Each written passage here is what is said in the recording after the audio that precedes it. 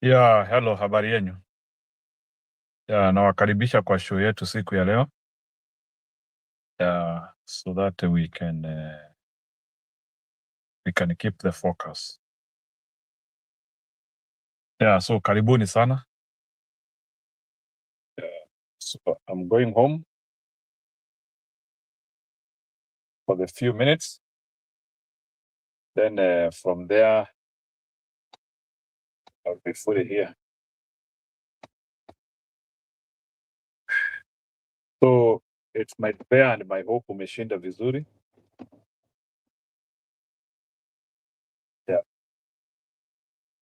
So angalia sana because I need to drive kid. So it's my hope umeshinda vizuri. So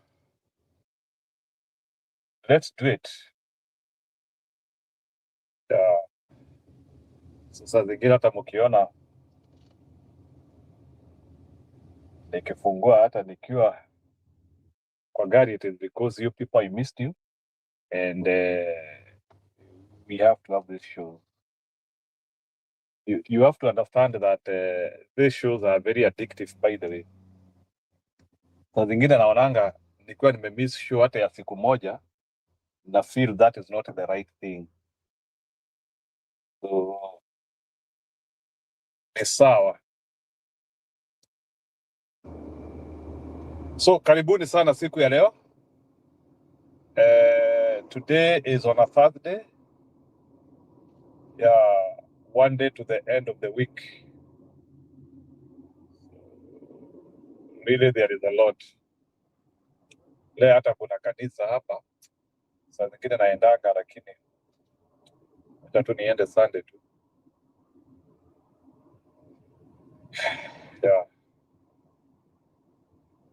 So Kanjama ameelektiwa kama LSK chairman. I'm just trying to paraphrase zile vitu zimetendeka. So Kanjama is the LSK chairman. So what is your take about that? Do you think Kanjama is going to be better than Faith or Thiambo? It's something we have to analyze. Like from what we know from Kanjama, his history, who he is. I didn't know, like, even somebody is telling me that Kanjama is from Embu. Nimeshtuka sana, I don't know. Ameniambia he is called Charles Chiro Kanjama. Wow. Si ati nafurahia sababu ni mtu msewa home. But I got shocked. Those are some of the people who you can't even actually identify where they come from. So zingine najuliza wanatoka wapi. That is one. Then leo Ruto anaendelea tu na ile, and that's actually our topic tonight. Is about the continuation of Mr. Ruto rise. Unajua bana, Ruto anadanganya sana. Ruto has extremely lied. So Ruto amedanganya sana, so to the gari hapo. And we need to start now understanding and exposing those lies to people. Bado kuna watu wana confidence. There are still people who think like ati Ruto atatushinda. The scope of the thought which I believe is that somebody like Ruto is defeatable. So I don't want to give him power he doesn't have. That he could be vicious, but we will defeat him. So mi nataka tuamini hiyo ya kwamba this guy we will defeat him. So this idea whereby people are thinking like ati Ruto atatuonesha kivumbi, I don't want to believe in that school of thought. It is possible to defeat him. Even with the lies, even with the stunches he is trying to do, pretending that he is working for Kenya. Yes, Jeeps Kona karibu. Unaona mimi niko hapa naelekea nyumbani lakini nafungulia show tu ili iendelee. So wale watataka kuingia mapema waingie. So a big one also which has happened ni ni history ya opposition wamesema hakutakuwa na maandamano. So, and I also saw some guys trying to request kusikuwe na maandamano. I think I saw some business people who are trying to request akina Gachagua kusikuwe na maandamano kesho. And it's like Gachagua and his ex, they have withdrawn maandamano, so hakutakuwa na maandamano kesho. I will not say that it's a good thing. Maandamano ni kitu poa, so wacha niingize Stone PK kupata kwa hapa. Yes, Mutongo ndio voro waku. Msalimia na lugha yetu. Temo shoku na nishtua tujui Kanjama ni wa kutoka wapi. No, in fact I got shocked that ati Kanjama is from ati ni mtu ya Embu, nikashtuka sana. From where? Can you tell us? Chiru, can I allow you to be my student in my class? Haya, basi ingia basi niingize. Si klasi ya mambo ingine, ni mambo ya kujua your relatives. Unataka itumbe ni moro wa nyukwe. No, itumbe usinipe. You know, itumbe huyo nimemkataa bwana.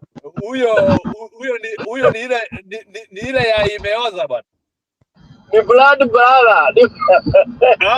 No, itumbe cannot be my blood brother bwana. Huyo Embu atuzai kama hao. Na Mondigi is your blood uncle. Itumbe ni wasongi ba monomeni. Itumbe sio wetu. Wewe Itumbe hata kichwa tu ni yai tu. Kichwa ya Itumbe ni yai, like I think there is power in names, eh? Yeah, there is power in name. You know, there is something I would want to say here. Not boasting or anything. You see, you go to these so-called marginalized tribes and communities. You know, marginalized, it means kuthie kwa mwaki. Yani mnazuiwa msitokeleze. Unaona? Do you know that's where you have brains? Kwa hizo marginalized communities sasa kama akina Embu, akina Mbele. By the way, are we really marginalized really? Are we marginalized ama? Wewe, listen, that's a subject we need to one day hold. What does that mean? What does that mean? Yeah. Kama sasa Embu imetoa watu kama mimi na wewe, are we really marginalized bwana? Yeah, because sasa mimi na wewe tuko tu kwa YouTube. What are we? Tuko kwa YouTube, bro. Wewe uone sisi ni watu wa maana bwana, na unasema we are marginalized. We are seriously representing Embu bwana. Sikiza. Wewe unajua Itumbe amehangaisha hii Kenya mzima. Again, from the same people from marginalized community, kuna wale wanasumbua na kuna wale wanasaidia. Can you imagine we are giving the two versions, the worst and the good? Sasa ile wale wanaenda ni wale wanatoa the bad. Wewe unaona, do you know who is Roko? Roko, you're the tall guy. See, me, I know Roko as the tall guy, just that. But do you know the terror he unleashed? Mimi ile kitu najua tu ni ile alienda kwa police station na akapiga watu vibaya sana. That's all I know. Kabisa. Na akachukua hiyo win. And we have still not questioned it. That's Stone PK, we are supposed to have a rematch. Kabisa. I don't know what we are going to do in Muminji, but Muminji should be a serious rematch where we should not allow them to hallucinate to us again. But Njiro, a rematch is ikiwa ulikuja na shoka when I came mitupu, lazima kwa rematch nitakuja na nimebeba shoka na nitabeba shoka na hata bunduki. Hii ya Muminji na Ivurore itabidi tujiami sawa because they will use the same tactic. Watakuja wapige mapoling crash, wapige mapio, alafu sasa sisi tutaanzia kusema tumewaekea Mungu. Sasa wacha nikutume mahali natakiwa tuende siku moja, workshop ya siku moja. Nataka kukutuma, nataka niwatume kwa shemeji zangu wanaitwa wa Kisii, waende ile Osoro alikabiliwa. Okay,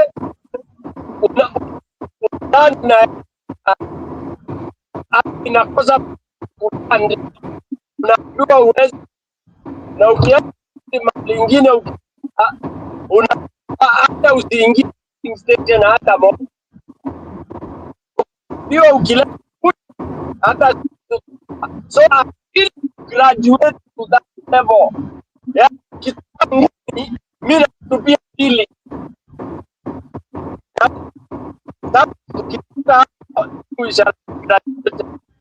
is not to, but more and the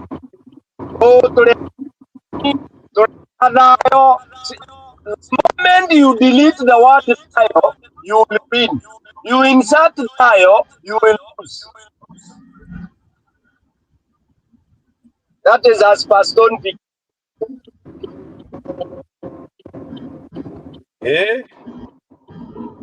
No, wacha niongee na Kikwetu. You see, uria nie mbangite mwaki fire for fire FFF. Stone PK, hebu nikuulize, umeona maandamano Nithi atuwakiitisha ile daraja ya Ruto? Ati Can you comment about that maandamano ya Nithi? Because it's a big kicker here. We will play those videos once we settle. Yeah, but you see, the thing is, you can't go promising people left, right, and center. Unatuambia tuko na deputy, unatuambia sijui nini, because you see, you get what you reap what you sow. So when you raise our expectations by telling us now that you have all this and that, then we will want equivalent of that, nothing less. So the Rakanithi movement and whatever strike is very, very timely. They have to demand, because these promises outside, Kenyans are now fed up. When you tell us that our benefit is so great because we have a deputy, you have to translate it to activity. Tu kutuambia nimempatia DP, kwa hivyo nyinyi mnyamaze, lie low, mfurahi na mkuwe tu mkidance, mkiimba, mkisemanga tuko na deputy president. No, it has to translate. You remember in one of the interviews ile ilikuwa jana juzi, Kalori aliambia watu Wajaluo wanasema wako kwa serikali because of a small project, ati imeinvestiwa 50 billion. Akawaambia hiyo 50 billion is one small project in another area. Na nyinyi hapa mnatuimbia mkituambia vile serikali ati imekuja imewasaidia. That's a lie. That's a very good analogy and comparison. You can be such mute, you think so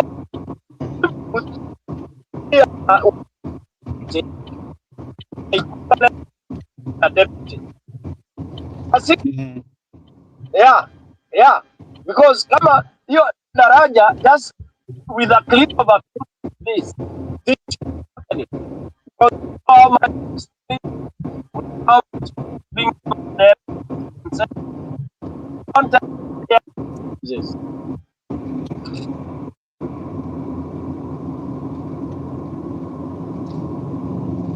I'm losing you, lakini ni sawa. Sijui kama ni mimi nakupoteza ama ni mimi napotea. Maybe my signal is weakening along the way.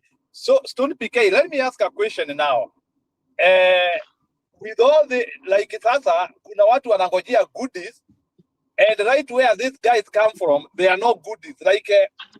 Kindiki anapeleka empowerment kwa wengine, na kwao hakuna empowerment. What is wrong with him? Sijui kama Stone PK umenipata? Unajua hiyo anasema empowerment. Hii maneno ya nyota nini na nini. Sasa can you imagine the story PK 1 minute is like wewe unaleta chakula kwangu na bibi yako analia njaa. that unaweza fanya mambo kama hiyo? Ulete chakula kwangu alafu na bibi yako hana chochote na watoto wako shule na unalipia wangu. Si ndio? Ndio ridiculous ya hiyo inaitwa Lower Eastern. Can you imagine Kindiki is busy working for others, he is in Murang'a, he is where, but mashule ni za matope in Tharaka Nithi and very bad and he is busy doing empowerment elsewhere, and the real empowerment is supposed to happen in Tharaka Nithi. Why can't he use this time to help Tharaka Nithi for good? Waseme hata at least wamepata hii kiti waitumie. Unajua jamaa anaenda kuacha hiyo press na mashule za matope after tumewatoa 2027. Unajua hiyo kiti itakuwa imewasaidia. Go ahead.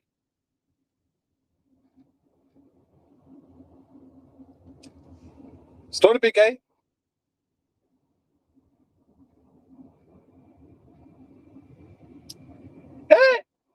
Unajua Muembu anasemanga inoragia varia gwete, yani ama inanonesha pale imeanguka.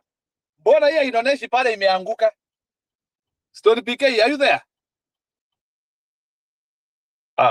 Ni kama I think just a minute. No, I'm here. Just give me 3, 4, 5 minutes. Ndio nakuuliza, sijui kama unajua hiyo phrase ya Muembu tunasemanga inanonesha pale imeanguka. Anyway, comment section, wacha niulize watu wa comment section, inanoneshanga pale imeanguka. Mbona hii inoneshi pale imeanguka? Haiwezi inaonesha pale imeanguka. Hao watu unasikia walitangwa marginalized. Nataka tukue I know you've not researched on that. Why are they called marginalized? It's a subject by itself. Actually, it's a paper you need to write. Yes. Wewe umeongea hiyo swali unajiuliza ati kwa nini saa hizi mko na Kindiki and you are all shouting ati mko na DP. Na unasema na kwake bado kuna maclasses za matope. That raise red flag. What is it? Kwa nini iko hivyo? Kumaanisha jamaa kwa hapo kujinufaisha. Is not there for the people. Wewe najua hujaangalia background ya Kindiki family. Kindiki family hapo power the village. Sikimtuma anakuja hapa anatuambia it is the most learned home in Kenya. Wako na maprofesa 8. Of course, that is okay, but that is their family. Of what benefit is it to the community? You are now an engineer, you. That's your family. But you can extend that to the community where you come from. If you are socially oriented. Okay? Naelewa bana? Yeah, nashika. So we can have you as an engineer in our village, but you are useless to us. Totally useless. Oh, fine, brother. You can be totally useless. You with your degrees and my doctorate and all that, inakuwa ni yako, bibi yako na familia yako, but not for the community. In Kiembu na Kimbere kuna mahali tunasemanga kule mushi otavoyagwa manje. You know what that means? Yeah. Why is that? Ati unapitia hapo unaambiwa wewe ukifika Kairo wenda wa nyota uende kwa fulani na fulani. Why do we have that? So it's the same thing. The Kindiki it was from a historical trend, and it is socially. Yeah. It was from a historical trend, which has been confirmed that hiyo familia ni ya ujinga, iwezi saidia hiyo. Yes, musiuta boyagwa mwaki. You know, before you would go and borrow, unaomba moto kwa jirani na why musiuta boyagwa mwaki? It cannot let you karuko o makara ya moto kwenda uwakishe yako. That is very literal and very practical. We have that. In fact, in Embu and Mbere, we have those families. Jeremiah family, useless. Faction, the same thing. Okay? Family ya Njage Mbarire, the same. Useless. The best family in Embu ya juu ilikuwa ni Kamwili Munyi family. Super. Jero Kadango family. Super. That would empower the surrounding. And then we had the Karukenya family. You pick all those families and you'll be told. Ask your dad. He will tell you families that would, have you ever seen somebody coming to a market alafu ananunua ndizi anasema hizi ndizi nimenunua zote patia kila mtu ako hapa. Then you think that man is mad. No. Then kuna mtu ananunua ndizi mkoba mzima anapeleka kwa bibi yake na ana watoto wawili. Afadhali zioze. That is the same thing in terms of socio-political issues. You might elect an MP, an MCA that is so mean. You will never get development. Development is what we call humanity sharing. It's like I always tell people, never elect a businessman as your representative in terms of MP, MCA, whatever. Don't. Never elect a pastor. Don't. Never elect a policeman. Don't. You have to choose somebody. Na sio prism yako Stone PK, sio prism yako umeeliminate watu wengi sana, tutabakisha nani? And those people are the bulk of the society. Bas, nitakwambia wale utachagua. There are very many. Yes. And you kama look at the umetoa polisi ni useless. Nikatoa pastor. Unajua polisi na pastor matikararagua. They are never questioned. And you see, a community leader is one who sits under a tree and reasons even with the most idiotic community member. You listen. Unaambiwa Tariu Njiro, wewe umefika kwa community, you are a doctor, you are an engineer, but you reduce yourself to the ground mpaka mtu anakuambia wewe Njiro tigo ovese, and you don't even raise tempers. Unamuuliza ya ovese yangu ni gani bwana? Kwambia wewe Njiro bwana, nirakwera. That is a guy who has come from drinking mashore, and you tell him, hey bro, mpaka unamuita bro, umbera, what is it you think I'm not doing well? Anakupatia his idea.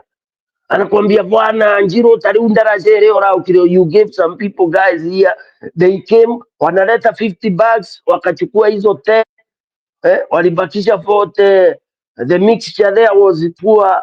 That's if you had missed that guy, you would not know that bridge that is being built there is substandard. And you have to have come from a certain school of training to be able to appreciate. That is the issue we have. That mtu anakuja anakwambia ni professor, then you think he can be a good leader. Zero. And until we do that kind of revolution, Kenya will be in a problem. Yeah. And I hate when people try to gauge leaders in terms of education. This paper, English education, that is not, it's not what we should use as a benchmark. Look at the most thieves, engineers, doctors, professors. They are the ones stealing. Unaelewa bana? So we have to really get very, very serious and concentrate. I'm not saying we elect illiterate, because now you need even people who can interpret what we call bills, people who can write bills.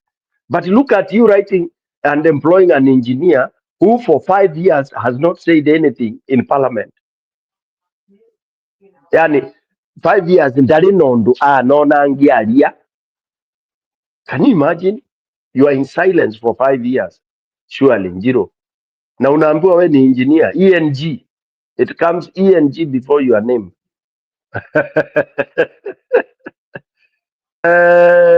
Let me stop there, Njiro. That will be a topic for another day.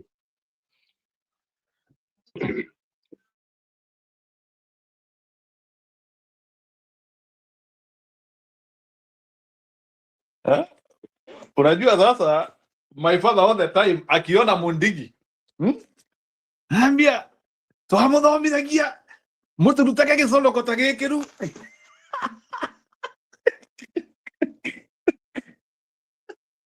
So I don't know if you get that statement. Gisodoko kia, you know, Njiro, let me tell you, Sisi, those who have been supported by our fathers, we take it lightly. Can you imagine your dad struggling to death? I want to umepata the best of the best in education. Then you go and bring Mashore, surely. Muzaya anasema twamuthomithagĩa arabu mũtũrete. I don't know why like my father thinks like ni mimi nilileta Mundigi. Sini wewe. It is you and me. Where are we?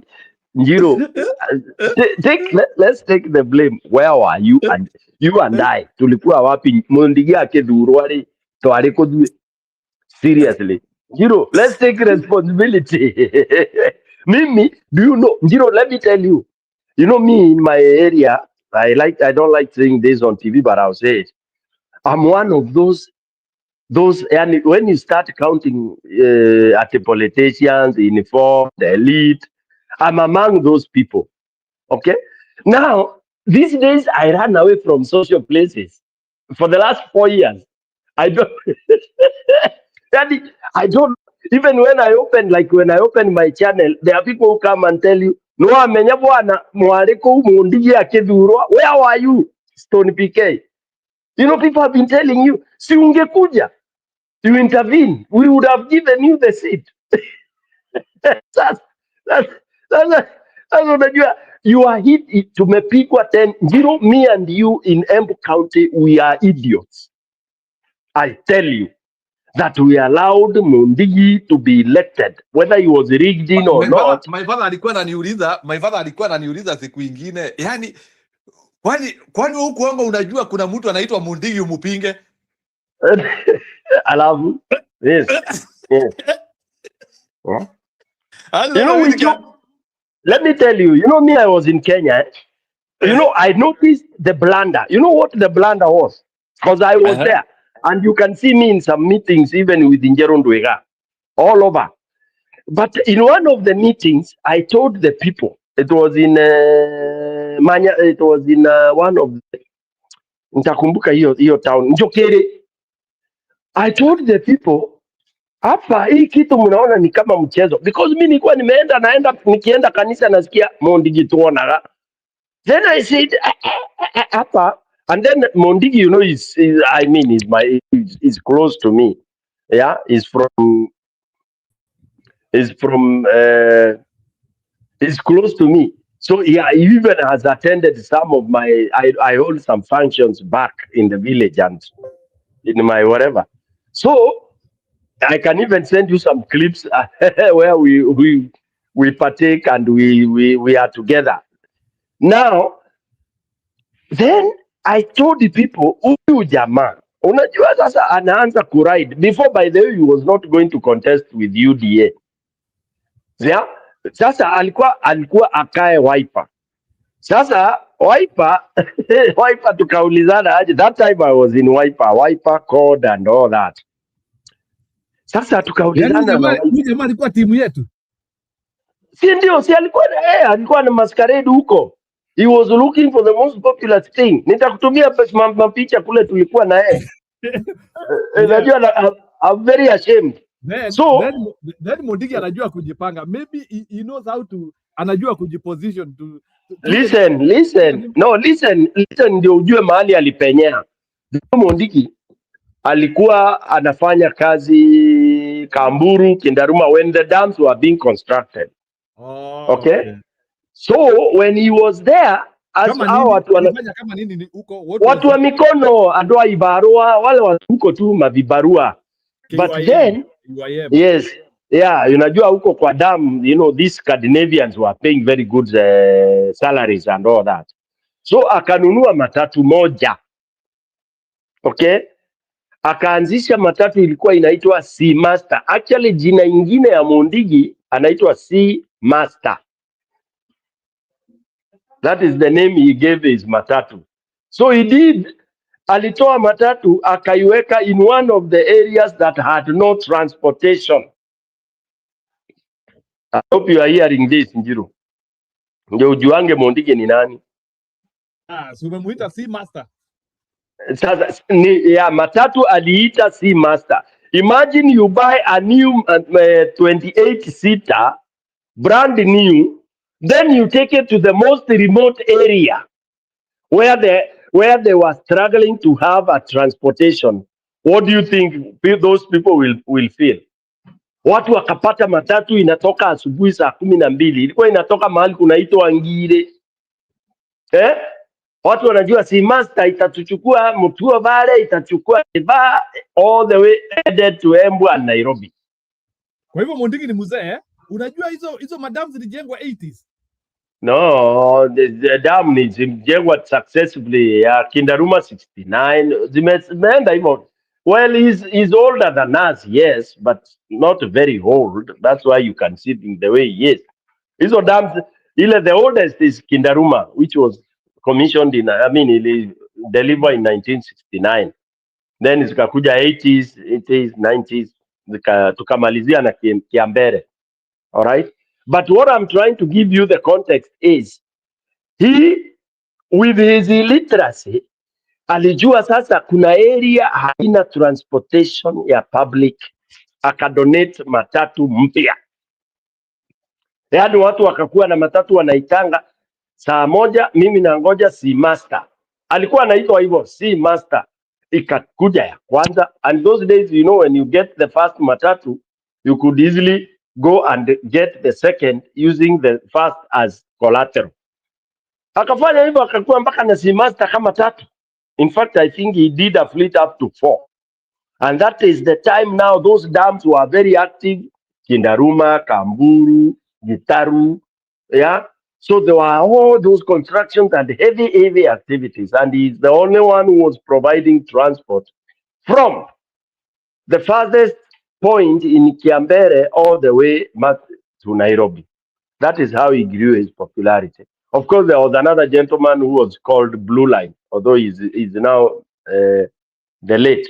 So Simasta already made a name in Mbere South. Okay? He made a name in Mbere South. While he was doing those businesses, he built himself. He has businesses in Kiretire and all that. Anyway, he built his name in Mbere South. Then now, he extended to Embu and the rest. So when he now came to say he is contesting, and then of course he penetrated the churches to death. If he went to almost every church that you can talk of in Embu County, na alikuwa ana donate 500, 200, anasema riu nie wanakaba mundigitoa na gai na mutigera magana mama ile alikerekesheni yakwa ni sawa. Watu akina mama wanapiga makofi. Alafu he is a good quote and narrator of the Bible. Kila kitu anasemanga njeze buanja kobu analeta mugani na anajua tu sasa kina Abednego. Si ndio hiyo? Si sasa hiyo si ndio kuna read the Bible? That is the only thing he says everywhere. No, listen to him properly. Listen to him. He quotes the Bible thoroughly. Okay. Sasa that way, and that I'm telling you now where the conmanship comes in. When he was doing all this in Giron and Stony PK, we thought it was a joke. Personally, I thought it was a joke. In one of the meetings, I told the people, I cannot believe, and I spoke in our language, I cannot imagine ati kuna mtu ataenda kupigia huyu kura. Because there was no other senator I was supporting Ndwega. As much as Ndwega had killed his name in the entire Embu County. Okay? Now, the other guys who had come to contest were very small boys and all that, jokers and all this. So people said, so the church said, we better have somebody who is quoting the Bible, somebody who is quoting Jesus, and that was it. Pick it up, pick the phone up. I had better, once you say Bwana if you were in Kenya, it was like, wewe ni ndugu ya Jesus. Okay?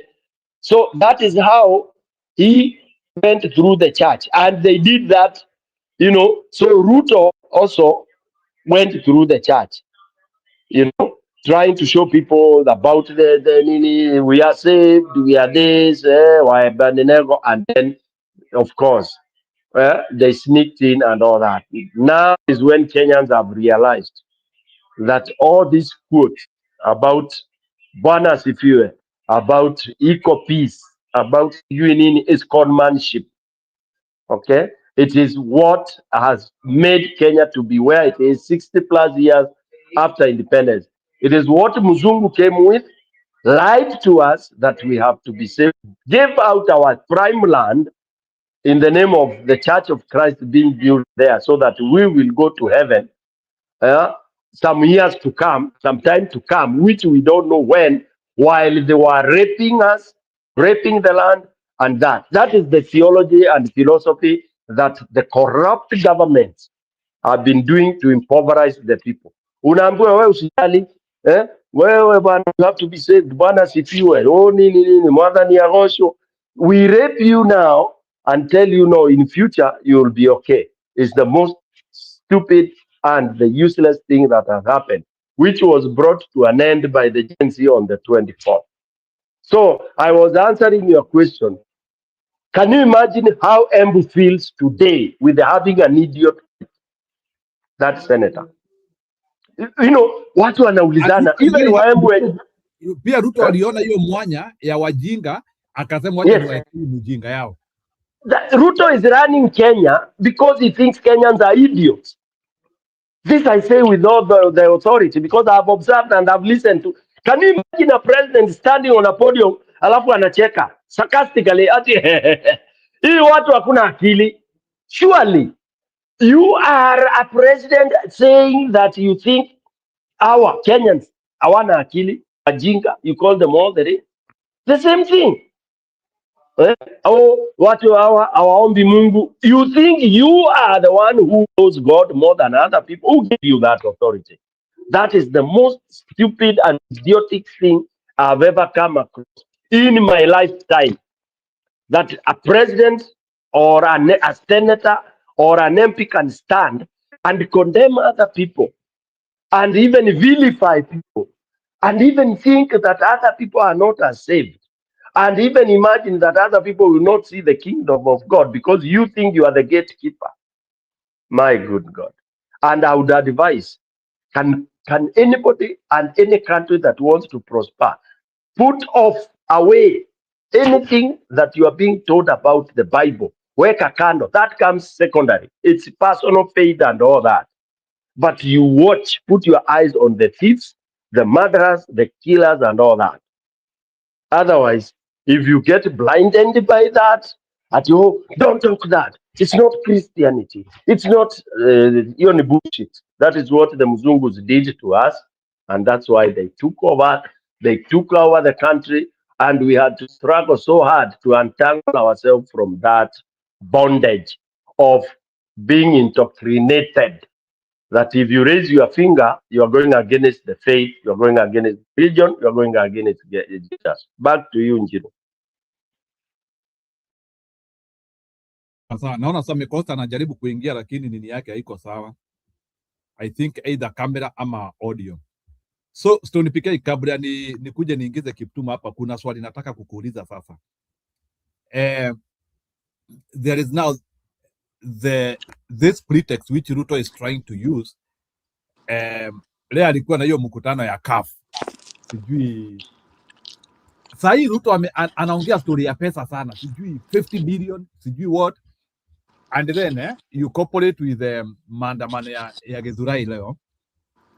Yeah, even though watu wa Githurai tunasikia wako kwa road reserve, which is not good, but is there an emergency of wanting to develop Githurai than any other places in Kenya? Why Githurai? Is it a targeted mission or they want to develop everywhere? Sababu mimi hakuna pale nimesikia kuna project inafanywa Githurai. That's why they are. So can we comment about those people who are on the way leave in Githurai? Yes, they need to be they need to be to relocate. Had they been sensitized, was the process done well? Kama sasa hapa Marekani naonanga kabla ya tufukuza watu ama uambie mtu atoke, kuna kitu inaitwa wayleave. Wayleave inaenda inamakiwa vizuri sana, people get sensitized. Did it happen? Can you comment about that Githurai thing? Maybe Stony PK in 1 minute, alafu nipate Kiptum. Yeah, Njiru, let me tell you this, because I've seen all this. I've seen when Raila came in some years back, and when he was in Kibaki's time, and you know, that government of Raila was, I think he was the prime. Kibaki's time, when they really implemented things, when they even did that road, which is called Raila these days, the Pale Ju, Pale Kenyatta, Mbagadi, you know, he did that piece to demonstrate how he felt like we should do roads in Kenya. Now, here I'll be very candid. I'll tell you that Kenyans also have to be taught a lesson. Okay? Now, I live in Eastland, and I live in Eastland whereby during that time is when you would find X's, red X's crossed on buildings, storage buildings and all this. Okay?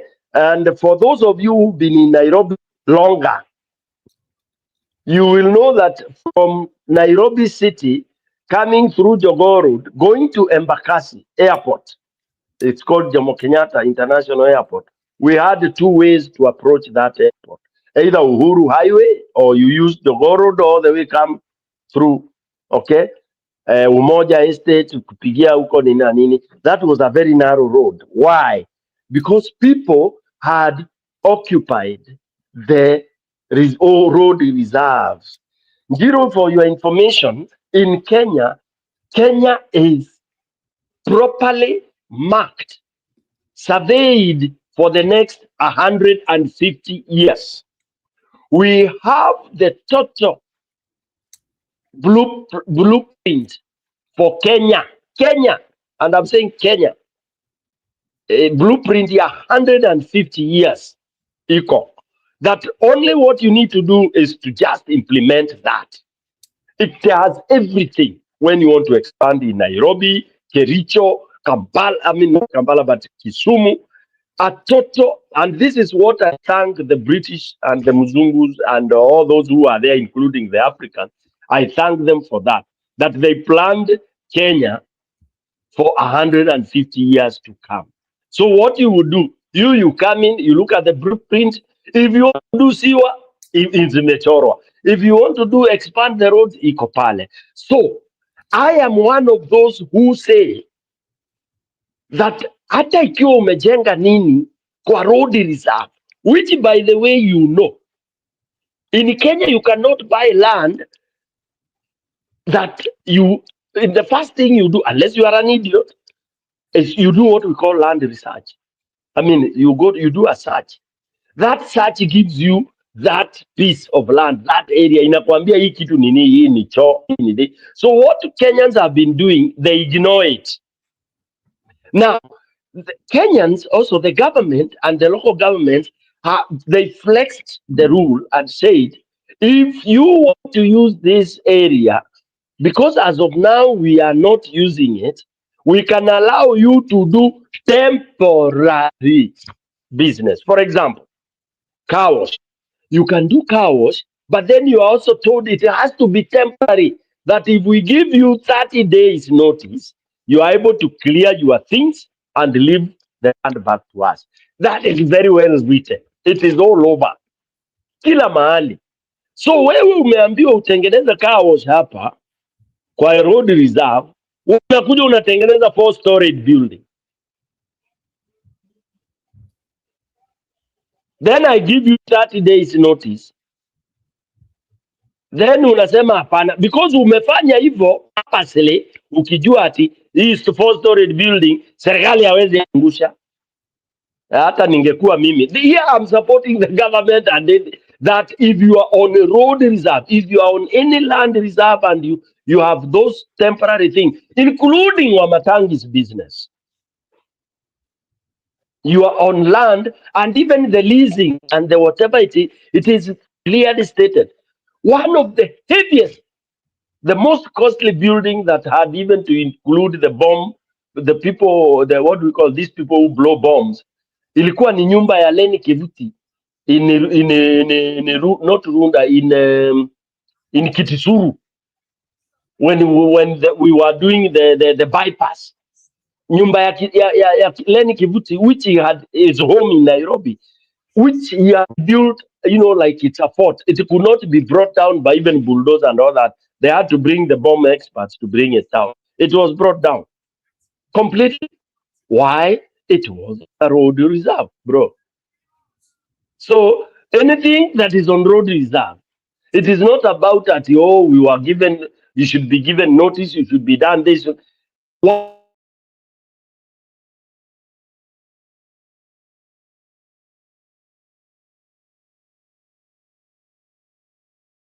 One thing is, number one, don't do bad parking, that in case of anything, you fly off. But we want and to even men and grab reserve. I'm saying the government should do exactly what it's supposed to do. I'm so much against it when you decide to come and, you know, kind of crash one night. We have children, we have women. You don't even have to use that. But you can come, you can bring your bulldozers, and then you can tell people it's been 3 months, 90 days since we gave you. We are now telling you, you have to give people time to move. All right, but Kenyans have to go back. I was in Ghana when Ghana, Accra was being rejuvenated. By the way, Ghana behaves like Kenyans. Today, if you go to Accra, it was who and cry before, but right now is when they celebrate. It's an organized city because you know what happens with the corruption. The city becomes a slum everywhere, every corner, every. Yani mtu anafungua kitu yake, huyu ameweka bar hapa, huyu ameweka kiosk hapa, huyu ameweka nonsense hapa. There has to be order. So for me, what I'm saying is, let there be humility and human consideration. Don't kill children. Don't destroy these people's livelihood. You can always give 3-4 warnings. The first notice, good. Then you come and tell them, hey, excuse me, we said you vacate. Let people not start saying they want compensation. How do I compensate you when you are on an illegal land? You know, and unfortunately, we are not having people who are able to come and do the civil education here. Umejenga kwa barabara ya serikali na it's marked. Alafu unasema ukompensitiwe. Surely. Are you normal? It's like me in my land now today, for example, in one of my piece of land, I allowed some family to do just some farming instead of it laying idle. Na nikawaonyesha, use this 1 acre peke yake, mulime hapa, and I give them the natural conditions ya serikali. Wanasemanga ikiwa ni mtu umepatia alime, unamuon as permanent, kuna plans ziko listed by the ministry. He or she cannot do that, but you can do chakula ya kuharvest kukula, but you don't plant things like bananas, cassavas, you know, those perennial plants. You just plant what you can harvest, and if I tell you toka kesho, unatoka unaenda.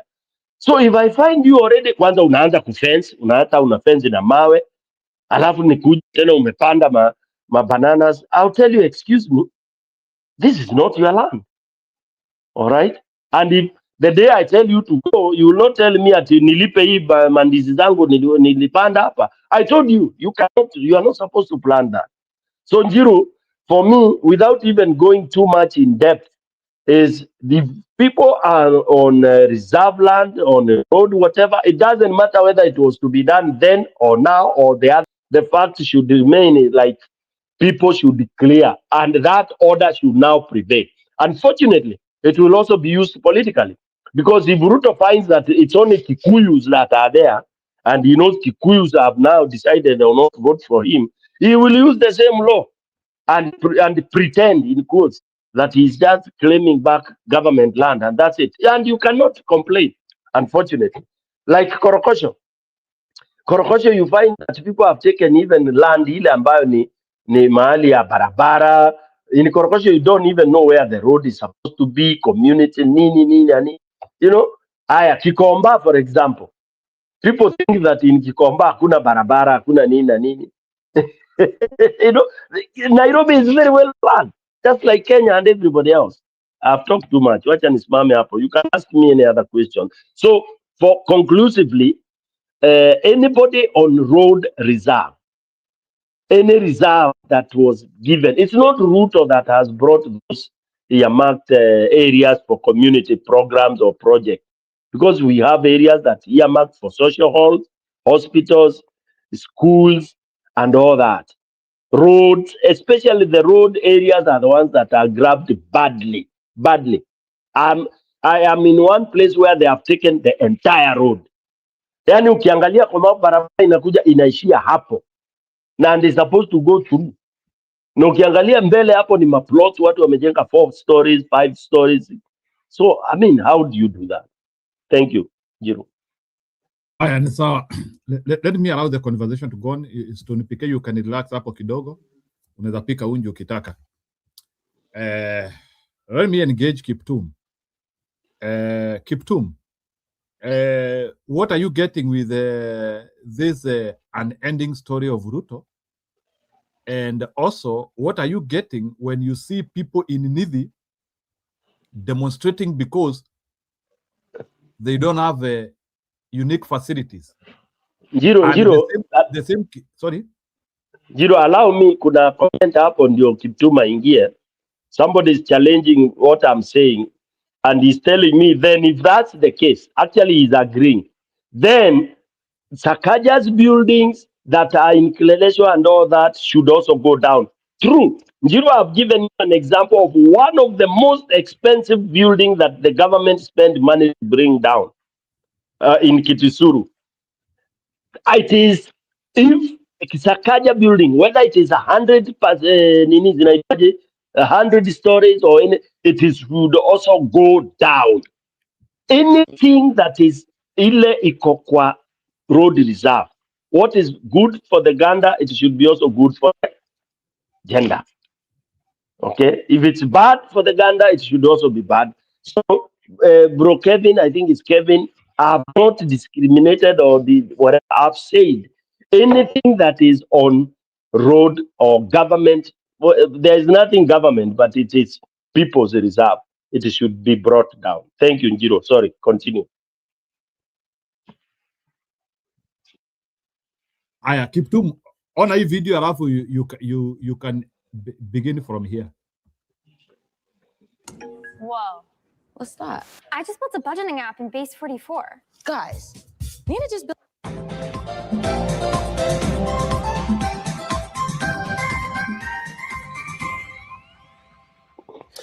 Now, many thanks for staying with us. Residents of Tharaka Nithi County staged demonstrations along the Meru-Nairobi highway at Nithi Bridge, bringing traffic to a standstill in both directions as frustrations mounted over delays in the reconstruction of the bridge. The demonstrators accused the government of failing to honor a pledge by President William Ruto that works on the 7 billion project would commence this month. Himene Gilda Mugeni now reports.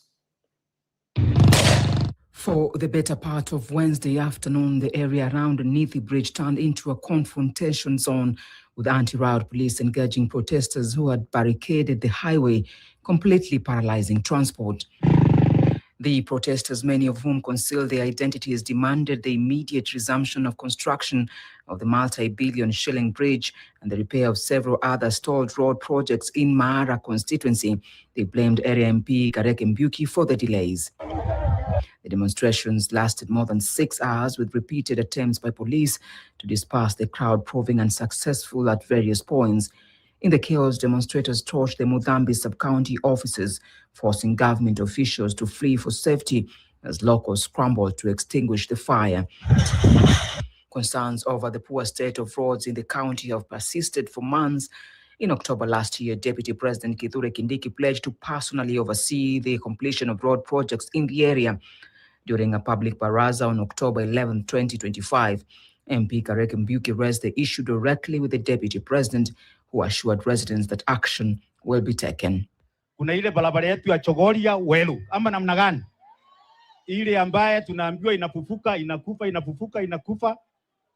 Juzi tunajua contractor alilipwa first installment, akakuja akafanya grinding, kutoka hapo akaenda tunasikia na service machine. Sasa tunajiuliza hizi machine kwanza zinaservisiwa siku ngapi?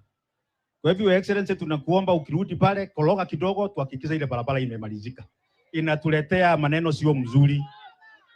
Your Excellency, barabara ya Keria Magutuni ambayo vile ndio ina link pole Chogoria campus, contractor anaendelea lakini pesa ilikatika. Hizo barabara zote msilaumu hao viongozi, munilaumu mimi. Sijui kama mmesikizana. Wacheni kulaumu hao viongozi. Wacheni kulaumu hao viongozi. Msilaumu governor, msilaumu senator, msilaumu women rep, msilaumu wajumbe, msilaumu MCS, mulaumu mimi. Mimi ni naibu wa rais wa Kenya. Nitang'ang'ana na maendeleo ya Tharaka Nithi na maendeleo ya Kenya kwa niaba yetu sisi zote. As investigations continue, some residents are now calling for action against those involved in the unrest amid claims that a number of the demonstrators may not have originated from within the local community. Now, Homa Bay County Governor Gladys Wanga has... Sawa, Kiptum, go ahead. Ingia na hiyo. That is your deputy president. Yule munaringa na yeye sana. Deputy mchapakazi, mjinga kabisa. Endelea.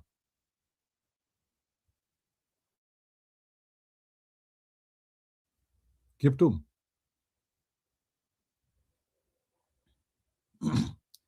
Kiptum, niwe nangojea.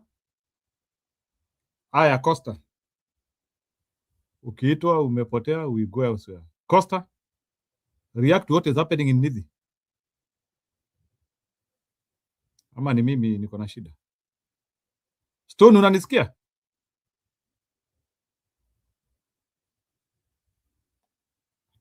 What? Stone, can you hear me? Sawa.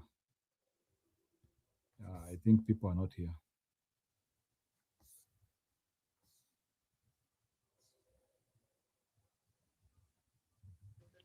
No, we can hear you, Njiro. Ni vile mimi niko kwa mic, niko na nini earphone, so my phone is far away. We can hear you. You are loud and clear. Haya, ni sawa. So Kiptum ndiye aongei. Yeah, wacha tusikie story nyingine hapa. You could reach 3 Kiptum, are you there? more readers if you've written a book and with... There seems to be a ray of hope for Nairobi Governor Johnson Sakaja after a new plot to oust him faltered. An impeachment drive that had gathered significant momentum dramatically collapsed this afternoon under murky and highly contested circumstances. More than half of Nairobi's members of county assembly had reportedly appended their signatures to a motion seeking Sakaja's removal, but in a stunning political about turn, several of those same MCAs resurfaced later in the evening to publicly declare their support for the governor and for his newly signed cooperation deal with President William Ruto. NTV's David Mudhoka now unpacks the twist, the pressure points, and the political undercurrents shaping this developing story.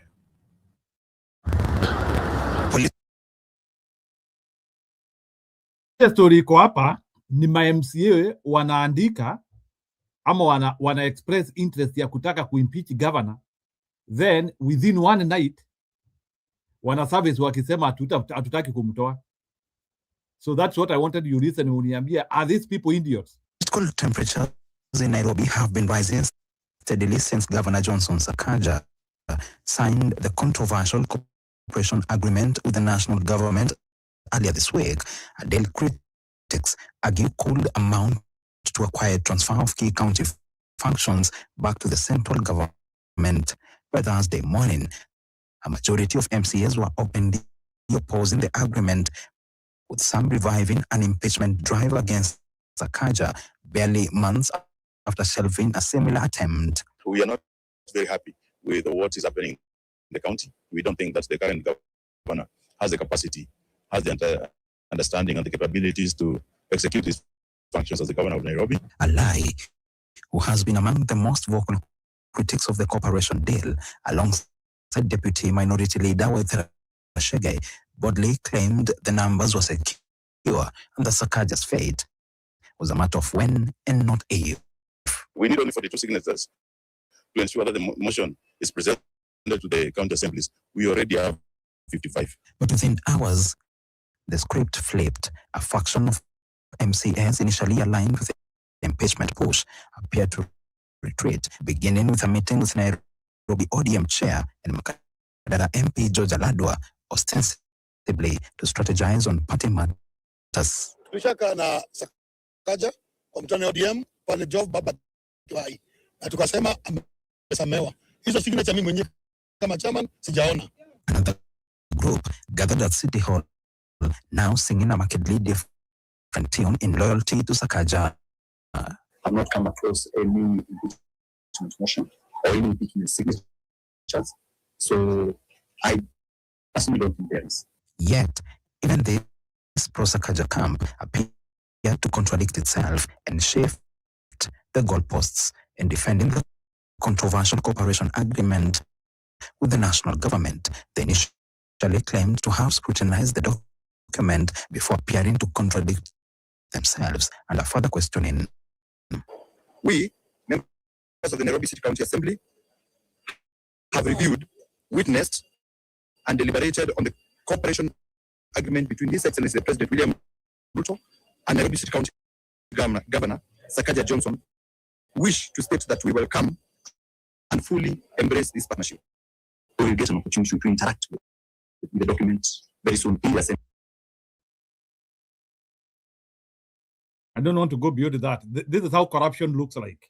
How watu ni pesa walipewa wabadilishe msimamo because Ruto needed it and they didn't want like ameongea koti imeoppose na wengine wakuja oppose. It is pure corruption. So Bwana Kiptum, do you have capacity to defend that corruption? Ama lazima uoneshe corruption ama utaanzia kuniuliza uliona wakipewa pesa? Do you need to detect corruption? Is this or not corruption? Au watu si ni pesa walipewa wakubali? Kiptum, are you there?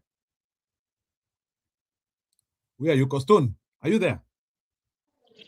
I'm there, Njiru. Achana na Kiptum. Kiptum wako kwa comment section.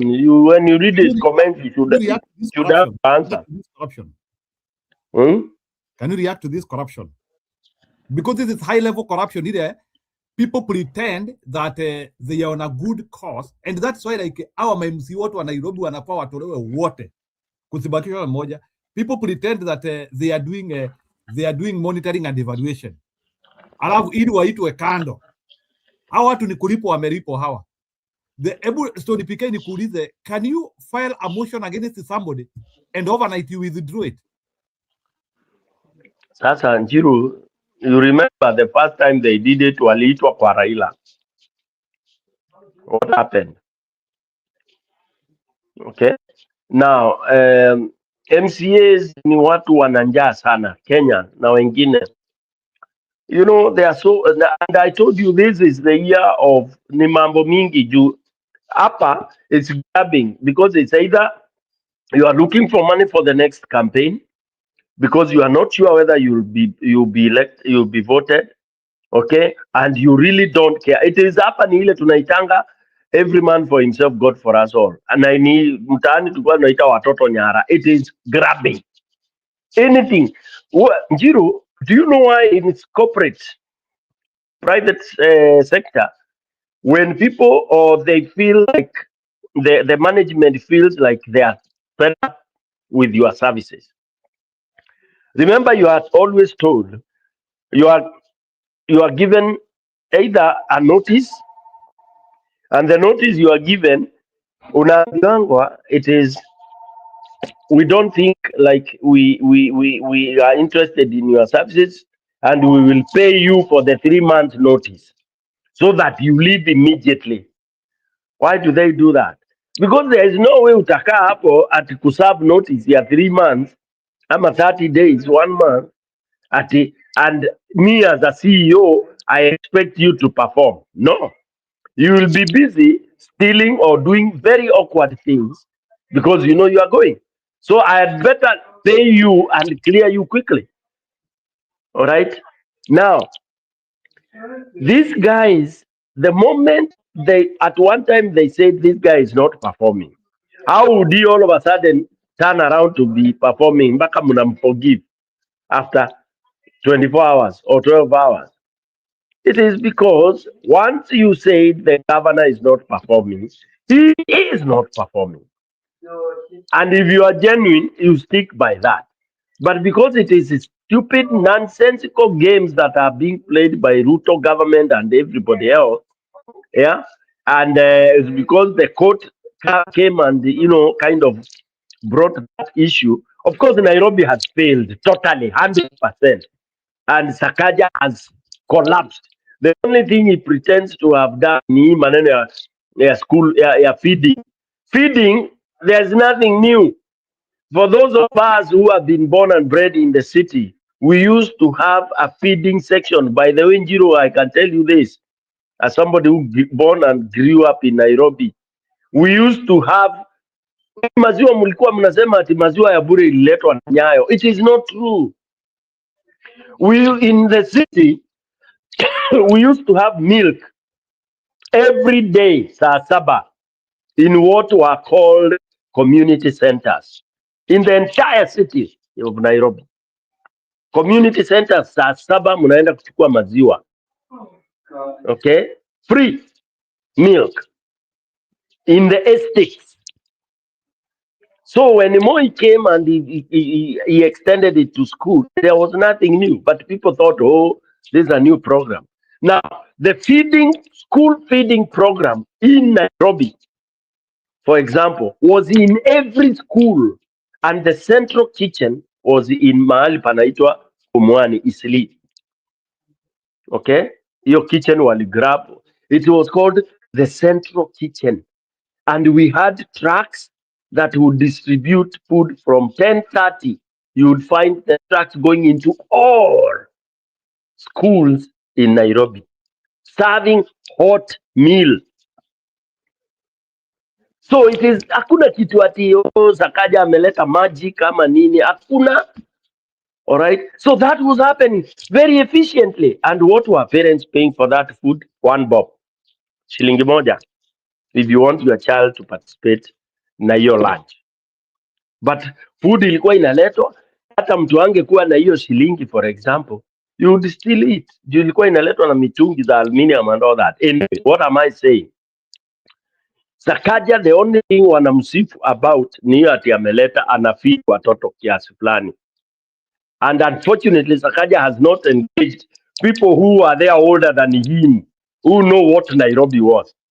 But at one time, I also expressed one day he was on TV and I wrote, and he was trying to show how Nairobi can be made to work and all that. And his framework and what he was giving, he had no idea at all.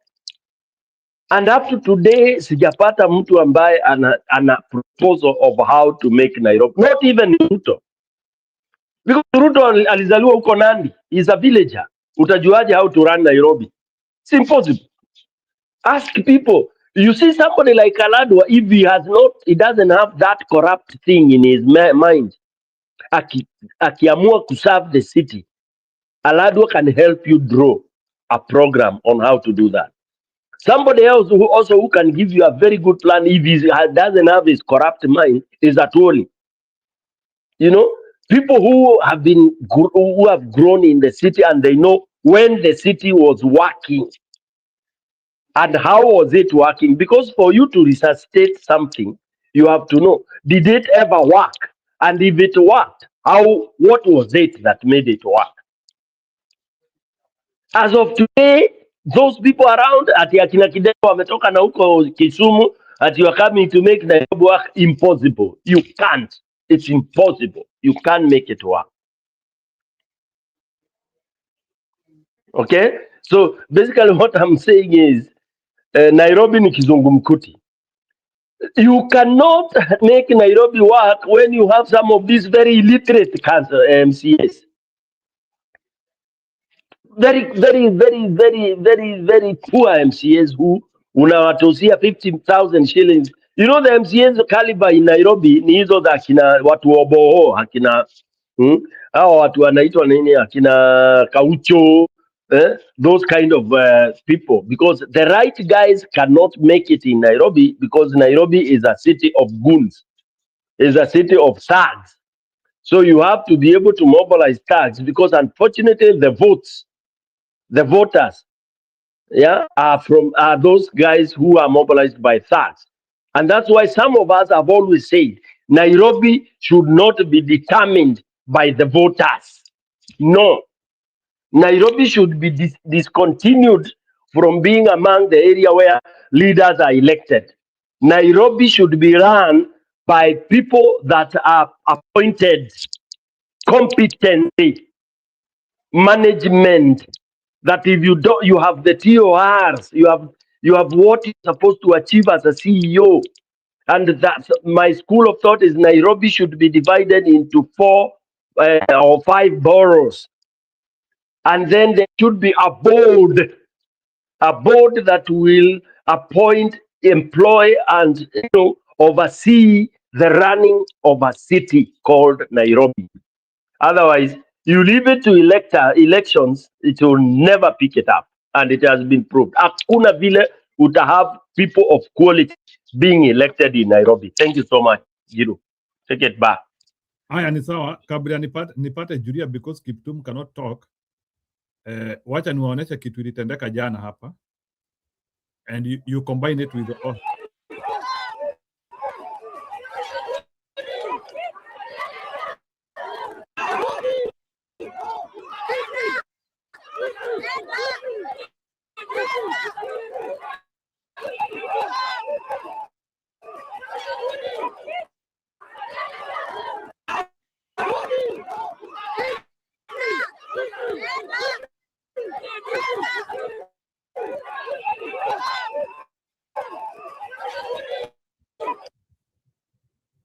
Julia, do you know ni nani huyu anaambiwa aende home? Hapana, sioni, niko kwa simu. Nani huyo? Huyo ni Samuel. Oh, Kasmuel.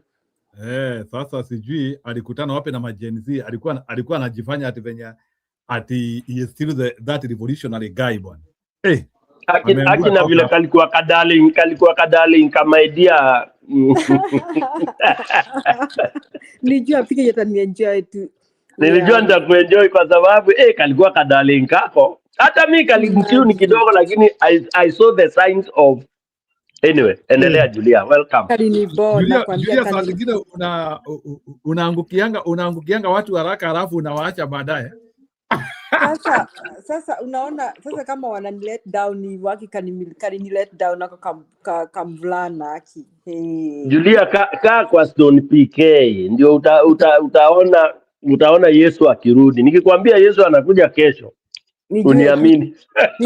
Nijue tu afadhali kusikiza yeye kuliko kusikiza uoro. I'm telling you. Go ahead. Okay, kwa mtu kalitu let down aki. People change. Ni pesa mali nini? No, it is not that people change. Samuel was not a good man. Ni sisi hatukuwa tunamjua. But a lot of them have disappointed. What about Molala? This Morara ama Molala. What is his name? Morara. What about Morara? I don't think we have very few resilient men. Julia, people who can resist money, I think 1 in 100. Wako, yes, but see how akina Samuel na akina Morara. 1 in 100, and that is why you see, I think Sifuna is selling so much. I think kind of he has stood the test of times. He's proven to stand the test of times, and even now I think they are going after him. And one way they are going after Sifuna, you kama nyinyi mmeona kwamba main broadcast Citizen na NTV have been blowing Sifuna. Paka Citizen was claiming if Sifuna vies for presidency, he can beat Ruto. Where do you think that is coming from? You people, have you analyzed that between the lines? Again, atumesemaje? Citizen and NTV have been like, now Sifuna this, Sifuna that, and at one point, I think Citizen said that if an election is held today, Sifuna can beat Ruto. How did you see that? Well, see, anyone who can beat Ruto, si hata mbuzi. No, me the way I Ruto interpret aligonga it, mpaka na mbuzi. probably I overthink, but this is what I saw. I saw that they are trying to demystify the opposition because for some time upinzani has been having like one stronghold somewhere, and if somebody can take the kama mtu anaweza try and split it, that could also work for Ruto. Do you remember? I will use Kiptum because he's here. Do you remember Kiptum saying that Sifuna will vie for presidency? Kumbuka Kiptum akisema hivyo. Kabisa, Julia, I will back you what you are saying. Just continue talking. I'll tell you the narrative and the Yes. engineering that is going on. Yeah, so they are blowing him up, and that is Citizen and NTV to make it to you know, there are kuna mtu mmoja amesumbua Kasongo sana, and that is Gachagua. Whether we like it or we like him or we don't like him, Gachagua has proven to be a thorn in Ruto's ass.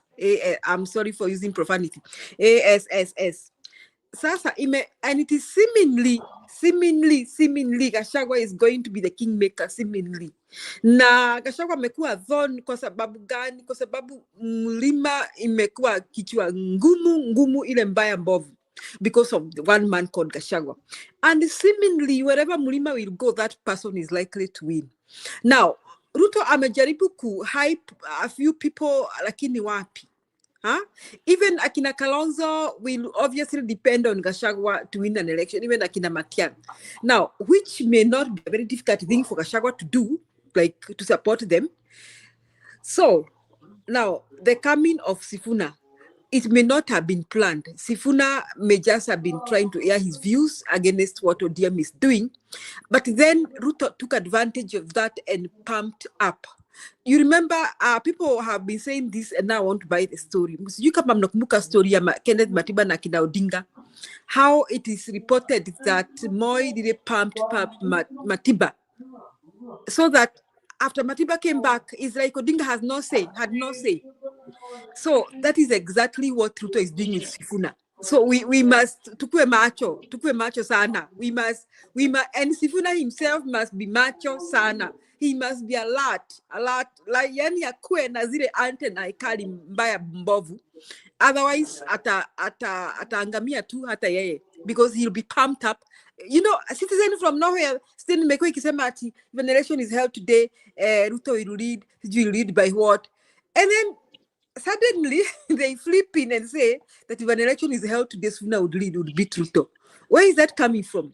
It is a gameplay from Kasongo's side, because apparently the opposition has seemingly nikama they are hell bent on having one of them, and having one of them is a headache to Ruto. So the only way to do it now, to fight them now, is to create another PowerPoint. That is how I saw. I've been analyzing the issue of Sifuna and Sifuna coming in. At first, I was very impressed by how he was able to come up, the support he got from the youth, because I thought that the youth have a point. And you know, even now the youth may blindly be following Sifuna, not blindly, may not be aware of Kasongo's plans. So, Njiru, earlier you were playing about, you're talking about hizi nyumba zinabomolewa. Na nikasema hata mimi nitakubali na PK. Njinga kwa barabara ibomolewe, hiyo shida yako. Pia Western Hotel ibomolewe. I wanted to add that. Western is on a contested public land. So as we bring down buildings that are on public land, Western Hotel should be one of them. And Western Hotel belongs to none other by William Samoei Ruto. The other day niliona Sudi akisihi watu kwamba anawasihi warudishe Kasongo kwa sababu anajua kwamba Kasongo akitolewa wote watafungwa jela. Alisema hata mimi nitafungwa jela. That's what Sudi said. So I was happy that he knows that. So I think if there's a new government, we shall not only clear the roads, but we shall also clear public places. We shall not clear the roads in Githurai, but we shall clear other public places like where Western Dollar has been constructed. I mean, we should go back to factory setting and do the right thing. Kama umejenga uwe Mkikuyu, uwe Mjaluo, uwe nani, kama umejenga on public land, hiyo nyumba ibomolewe, we go back to factory setting, we decide what plan we have for Nairobi. So that's my take, Njiru. Na nilikuwa pale kwa comment section, huko kumewaka Njiru. Kwa comment section kumewaka kuliko hapa. Asanteni. Okay. So, Jiro, Julia, I think. Jiro. Oh, okay. Go ahead, Jiro. No. I just wanted to. I wanted Julia to react to the new to the new wave of what Ruto is doing. Sijui ukiangalia like Ruto has now started coming with now big things again. Unajua hivyo ndivyo anafanyanga wakati wa uchaguzi. Big things what? Like I will do a Nairobi arena. Like he Wacha tu aseme hiyo. talks about big things which cannot be achieved. No, people are now used to Ruto na uongo yake. I don't think people will take him seriously. I mean, let me tell you something. That's why you should. Let me say this. I have been young, and now I am a mature woman with Gen Z, and I've learned one thing: pika in Njiru. Yeah, whether it comes to your children, or your friend, or your partner, or your spouse, always be truthful, even when the truth doesn't make sense or the truth is not pleasing. Because you can be taken for your word all the time. Okay? Kama hauna pesa, unasema hauna pesa. Kama uko na pesa ya ugali na sukuma, unakuwa tu live unasema chini. Because the time you start speaking the truth, nobody know you are speaking the truth. Unaona? So Ruto ametufanya hivyo, hapo ndio tumemweka.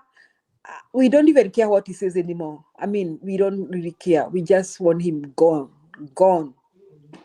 That is so. Jiru, hiyo isikushtue. No, but who will listen to Ruto right now? Nani atasikiza? Pengine Kiptuna atamsikiza. Yeah. Jiru, if Julia is done, let me put in a little comment here. Julia, you are very right. As of today, if anybody can even take Ruto seriously, that is equivalent of Ruto. And because Kenyans think Ruto is sick, okay? So anytime anybody comes in agreeing with things Ruto are saying, we think you are sick.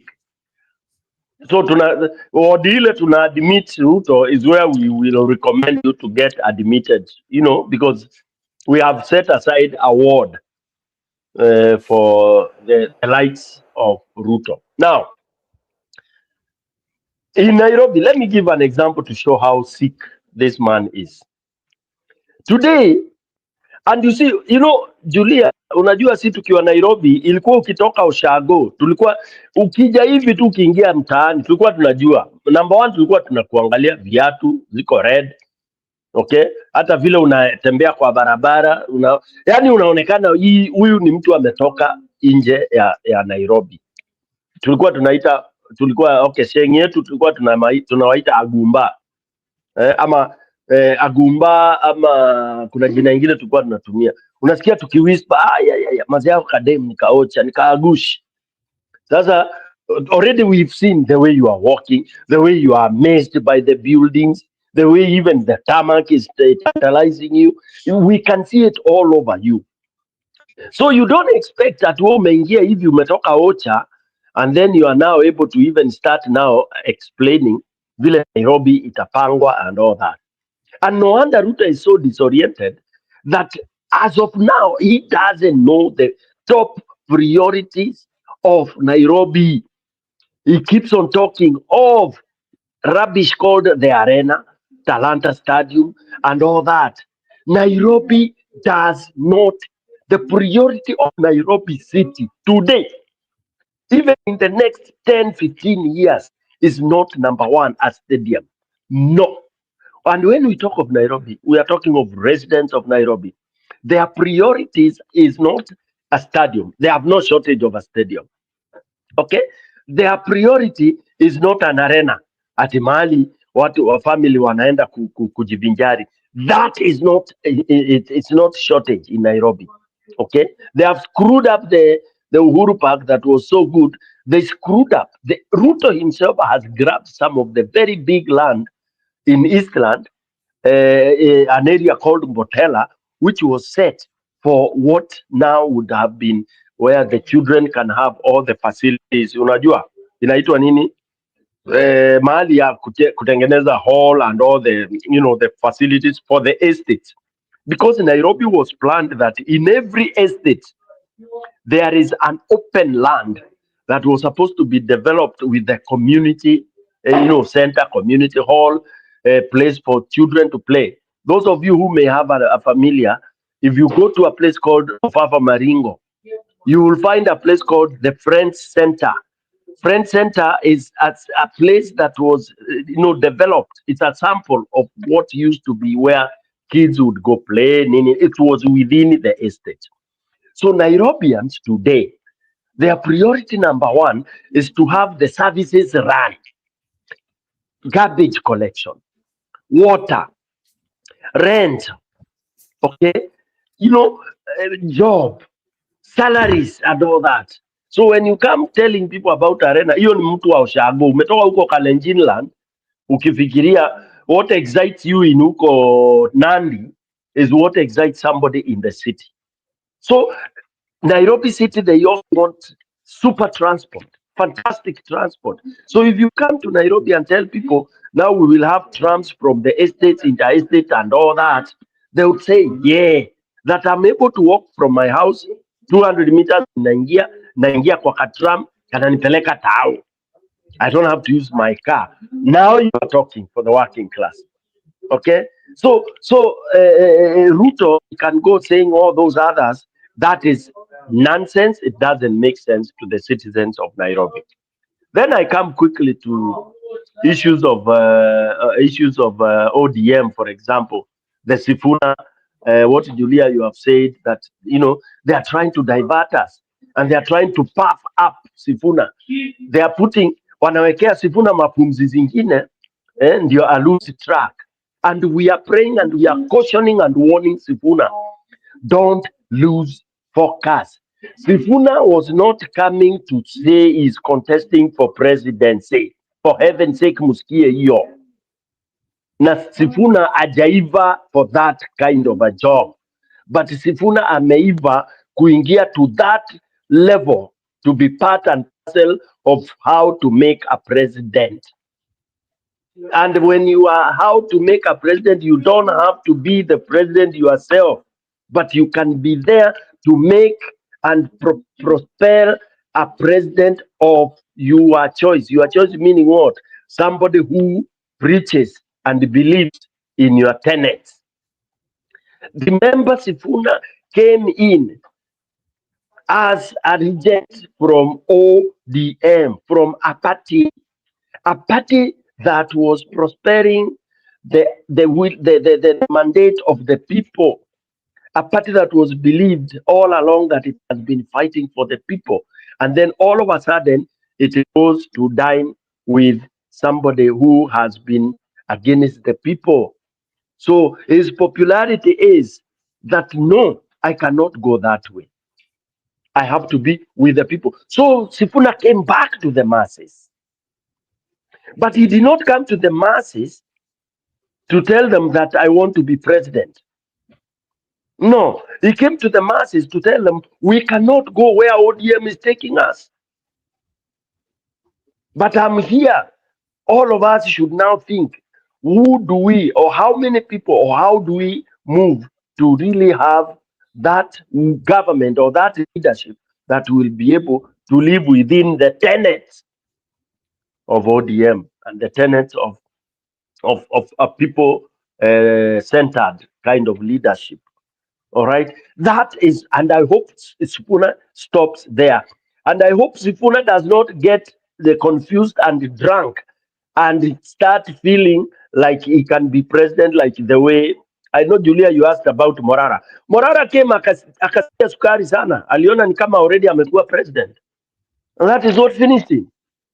You know, the moment you start feeling you're on top of cars, people are talking, people are screaming, people are cheering you up, you get drunk.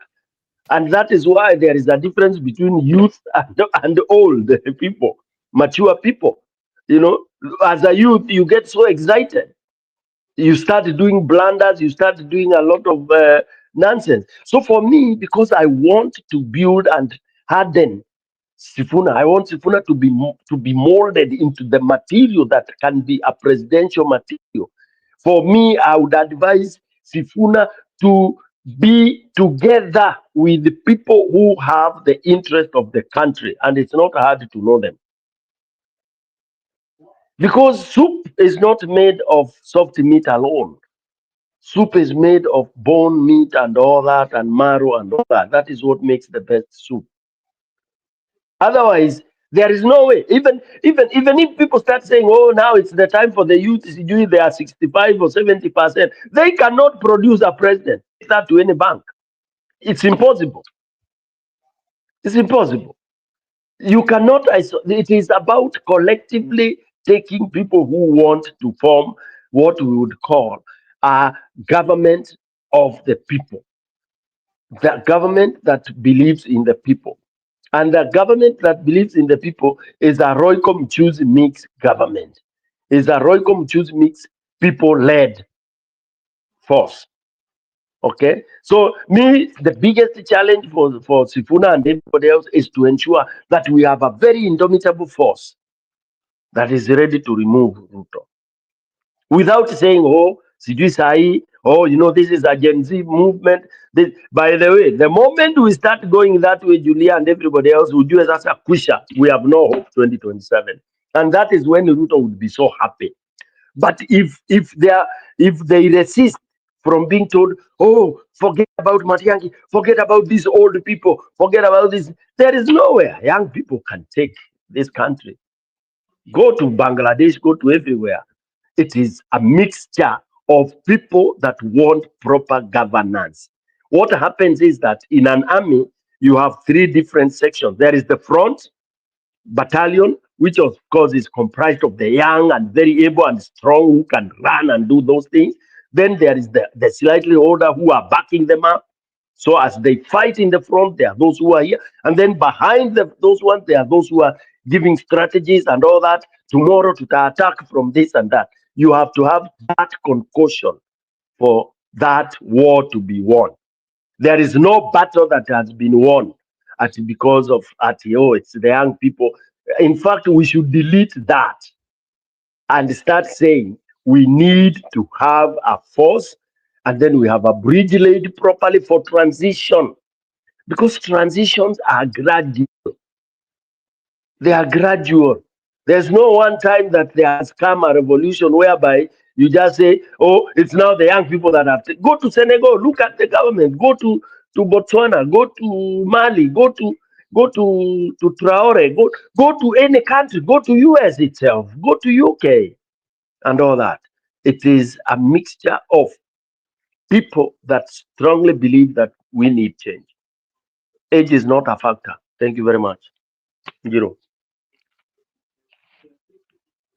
So you see, PK, you're right. I hope Sifuna is gonna keep it sober, and strong. He needs. There's somebody who keeps things sober. Mother Karwa, the sobriety of Mother Karwa, Stone PK, that kind of sobriety. I hope he's gonna keep it sober, and also he shouldn't asirudi nyuma. Hiyo gia ako nayo atembele hiyo gia, lakini akuwe na antena. If me from here I can see that it is Ruto and UDA that were pumping up in the last 2-3 days. If me I can see it, I can see how now we know how the press works. Anything coming from NTV, Citizen, we know now how they are working, and maybe NCIS akina Kiptum kama mko hapo mwambie tuko chonjo, tumewaonea 18. If me I can see that they are the ones pumping up right now, I hope he can also feel it. He can read the comments, he can read the between the lines, and he knows what he wants. He knows what he wants for Kenya. Asiku amejichanganya, ati ako confused, mara siji ako ODM pale, siji anatetea nini, ati anatuambia maneno ya 10-point agenda. Kwanza hiyo 10-point agenda situletea hiyo kitu. He shouldn't even dare bring us that thing, that silly thing or 10-point agenda. Okay, he should now take his stand that I'm fighting for Kenya, and that is what I'm gonna do, and I need to achieve, and I need to work with those who are fighting for Kenya. Now, if he does that, he's on the right path, and his prospects, his future is bright. In fact, his future is very, very bright. His future is beyond the Nairobi Senate. If he does that, lakini akikubali atakuwa saa excited ati yeye ni mtu wa Gen Z. Gen Z cannot work alone. Gen Z cannot even organize themselves into something. Okay, we like the courage they have and how they are able to articulate issues, but they need support too. We need to work as a team. So I hope he can see that and he maintains the sobriety that we are looking for. And the strength that we also need. Mtu mwenye akona bidii and maintains his stand principles na ameamua, I'm fighting for Kenya. I'm fighting for Kenya, even if I'm alone fighting for Kenya. I'm fighting for the soul of Kenya. That is, I hope that Sifuna keeps that. That's my take. Yeah, Julia, I need to add this onto what you're saying. Sifuna now should transform from the ODMism. You know, he's so passionate about ODM. And when he talks about ODM, he talks about the 7-point agenda, which is garbage. Sorry, for lack of a better word. I know people in the comment section, they say my pet word is garbage. The garbage in takataka, it's irrelevant. 7-point agenda is irrelevant. Because are you telling us if today it is 7-point agenda is implemented, then it means you support Ruto?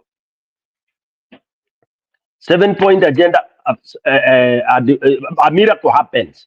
The ones Baba had laid, they are met. So Ruto becomes mweupe kama pamba? That's a question, Julia. Now, number 2, the 7-point agenda Baba laid was his dying kicks. Baba was knowing that Baba had given up. Baba had lost the war. And this, I know Baba supporters will crucify me, which I don't mind. Raila Amolo Odinga knew when he lost the war. He knew that he would never ever be president of this country. He knows when. And he knew that he would not even have influence and whatever that he has always wanted. Because again, time caught up with him because he succumbed to those tricks, those handshakes and all. He forgot that he was wasting his time and chances by engaging himself in those so-called handshakes under the adage that, oh, Kenya is bigger than all that. That was all BS that he did. Baba goofed when he went into those handshakes. That is when he auctioned his leadership. So when he realized this, he looked for a way out. That's why he came out with 7-point agenda. He came with an article and he even came back with what? The last one was what? Whatever it was. Why? It was a simple way of simply giving in and resigning to fate. So, Sifuna would make the worst mistake if he continued clinging on the 7-point agenda. Number 2, if he continued clinging onto at the ODM believes in XYZ, because as of today, Kenyans don't believe in what any party talks about. By the way, Julia, and this you can research, Kenyans have said to hell with the parties. Take this to any bank, Julia. Kenyans don't want to hear about mimi ni party hii, ni party hii. Hiyo wameweka ni garbage. Kenyans are now looking at characters and individuals. Individual plus and their characters. They are looking at Stone PK, Julia, this kind of a person. Parties, there is no way utakuja ukisema ati ni party, no way, because 60 plus years Kenyans have evaluated and they have realized the party, there is nowhere party becomes responsible for what you are doing. It is the person. And that awakening is what has killed things called party system. Because why they become useless is, how do you have so many parties in the name of democracy? Then confuse people and all that. So for me, Sifuna, if I was Sifuna, I would detach myself from that. The only closeness I would keep is the coalition called Azimio. Why? Because Azimio is the one holding all these opposition people and others, sorry, who will come. Because the constitution still says you have to go through a vehicle called party and all that. Okay. So I would go and look for where the people who are sharing the ideologies that I'm sharing, the opposition to Ruto, That is the boat I would join and then be part of it and contribute there, and we make the movement strong. If he doesn't do that, that he is being told that it's third force and all that, that these are theories in a classroom, political science classroom. Oh, creative force one, force two, and third force. Kenya, we should not go to those theories. Hizo tuachie maprofesa na wale wengine. This time around is not about theory. You are creating third force, so what? You are creating third force so that you are screwed by Kasongo early morning. Back to whoever wants to talk. Yeah, let's have this video as we go for. So please, na wale munaendelea kujoin show, you can as well subscribe us. That is a retro way in which can also take us a long way. Wacha musikilize hapa some narration hapa from Maisha, and then we continue.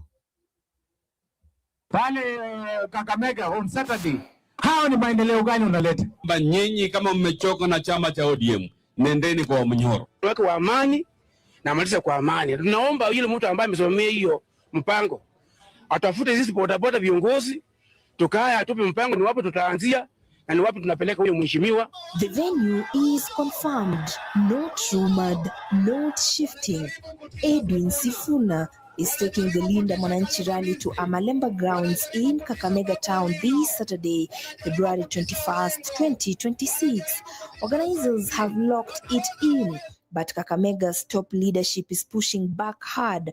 Ayub Savula says we will not allow Sifuna in Kakamega town. Pale Kakamega on Saturday, hao ni maendeleo gani unaleta? Fernandes Barasa warns residents to stay indoors. Amalemba is set, the lines are drawn. Ya kwamba sisi kama wana ODM tumepatia mamlaka kinara wetu ambaye ni party leader Oburu Oginga. The Linda Mwananchi's tours Kakamega leg will be held at Amalemba grounds. This confirmation has come directly from organizers and supporters coordinating the event. Mobilization networks are referring Amalemba specifically. Sound logistics and ground coordination are centered there. There is no alternative venue being floated, no postponement announced. Amalemba grounds is the declared and confirmed location, and in politics, once a venue is publicly fixed, it becomes a statement of intent. Chama cha ODM haiwezi kuingia kwa UDA. The confirmation has triggered sharp resistance. Deputy Governor Ayub Savula did not mince words. Speaking on Thursday, February 19th, he said, quote, "We will not allow Sifuna in Kakamega town. I urge security agencies to stay vigilant because they intend to cause mayhem like what was seen in Kitengela." End of quote. This is not diplomatic language. This is a line in the sand. Savula framed the rally as a potential security threat and explicitly called on security agencies to remain alert. Yet, despite that statement, the venue remains unchanged. Amalemba grounds. Wanakuja kupiga mdomo tie gasi tupwe, watu waumie, alafu watu wakufe. Nyinyi mnataka watu wakufa ama mnataka maendeleo? Governor Fernandes Barasa echoed the hardline stance. He labeled the rally a disruption risk and urged residents to stay away from the venue altogether. His message was clear. That is not merely opposition. It is an appeal for a boycott. He framed the rally as unnecessary interference in a county aligned with the broad-based government arrangement. Still, Amalemba remains the confirmed ground. Lakini hapa Kakamega is locked in broad-based, na sisi tutachagua William Samoei Ruto bila kupingwa asubuhi na mapema. Ya kwamba sisi tukiwa broad-based, sisi tuko nyuma ya William Samoei Ruto. Na mimi nataka kuambia wana ODM kuongea na chama cha UDA ili tuwe na coalition mwaka ujao. Lakini kuna jamaa wengine ambao wao ni watu wa Mnyoro, wanapiga kelele hapa na pale. Mimi nataka kuambia kwamba nyinyi kama mmechoka na chama cha ODM, nendeni kwa Mnyoro. Lakini hapa Kakamega is locked in broad based, na sisi tutachagua William Samuel Ruto bila kupingwa asubuhi na mapema. Governor Barasa went further, much further. In one of the most striking remarks surrounding this rally, he stated, quote, "The only people who are allowed to hold rallies in Kakamega town are President William Ruto and Oburu Odinga. We don't want the other faction that is being financed by former President Uhuru Kenyatta." End of quote. That statement escalates the matter beyond venue logistics. It reframes the Amalemba rally as a clash of political legitimacy. Yet, even after those remarks, Sifuna's camp has not altered its plan. The venue remains Amalemba grounds.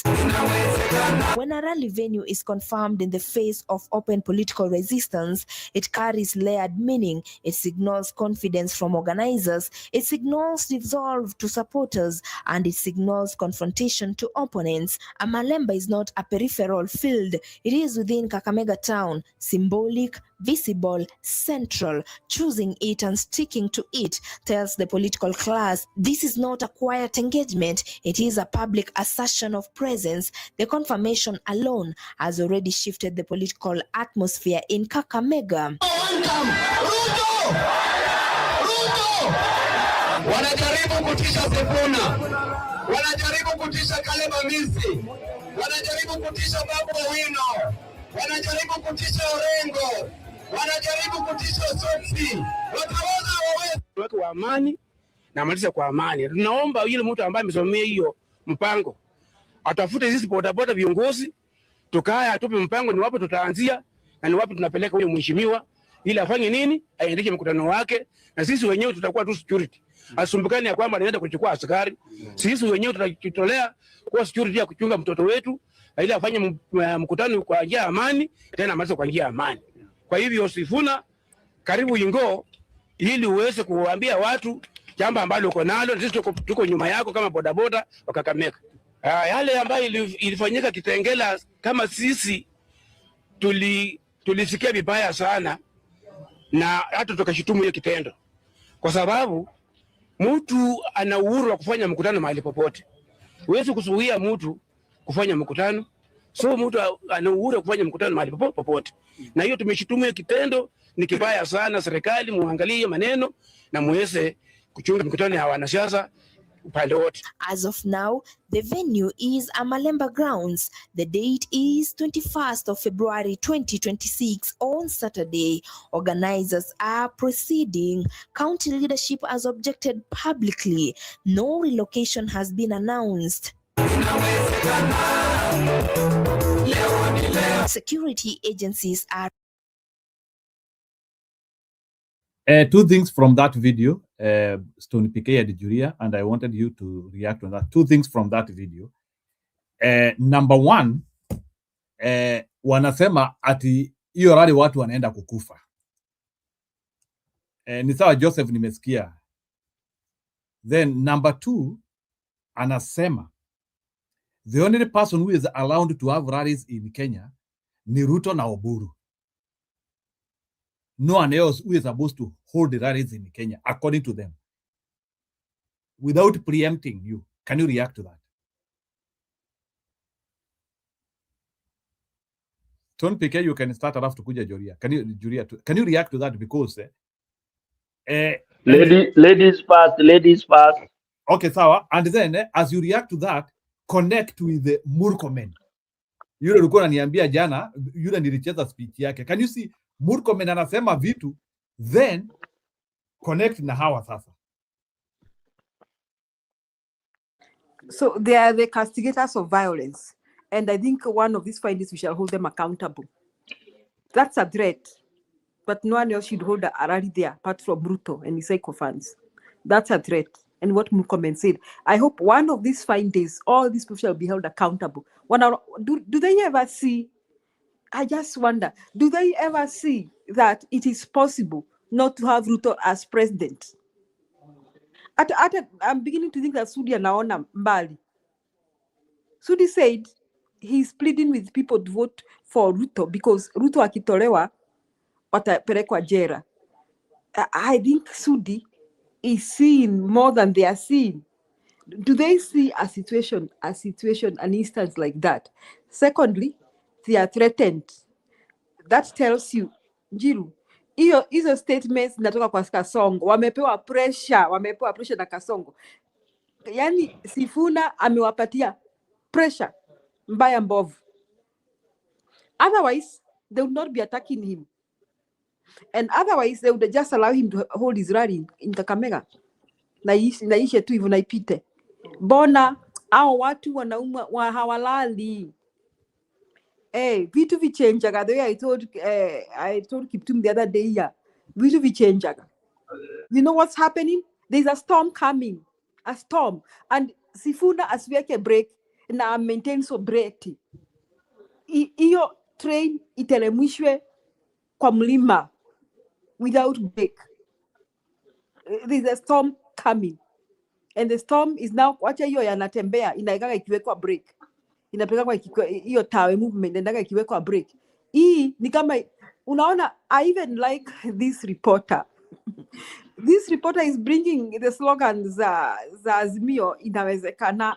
You sometimes, PK, we hear such songs with a lot of nostalgia and feel like we should go back again and try it one more time and push this train one more time. You know, it makes me feel like we can still do it one more time. So Sifuna, hiyo story ya Sifuna kwenda Kakamega, kama angelikuwa na threaten Kasongo ama Kasongo support Kakamega, they'll just let him be. So now we know he's a threat and he should not retreat. He should not surrender. That's my take, Njiru. So wanasema ati Kakamega should also be before Ruto. That's a threat. That's a threat to human life. And he's even saying that people will die. Yes, they are planning to kill people like they did in Rongai.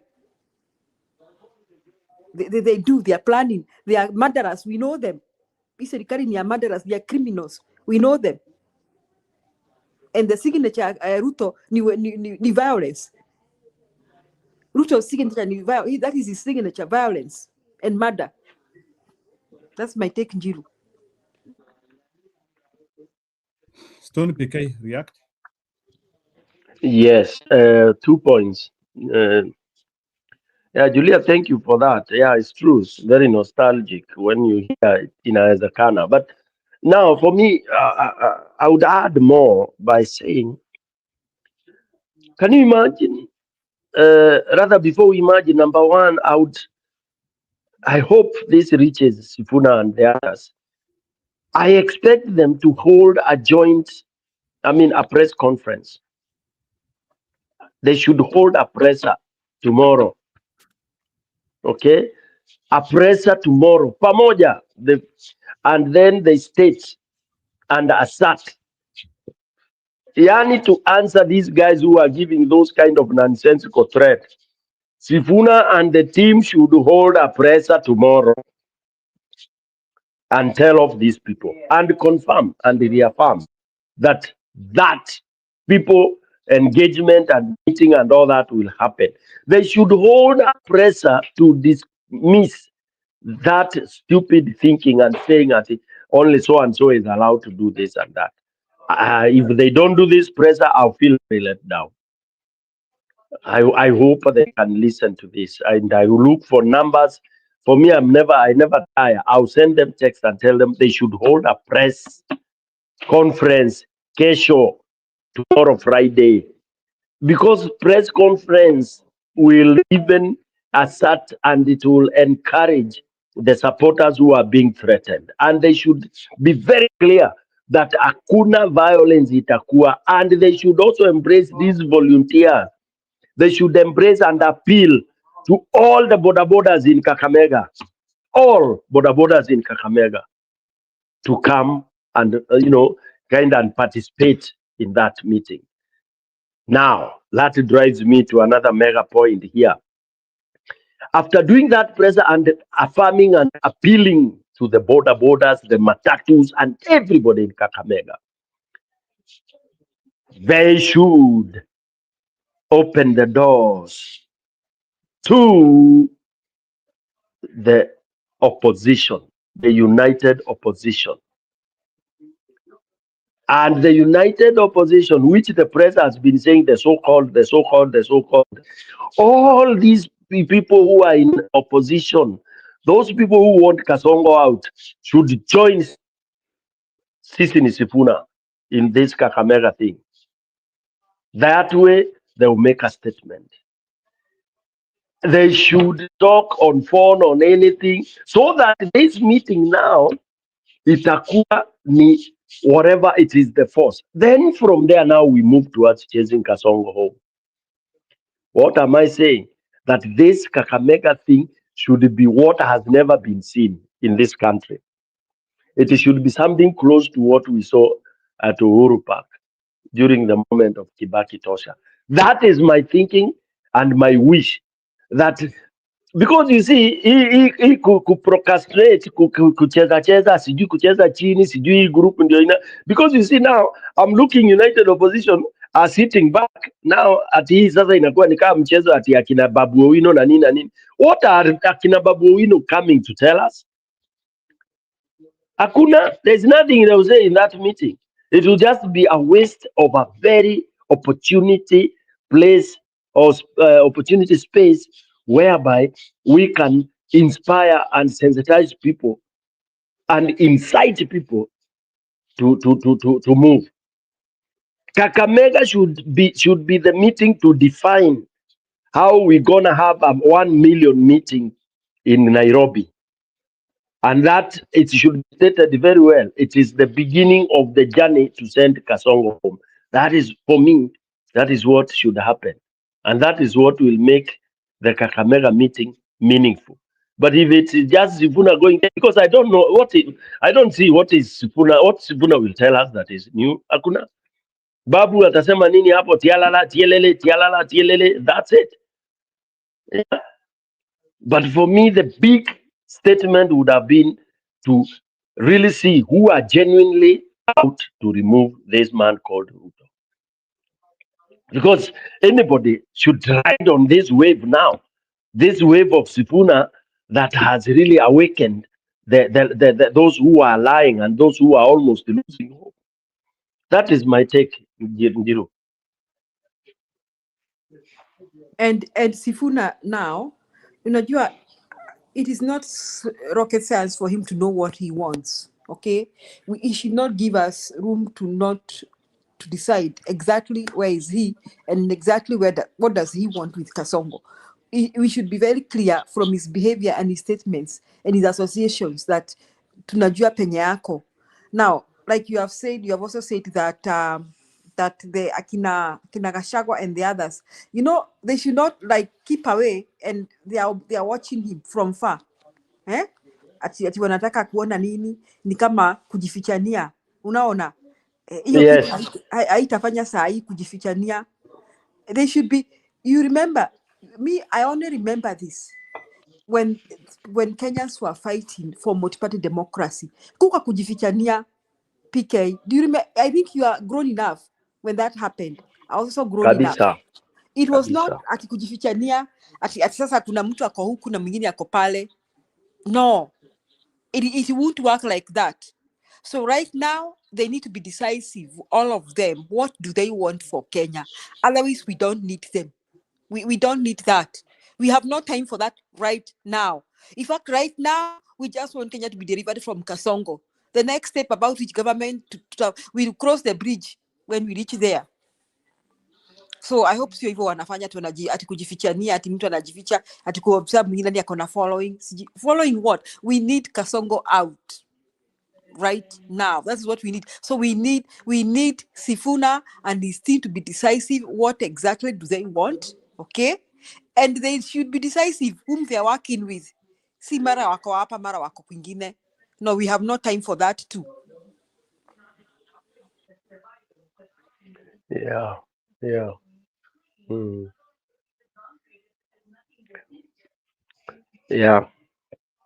Na kuna kitu kingine nikaribu kusahau. Hii story ya kuambia kila mtu amwende kwa Munyoro ni yesterday tu sana. Ati wenye nataka kwenda kwa Munyoro, people have accepted that they can work with Munyoro, right, PK? Exactly. For me, when I say hii conference nimesema Yeah, this joint conference, those are some of the things they should mention. You know, we have a weakness in opposition. I don't know. Yani, we don't know how to answer these things. A press conference should even address some of these stupid statements. Oh, you are munasema sijui watu waende kwa Mnyoro. People have decided Mnyoro is in, it has a team. It has people who are supporting the idea, the move. Okay, so whether you tell us to go to Mnyoro or not, Mnyoro already has the following, and Mnyoro is part of those people who are saying one term. Period. So na wakuwe tafu waseme ule anakasirika na ameze wembe. Lakini Julia, sijui kwa nini opposition yetu toka siku za baba we are so naive. Sijui hata hatujui lugha, yani haki ya Mungu mimi hata sijui ni nini. Alafu PK, they are being threatened and they can't come out and say it's a threat. They should say, so and so amesema kutakuwa na vifo. We are asking IG Kaja to arrest him right now. Unaona? Exactly. Yeah. They should jump there kama kwa Korino before the drum beats. Unaona? Yeah. Umefungua mdomo unasema watu wasikanyage Kakamega kwa sababu kutakuwa na vifo because you are planning to murder people. So we are asking IG Kanja to arrest. That will stop those careless statements. And recklessness. That will stop that's reckless statements. So I don't know. I really don't know why they never really see the things we see. I don't know what they are waiting for. Nangoja kengelegani. And that's why they need to be having people like who are following such shows wasikilize. Julia, let me ask you something. Kuna institution inaitangwa sijui ile institution ya matamshi. Sijui kuna commission ya ukiongea vibaya they do their own research na wanatokezea. Hiyo commission inaitwa commission ya kuongea vibaya. They only tokezeaga when ilikufa na haisaidii. Let me tell you Dawasa ai. You know, right now some Kenyan courts are still working. Right now mwenye amesema watu wasikanyange Kakamega angekuwa kotini. Si ndio PK? Yeah, that's a threat. That's a threat to human life. You know, people should know that a lot of Kenyan courts listen, even if they don't conclude cases conclusively. At least they give us the airtime kwamba kuna mtu amepeleka case kotini. Unaona? So me, I think right now that those people saying that Kakamega ni Ruto should be taken to court already. Ikuwe kwa press wamepeleka kotini because of what they said. Waanze kusema ati I was misquoted, hapana, you said it. You see, this opposition, I really they are slow, and I don't know why they want to be reacting instead of proacting. Sijui kwa nini PK. I don't know. Alafu hii kitu somebody should share. I know we have their followers akina kuna Kip na kina Msimamo, ni watu wa Mother Karua, ni wenye wanamezafikiria akina Mother Karua. Hii story ya kujifichania iende tu, iishe tu. We need one bold person who is tired of that, yeah, and who will come out and bring them on board, all of them, and tell them, guys, we are wasting ample time right now. We are wasting critical time right now. We should be mobilized in Kenya towards one direction. So I think we need somebody who will just come out and swallow his pride or her pride and say, hata kama sitakuwa raisi, naomba. You got one direction. Right now, watu wanajifichania. Mtu sijui anaweka chama chake pale. What if PK, you don't even have a party and you successfully succeed to unite these people and move in one direction? You will have achieved something for Kenya, right PK? Kabisa. Hata kama hauna chama.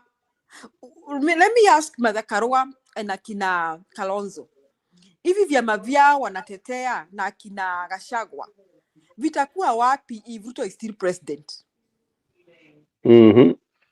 Do they ask themselves that question? Or don't they see that our biggest thorn is Ruto's presidency? Our biggest thorn is not even forming parties or having followers in parties. In fact, by the way, bige umesema ukweli, Wakenya si wafuasi wa chama. Wewe ni wa chama gani? Njiru, wewe unakuwa chama gani by the way? I was in ODM, but I'm partyless now. This is not UK, where we have the Labour Party. I mean, and the whatever. This is not America, where we have Republicans and Democrats. Kenya, akunanga vyama. Vyama tu ni kama chondo tu, chenye unatumia alafu unatupa kwa takataka. Julia, can you also react to there was supposed to be a maandamano kesho and opposition wamesema haitakuwa because they are seeking to do private prosecution. What do they mean when they say private prosecution? Au ni waoga wakwende huko. I knew they were not going to do it. The way Kalonzo was talking, did you see the way he was talking?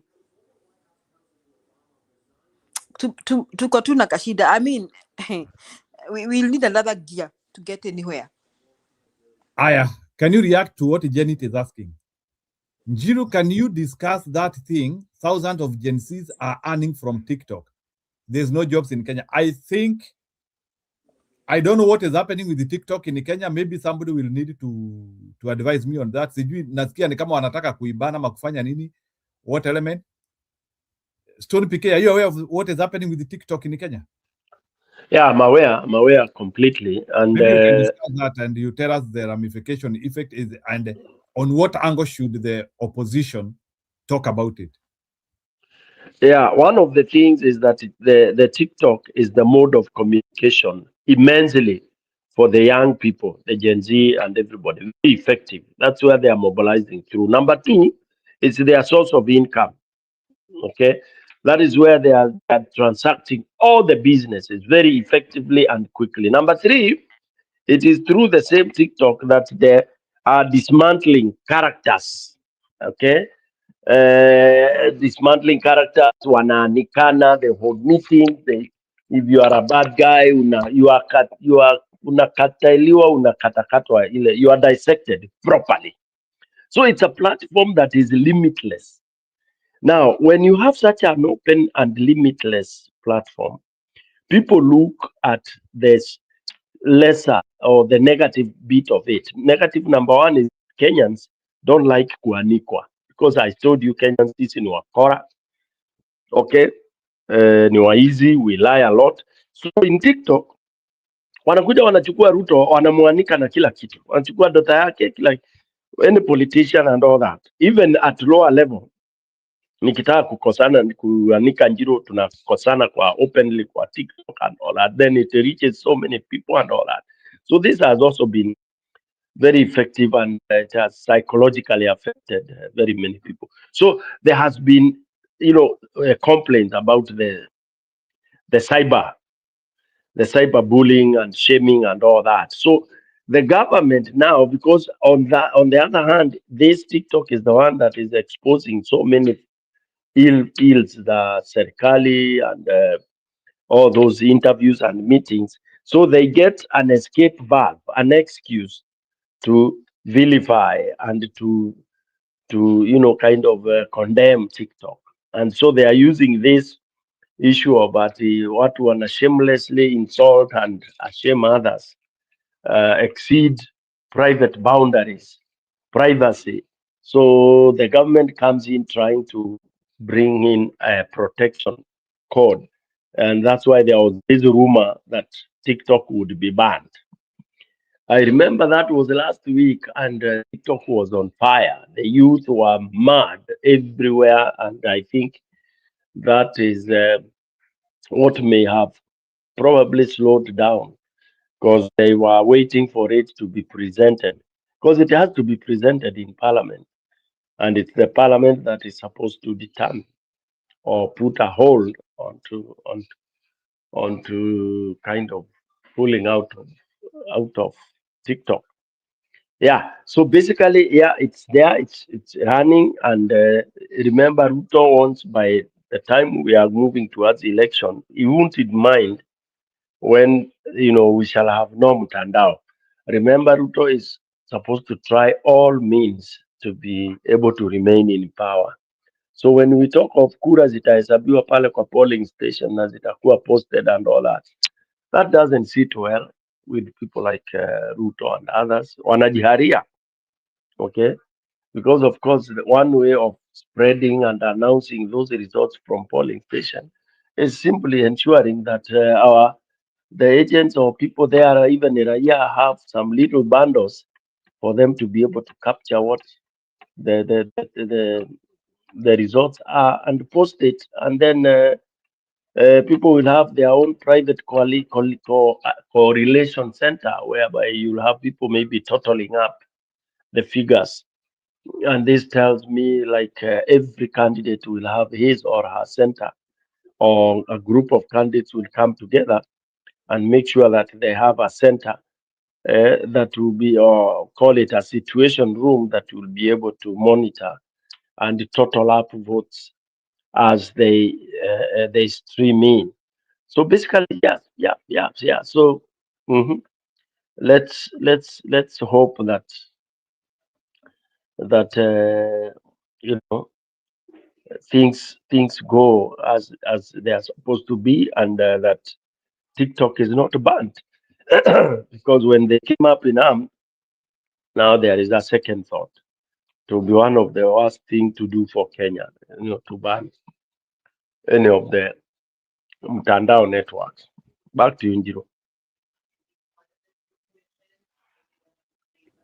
Kuna Belfast. Me, I'm not in Julia, you that can group. react. Wacha niambie Belfast. Belfast is asking whether I'm in your group, Njiro. Belfast siko kwa hiyo group, nitoka kitambo. Hiyo group yenyu.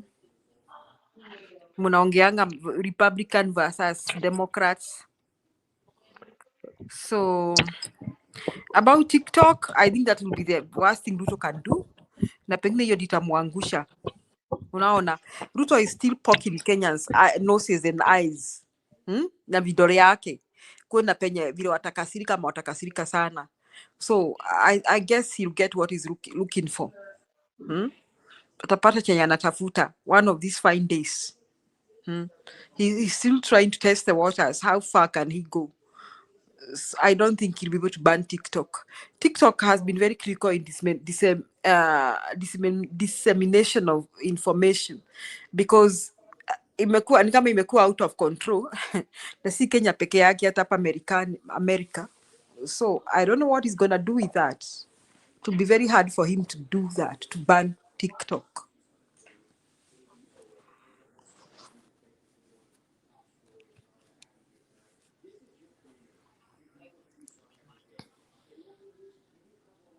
Okay, sawa Julia. So, but don't you think like it's also an attempt to destroy Kenyan economy? Can you remember there was a time when TikTok walikuwa hata wameadvertise TikTok community in Kenya walikuwa wanataka kujenga hospitali. Although I don't know, like it was something which was being hyped kwa mitandao, walikuwa hata wametuma ma design and they had like that concept, like they wanted to do a very big hospital in Kenya because serikali ya Kenya ni kama ilikuwa imeshindwa kutibu watu. Don't you think it's an attempt actually, despite the fact that there is the negative aspect of TikTok? Does the negative aspect of TikTok outweigh the benefits, especially in like third world countries where many kids have actually gotten a livelihood from it? Okay. Yeah. So,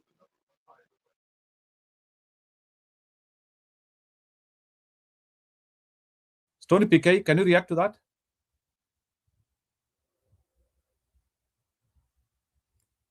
Julia, what about that? Yeah, Kenyans are just like any other social media. Kenyans are making a lot of money out of TikTok. So I think it would be a bad idea to shut it down. Na sasa TikTok hata kuna X, kuna YouTube. What will Ruto shut down anyway right now? Hata kama he's panicking bad, he's really panicking about it 2020. Hata ninashangaa kwa nini ana panic na amepanga kuiba uchaguzi. PK, can you people explain to me why Ruto is panicking and he has already planned how he will see the election? Julia, have you ever tried to carry water in a kichungi? Kwa nini unasema hivyo? Unapewa kichungi, unaambiwa uende ukachote maji nayo. That is somebody telling you kama ni queue, wacha watu wakufe na queue. Yani ni mtu amepronounce death. Ruto's death politically has been pronounced and he knows it. Amepewa kichungi akachote maji ya siasa. And he knows unless he does very high level, hiyo yani, na hiyo high level ni ile ya Museveni. not even high level, blatant violence is what will see Ruto maintain his seat as president. I'm putting that categorically. Blatant violence without him caring whatever it is, and we saw it with the Sulubu, and we saw it in Uganda. So in Kenya, that is what is gonna happen for Ruto to be president. So that is it. Now, the big ball is on the opposition. If they sit here with their diplomacy, and I've stated what Ruto ame prepare the final, the worst. Yani, it is come rain, come shine, according to him. And anytime you invoke that, come rain, come shine, lazima nishinde. You know what your rain and shine yote combine. You list it down, you know what it takes. So if opposition watakuja hapa na I hate our opposition honestly. Watakuja hapa na hiyo bwana sifiwe, Kenya is bigger than one individual, Kenya is a democracy, Kenya has the best constitution, all those narratives that we've always had. If that is what they are going to present, the men they are going to present during the dinner with the Ruto, they are finished. Gone.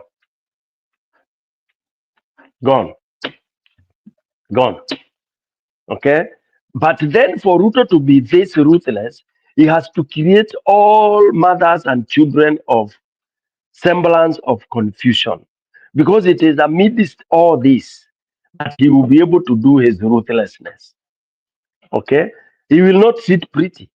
He will ensure they are people sponsored. Like now I've seen another guy kanajiita pastor, sijui.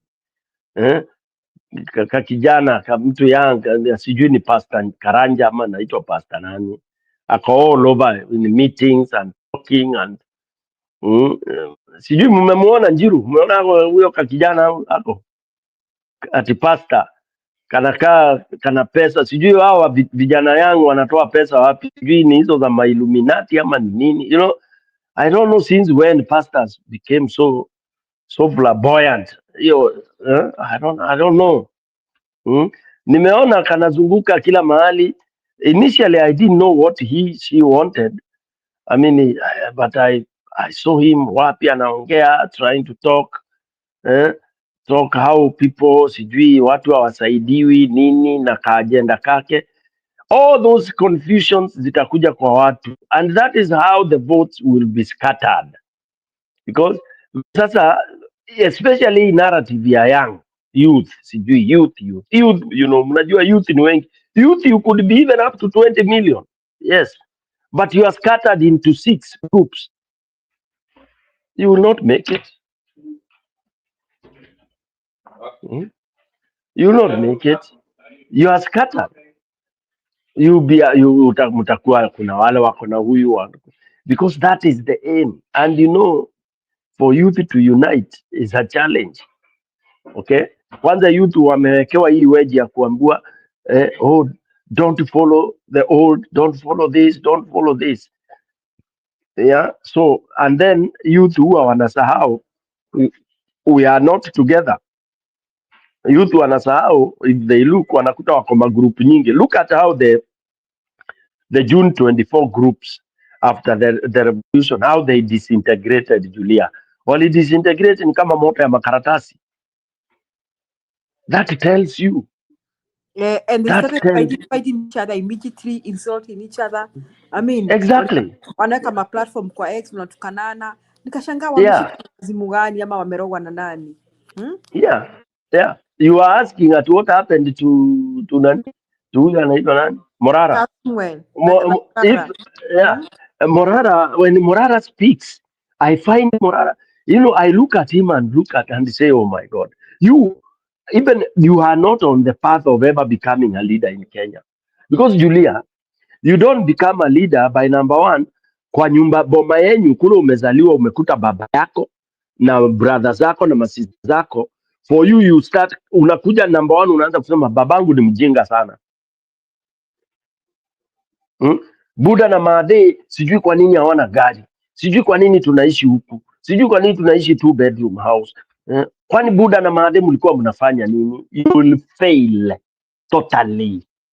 The moment you come and think your dad and your parents are idiots, that you are not at the level that you now come very actively ukifikiria mngekuwa wewe ni ng'ombe, wewe ni cast, and you cannot make it.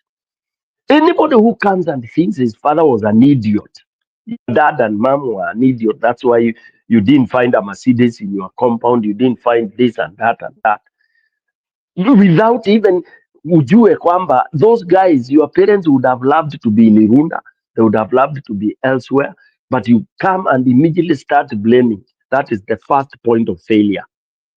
What am I saying?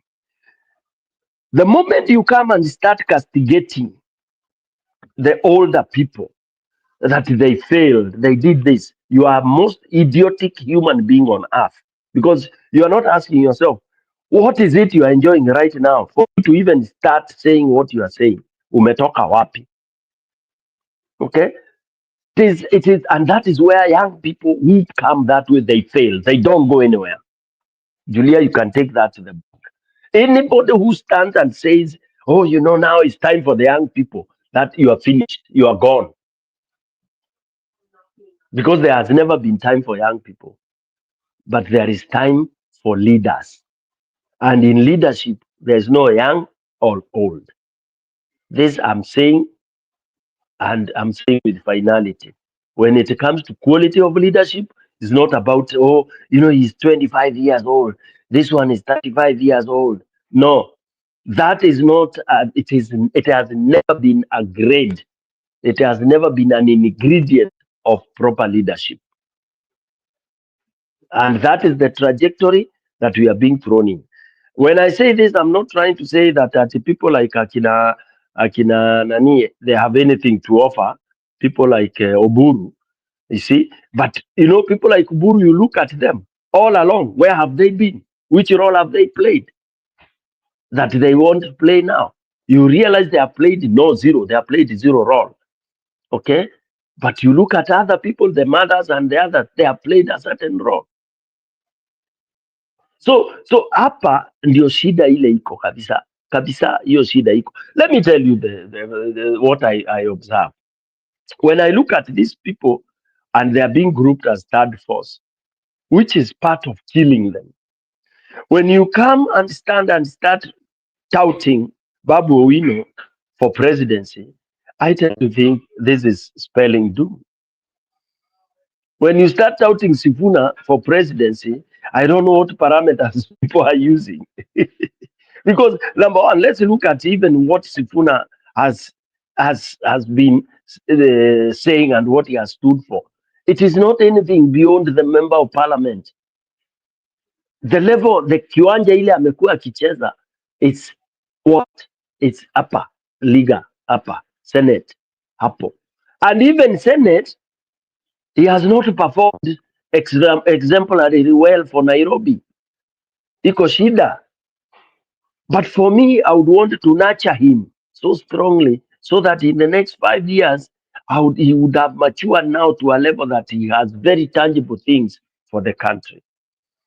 I would not want him to be broken and killed and shot down, killed in quotes, at this early stage when he even doesn't know where to step or what to do. What I mean is he needs experience at that level. Same thing with Babu. You may have performed well as MP, yes, because you had people in your committee that have been there and they have been able to administer the national government, the constituency fund well.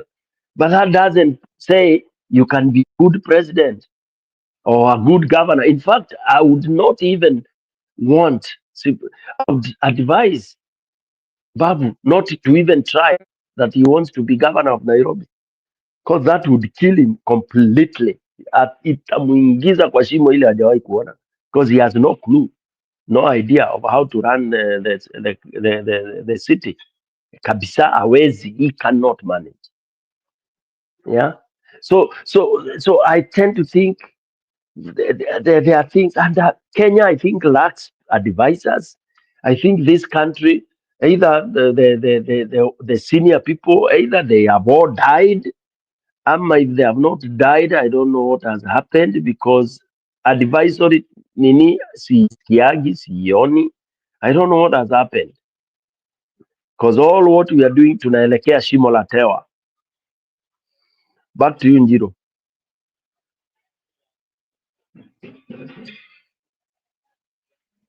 Aya, wacha niwaletee Profesa Naiteri ama anaitwa nani kidogo. Hatutacheza video yote but karibu sana Ayimba, na umetupatia sana, naonanga tu ukipost tu kule tu kwa Facebook. Sifuna can be trusted across the board. You understand? But the question which has been raised by the election of UNDA is not going to leave the Central Kenya people anytime soon, because they see them as being threatened as a community. Yes. Do you understand that? I get. So even though you can see the Sifuna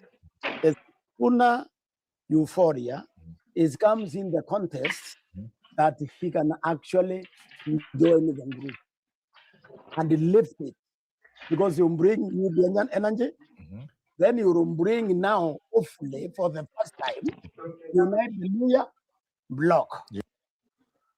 I think given the reality of the situation, Kalonzo stands a bigger chance of benefiting Sifuna than Matiang. You see, Matiang is a late comer into this issue. Kalonzo refused to follow Raila after the Gensis were killed. Okay, he refused to follow that completely. So he has also, like Sifuna, you could also say that you can predict him better. But Matiangi would have been lethal if he was not tied to Uhuru Kenyatta.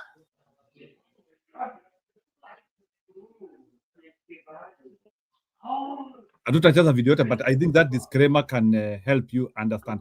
So, Julia and Stone PK, can you react to that? Let me paraphrase it a little bit, because there is something I want to get from you. Naiteri is saying that No, Njiro, wacha paraphrase. Wacha people give you their opinion, and then you come and don't tell us what you want to get. You know? No, I don't want to tell you. I don't want to tell you. Ni sawa. Najua hapo kuna juice mbaya. Wacha watu waseme ndio urudi na wewe useme yako sasa. Sawa, finya. Ambia Julia come in.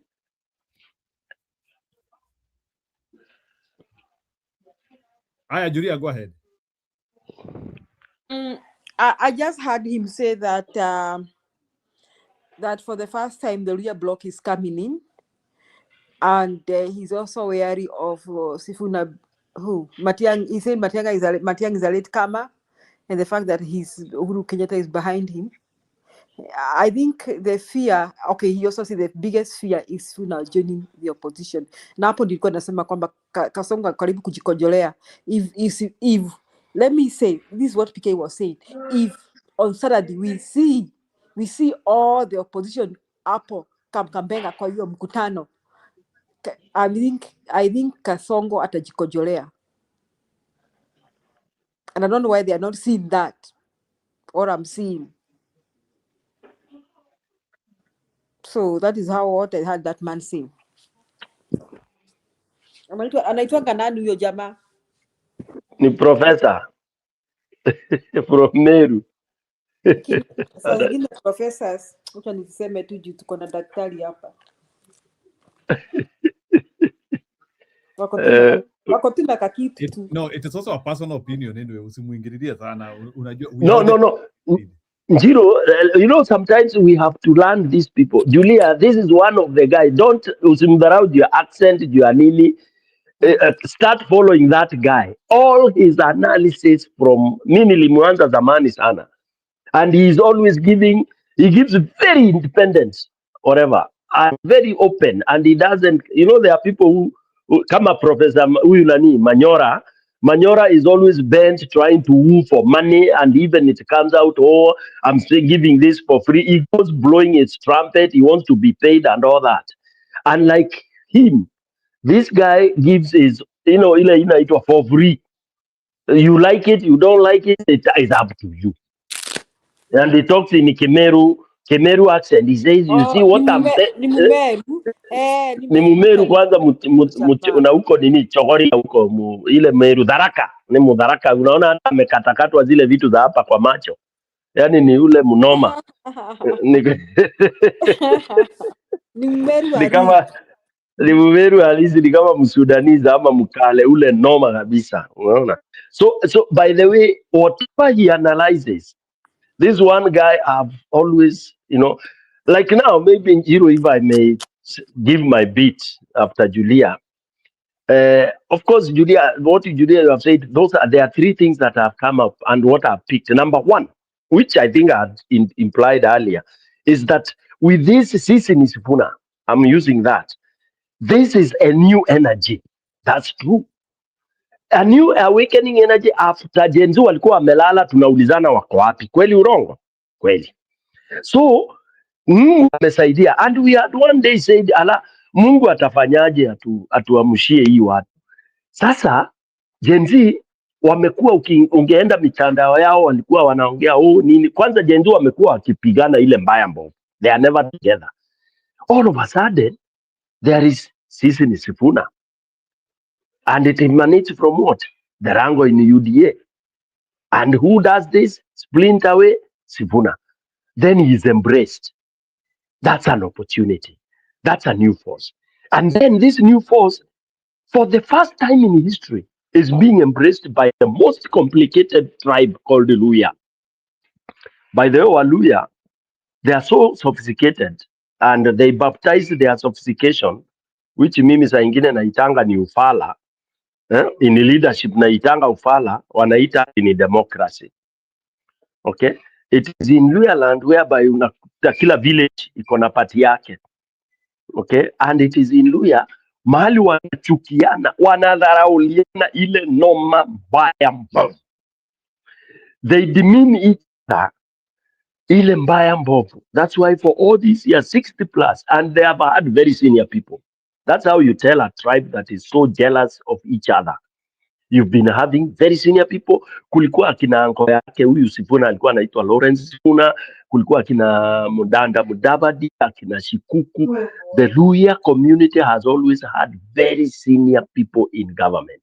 Yet is one of the most region that has a lot of problems, a lack of development out there. So Luya leaders are known to be very selfish and mean.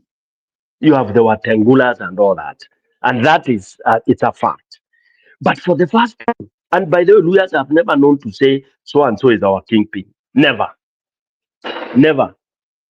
Never. Hakuna siku Luya ungesikia ati fulani ndiye anaingia Kakamega, watu wote wanakuja.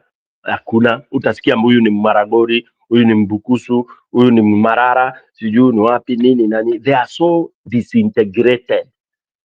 And you can even go into their voting patterns.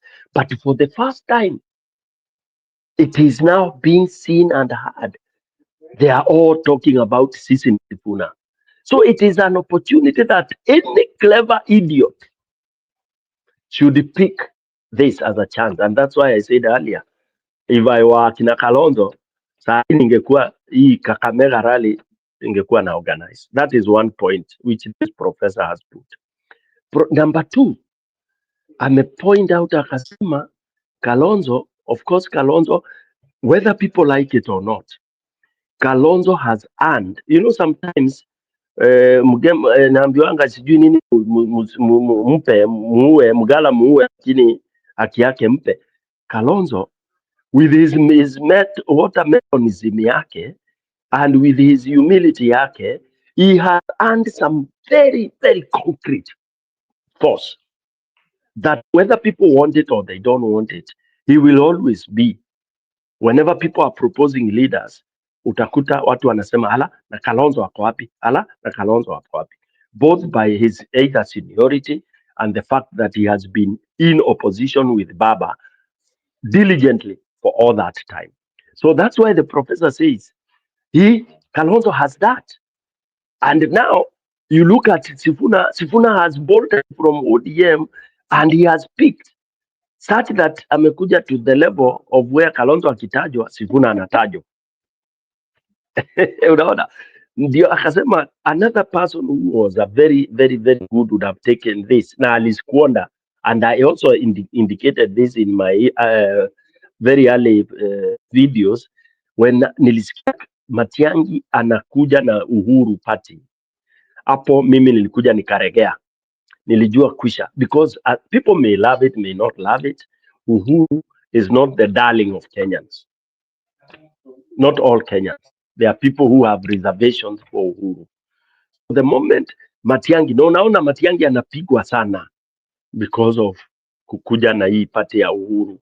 That's why utakuta Sifuna has overtaken Matiangi to some extent. The position that Matiangi would have been, imekuja Sifuna akaingia akaioccupy. Why? Because of Uhuru factor. And that is why Kasongo is using this Uhuru factor very seriously to discredit Matiangi. Mimi nitaachia hapo, mwingine akuja. Kiprila kwa hapa, najua alikuwa amekuja kufukuza Kiptum, but Kiptum alijiondoa yeye mwenyewe. So unajua bwana Kiprila, kuna vile hii show mumeamua kuleta ukale na nimekubali. Kwani ni nini? Kwani sisi si wa Kenya? Kwenda huko. No, nyinyi wakale mko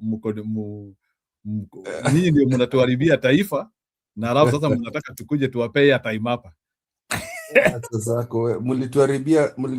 How can I say that the Kikuyu ruined the country, all of you, because you brought Ruto? Karuma amesema hivyo. Karuma amesema Kibaki and Uhuru were worse presidents than Ruto. Who said that? Wachana na huyo mtu. I told you he's mentally ill. Mlikataa kunisikia. You still bring him here. Hi Julia. Ni Julia ndio alifukuza Kiptum, si mimi. Naogopa Julia. Siku ile mliniacha hapa nilimsomea. Naogopa. Unajua ni mwalimu. Alikuwa amenikasirisha, nikamwambia hata acha tu nisimuitange hizo mavitu. I think I said a lot of things that I should not have said, but he was just annoying us. Mpaka hata msimamo temperature ina rise and it's very hard to yeah, to annoy msimamo. By the way, you don't blame me. Ukiona mtu anakasisha msimamo, huyu amezidi. Sio mpaka asema kijana. By the way, ukiona mtu amekasisha msimamo, huyo mtu ameenda beyond. Yani he was trying to tell us, he's telling us of what? What is that? Artifacts from TV.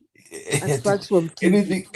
You see, these are the people who believe anything that is on TV and think that is the Bible. You see, I'm going on facts. Citizen said this. Which station said this? Those people who are, unajua wale wanapatiwa pre-cooked talking points by the media that has been bought by Ruto. Those are not intelligently dwarfed people. People that follow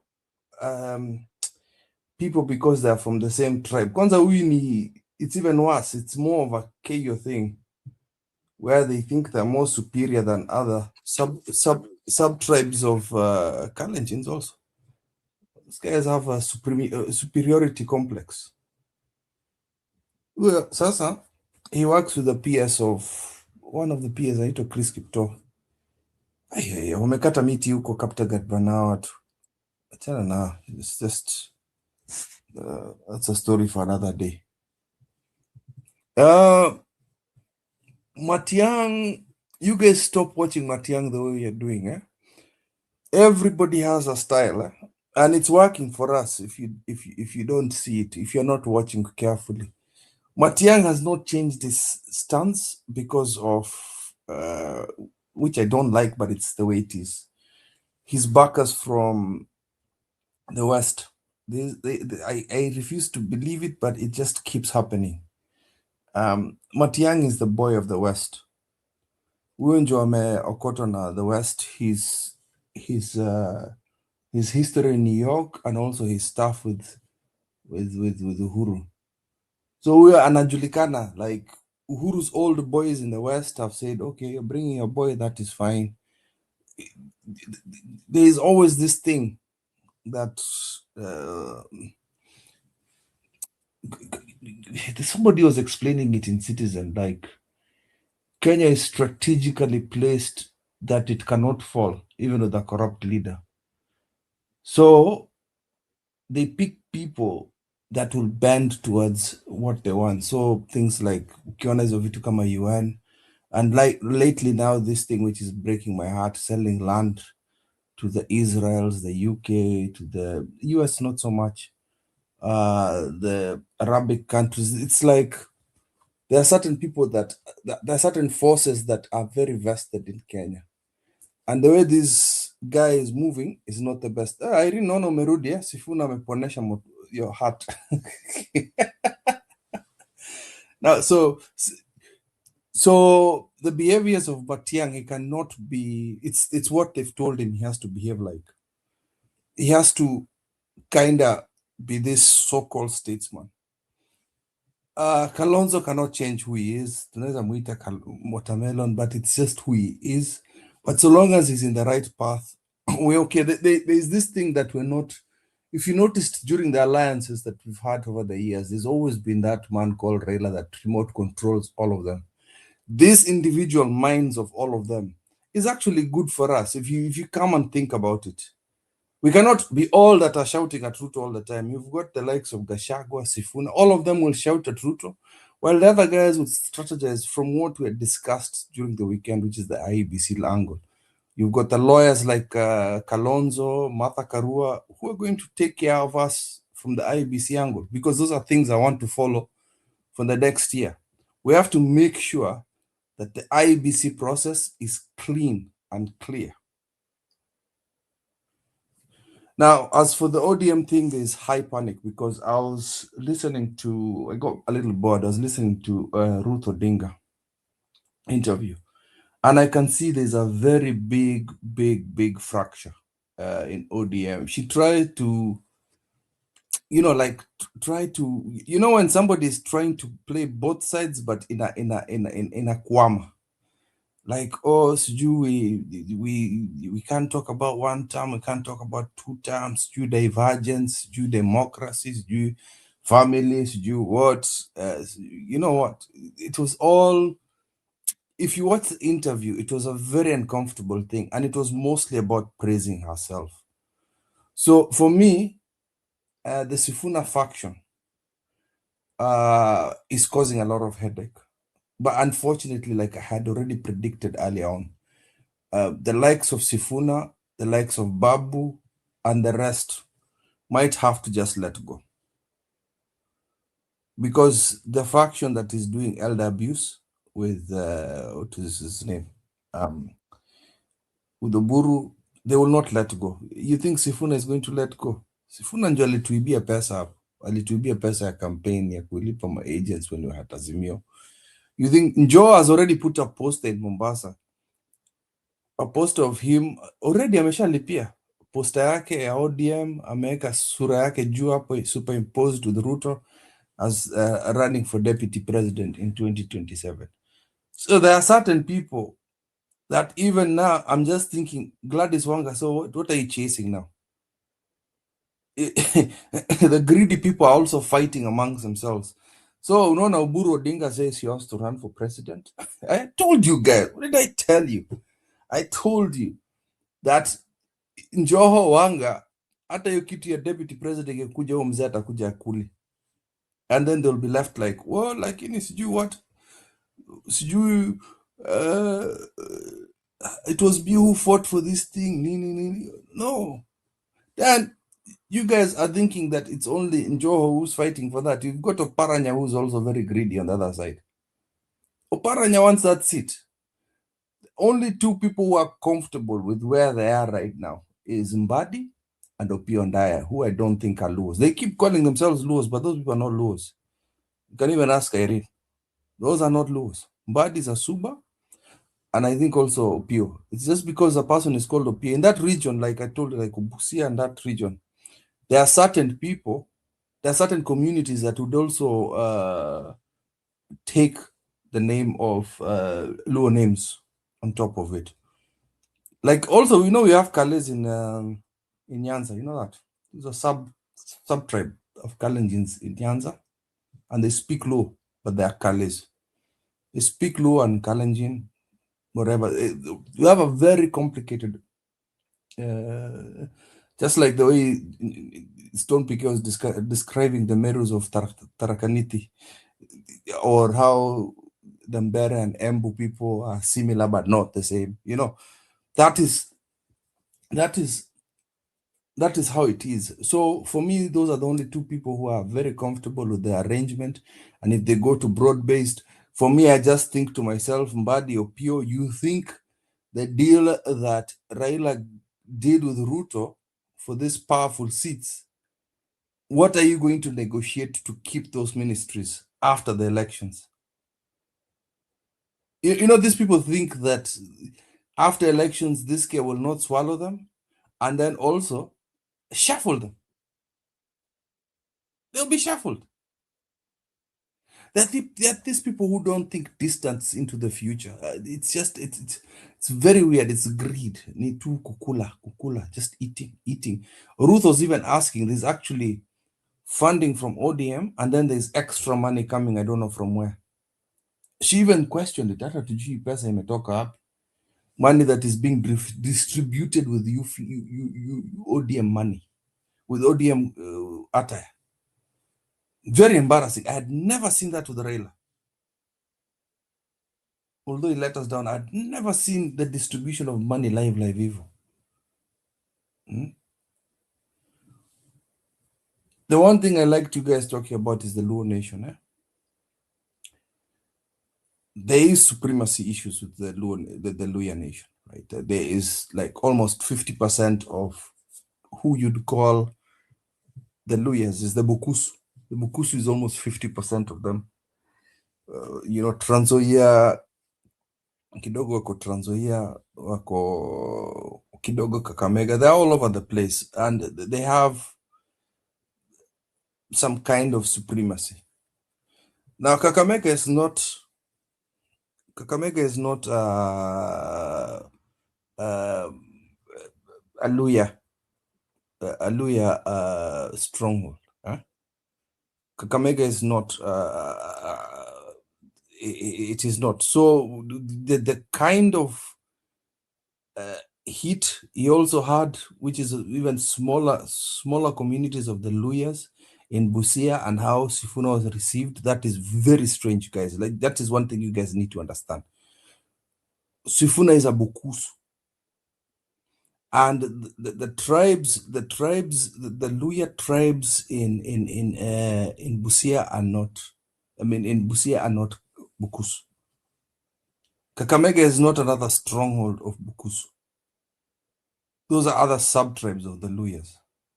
Then we've got now the other place I want, which is now the second largest Luya community. I want him to go to Vihiga after that. Vihiga is now like Maragoli stronghold. Maragoli, that is like the second largest. They take almost 20% or even up to 30% of the Luya nation. But I think it's about 20. And the most, ni wale wengi walikuwa wamekuja Nairobi, because Vihiga is very small. And that is why a lot of you know about the Maragoli. They're the ones who traveled coming to Nairobi and worked to Nairobi. Most of them migrated to Nairobi. So for me, Kakamega is something I'm watching. It's something that I am very, what I'm trying to say is kuna kwanga na headache na Wabukusu na ninatembea huko Kitale, Trans Nzoia. So I wouldn't think too much about that. So it means, what is his name? Baba Roma anagongwa sana. This is a Bukusu. And now there's a second Bukusu called Sifuna coming, hitting them so hard. Ile mbaya sana. So that would mean that nani jamaa amegongwa sana Baba Roma. Now I'm just waiting to see how much he can unite the whole Luhya community. So in terms of being careful, I think Eugene Wamalwa needs to be a bit stronger. I think he's from one of, I'm trying to figure out which tribe of the Luyas, sub-tribe of Luyas, Eugene Wamalwa is, because we need another force. I need to know who, what sub-tribe Malala is, so that these people can come in to show that there is a complete representation of the Luhya community around there, because that is when Western is completely locked and Ruto cannot do anything. Because I just think that tutaendelea na makesi hivi, tuone NDC Sifuna out nini hizi vitu zote. By the way, he cannot leave the party. He has to stay in the party, but I think by next year we should start hearing what he wants to do. Because for me, if he decides, this is what I'm afraid of people, if he decides he wants to do that stupid thing of, I want to fight within the party, sijui ati nikae ndani so that I can fight within for you, that would be a very dumb thing.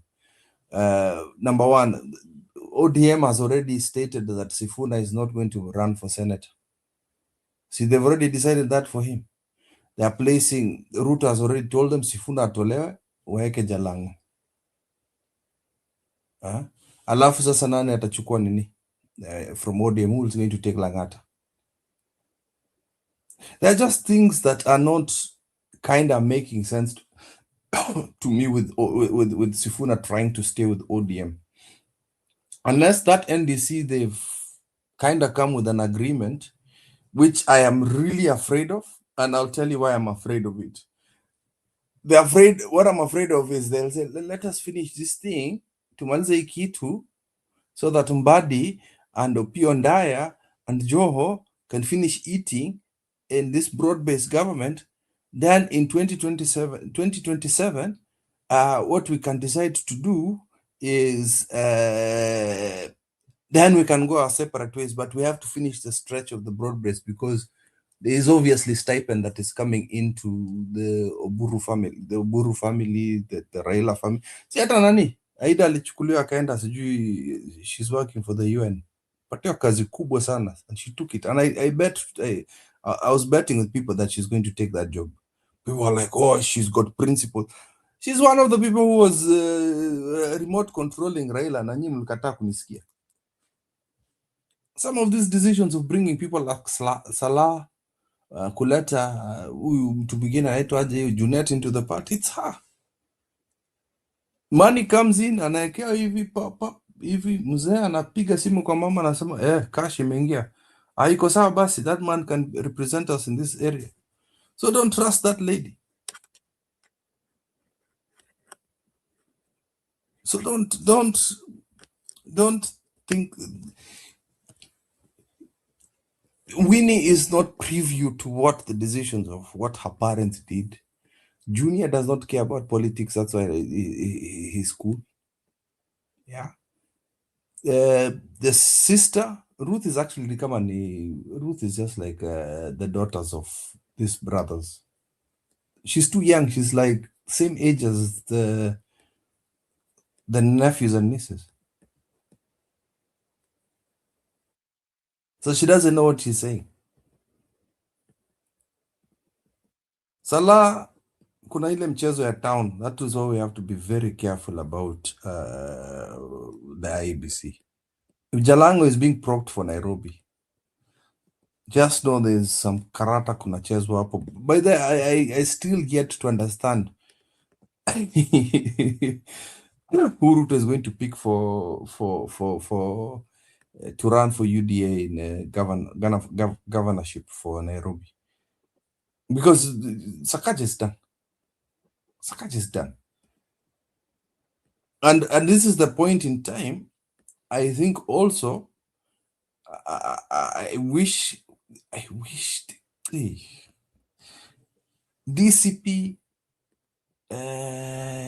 Wiper, Jubilee, all of them should show us who they want to present to us as governor as soon as yesterday, so that we pick. We need to know who will gel well with the people before 2027. Nairobi is a very, very important county, and we need to start knowing our candidates for Nairobi County right now. Tuache mchezo. We need to know that yesterday. Because for me, Babu Wino, sorry, no thank you. It's too immature. It's the same excitement people had with the Simba Rat in Kisii. Oh, we're going to get a good governor. Oh, nini, angalia sasa. Worst performing county in the whole of Kenya. Alikuwa second last hapo. Hata alishindwa na Northeastern in terms of performance. But as for the Sifuna craze, I would want Sifuna to make his decision as soon as possible, because I still repeat and I still insist that the people that have power in ODM are the people, the faction for Ruto. Those are the ones who are holding on to power. Tusijidanganya hapo tafadhali. You can say people power all you want. Muliambiwa ngo. Yes. Muliambiwa hivyo. Most of the neck. Na mbona unasifu ngo? Why are you unaisifu kwa nini? I'm not sifuing it. Ngo's faction voted the Sifuna out. That means most of the neck. That's most of the. Let us be realistic, guys. What are we talking about here? Hata Sifuna akiitwa to invite to try and justify himself. Most of the neck has been bought by Ruto. I'm sorry, please, just focus. Like, please, let's not be emotional about, yes, he's got the backing of the people. So did Raila. Raila had the backing of the people, but he always, election yake ilibio. Now look at the NDC. Please, guys, not NDC, the neck. The neck is the one that decides things for the party. Neck, watenda tavodu kwa boardroom, nothing to do with public participation. I'm sorry. When he said no, he was confident. He was confident.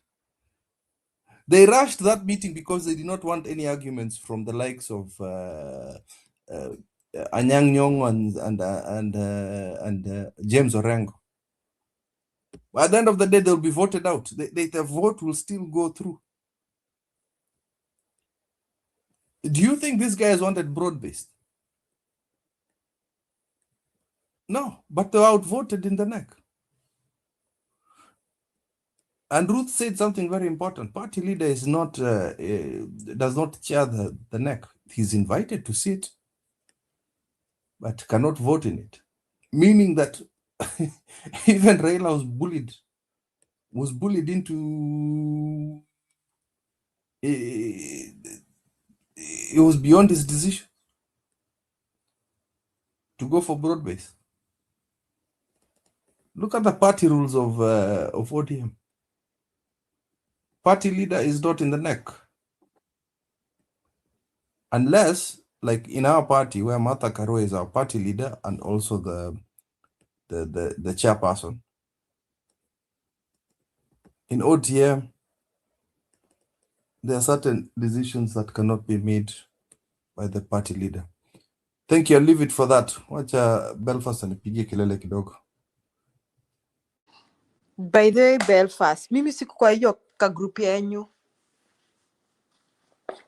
Sasa Eli.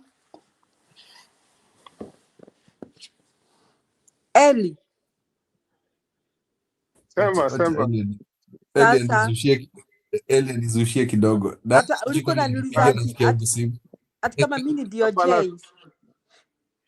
Sitazusha lakini we Julie nimekupenda sana. Nilitoka, unaona hiyo ka group ili ni boni katoka juu hao watu na niuliza juu yao. Niliona vile walikutu yani hiyo jina, lakini tuache hiyo. I was a bit concerned about what our brother here, Tony PK said about the youth. And I listened to him very carefully. Tony PK suggested that the youth is not necessarily the solution. We shouldn't band our fight against Ruto as the revolution by the youth. That really confused me because I thought that what happened in 2024 is still live, and if you look at any revolutions around the world, people will disagree and there will be factions everywhere. We can't have a perfect situation, Tony. So I was listening very carefully. I know that you didn't mean to disparage the youth, but what you said, it's kind of confused me a little bit because I believe that those young people who, people died. People died. Young people died. And there is nothing that happened after that. Imagine the parliaments went on as business as usual.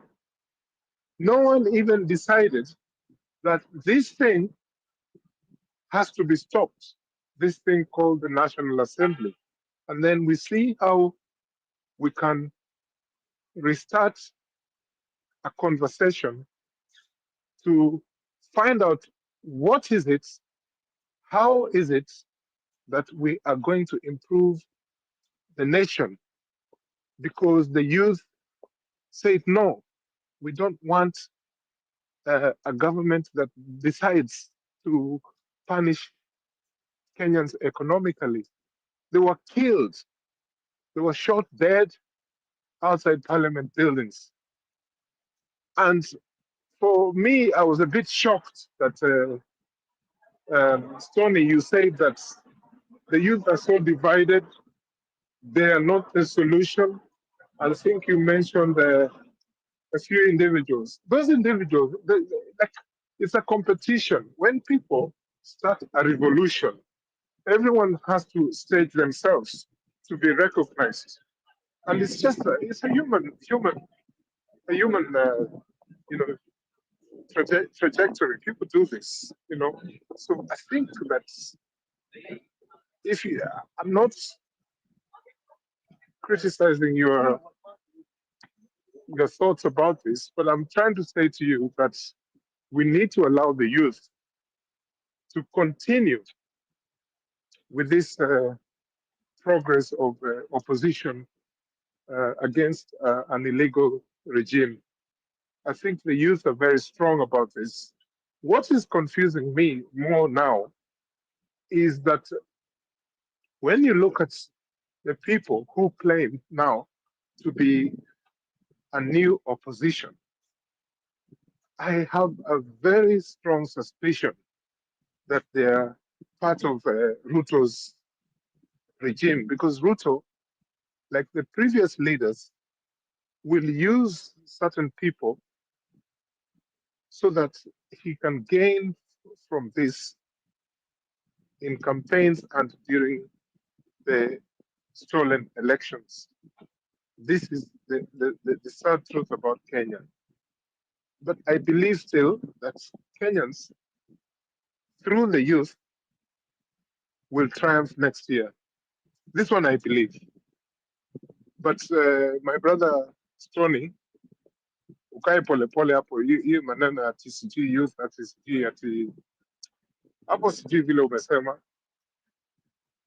Nafikiri you have to review this thing.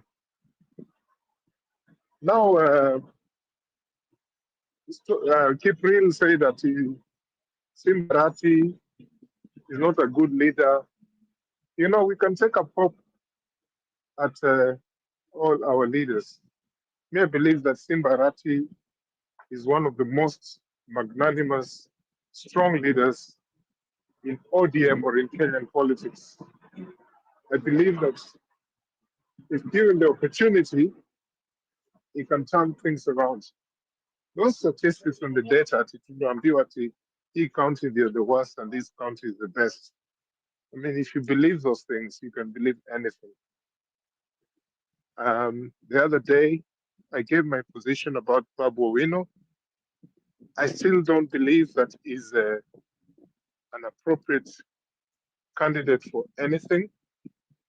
But then I thought to myself, if we have Ruto in power, Ruto in power, so what is the difference between Ruto and Babu Owino? Thank you.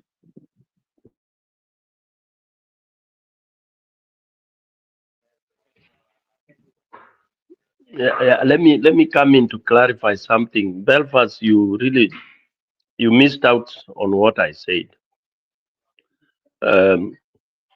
Maybe you came in when I had already, you were not there when I began. When I talked about the youth movement,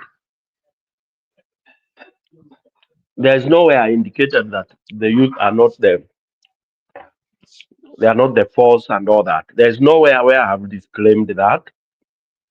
And I'm one of those people who support whatever the youth do. I'm one of those who have been very pained by that. And more reason why I jumped out of Baba immediately the day he came out. Maybe you may not have been in the channel that day when most of us, those who felt very pained and have never forgiven Raila Amolo Odinga for what he did.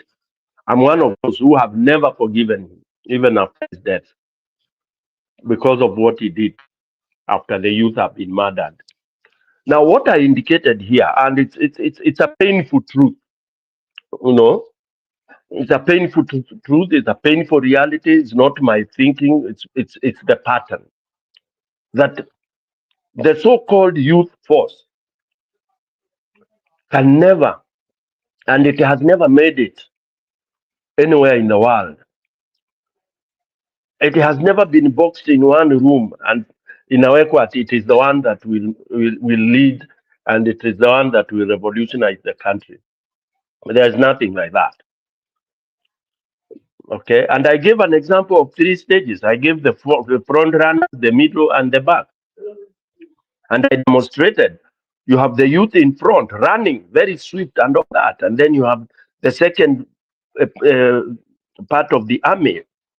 And then you have the older ones who are behind.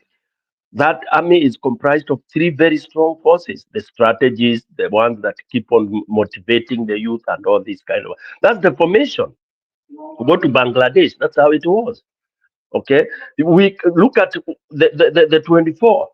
Why, number one, it did not really do very, very well. Why Raila was able to come and interject is because we sat back and said, wacha hawa ndio wanajua vile wanafanya. And we came later and realized how blunder, the biggest blunder Kenya made, was to remain behind when the youth opened the doors and went to run away the government and chase Ruto away. We sat at home.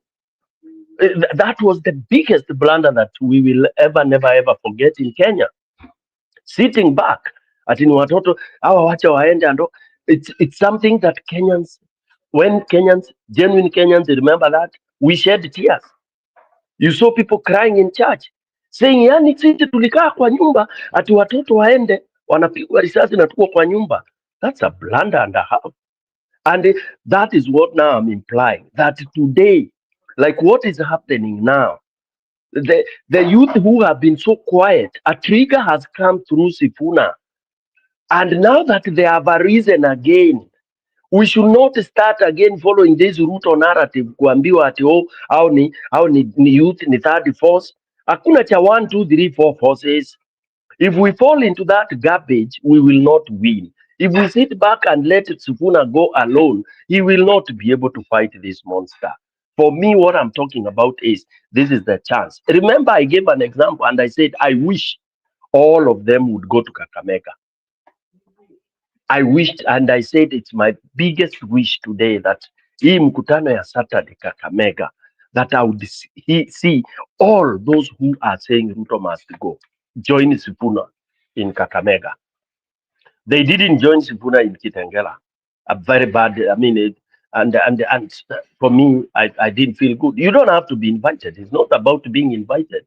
It's about, ni kama war. Sifuna amepiga firimbi, alafu tunakaa tunangoja. Ati sasa hiyo ni third force. Tunaanza kubai press vile wanasema sijui ati it's not about academy here. See theories tunabonga. We are not studying a subject here. It's Kenya. Gen Z waliuliwa, damu ilimwagika. We have to achieve. We cannot go academic here theoretically ati sasa ni vuguvugu tena. So vuguvugu ndio to achieve what? These meetings, if I would ask, what is it that we want to achieve? But Sifuna might go meetings all over, yes. Then so what? What is the end result? Then Akina Kalonzo move around also, talking the same thing. That we should always say, like the way they've been saying, chase this man out of town. Okay, so Belfast, don't mistake me. What I mean is, we cannot sit back and say that, oh, the youth have this, the youth know it. We made that mistake. The youth wameacha kiberiti. We should come back and join them and bomoa hii nyumba mara moja. Thank you very much. Sawa, Stony PK. Belfast, tulia kidogo. Let's have Maunga for a while. I know Maunga is fascinated. And Happy New Year, by the way, Maunga. I've not seen you all this year. Ulituachia show peke yetu. Maunga amerudi. Lakini Tunashikilia tu. nimemwona kwa social media hapo. Sijali nimemwona. Wana mfollow. Yeah, sure. Maunga, can you help us understand Asanteni sana. Yeah, I'm happy to be back. I'm glad that things are going the way they're going. Naturally, I think everybody, okay, most of us got the fatigue of saying the same things, sharing our frustrations here and having no clear way forward. So I guess finally we have a reason to again, or rather, hope has been ignited as PK was alluding. So there's something called strategy, honestly.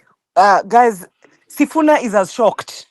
Let's just face it, all of us, if we're honest with ourselves, nobody saw this coming. This Sifuna wave has struck us just as hard as the Gen Z struck us. It's a welcome relief. Some of us have been on our knees.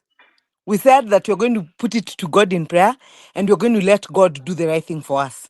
For me, I have actually seen God completely. Because no one saw this coming. Sifuna was the last person anyone expected to come up and just explode in the manner in which, or rather, he's actually not done anything. Someone was yesterday telling me he's been grabbed off the stage like Raila was. You know, like you're out there doing just what you believe in doing, and then something big happens. And when people are imagining that you're the rejected stone, and suddenly they discover the house is crumbling as a result of you being out. So, as things stand, the Wamunyoro guys have been doing their thing. Akina Kalonzo have been doing their thing. Generationally, they're something. They are supposed to be, actually, if we were doing things right, they're supposed to have been comfortably doing full mentoring, which maybe perhaps they did not have anyone to mentor. It's a possibility. I'm just making this discovery when I'm critically thinking about everything. So we really do not have to beat each other up. We really do not have to rush things that we were not even expecting in the first place. So this is a very delicate situation, if we do not handle right, is just going to crumble in our hands. And that's what Tutu is hoping to do. Because this thing has caught everyone by surprise. It has thrown everyone completely off. Someone like Ruto doesn't even know what to do with himself suddenly. The ODM guys, of course, they knew the guy was a force, but they didn't know just how strong. None of us knew just how much. So even he did not imagine he was. So by the time we have this in our hands, let us allow, because you do recall even the 202 moment. Akina Kibaki were doing their thing on the side. Akina Raila were doing their thing, their thing on the side. Raila broke off from Kanu. So there was a third force that then later on, after strategizing well, decided that at the last minute, this is what you're pushing. You guys know the person we're dealing with. This guy will not mind crushing everyone else if that is what it means. Of course, he will not realize, because trust me, the call to remove Sifuna came from him and the likes of Akinambadi. And actually, as someone alluded, Mbadi is Suba, who is a Ugandan, in fact, and then Wandai is a Luya. So yes, they're not Luos. And then Malala is a Luo actually. Malala is on from Uganda, and then now, so basically it was an exchange of people. So as things stand, those guys are comfortable with the seats. Akina Gladys have been looking for the seats.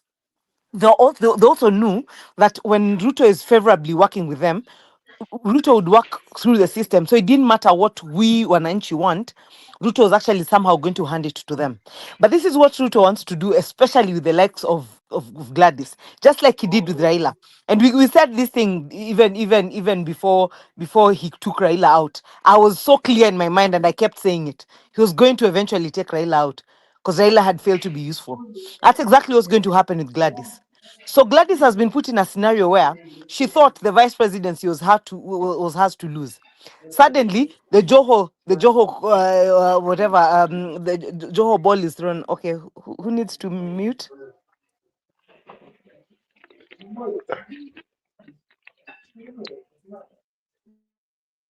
Thanks. So the Joho dice has been cast in the ring as well.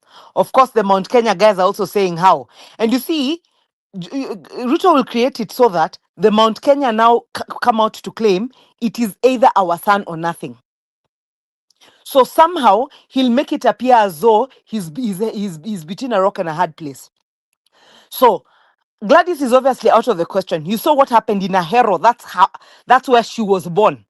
You know, like in Homa Bay, she's married in Homa Bay, but otherwise she was born in Ahero.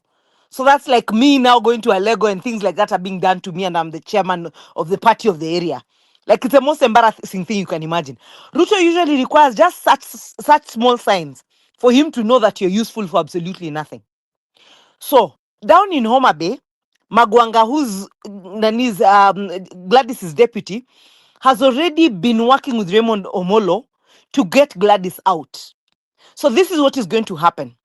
As Gladys was clinging on the national front, Ruto was working on making sure that for everything you said you will pay. Don't think I will ever reward you. There's no time you'll be more loyal than the words that I had you speak against me. So Ruto is that kind of a person. Everybody assumes he's as forgiving as Raila was. Nothing of that sort.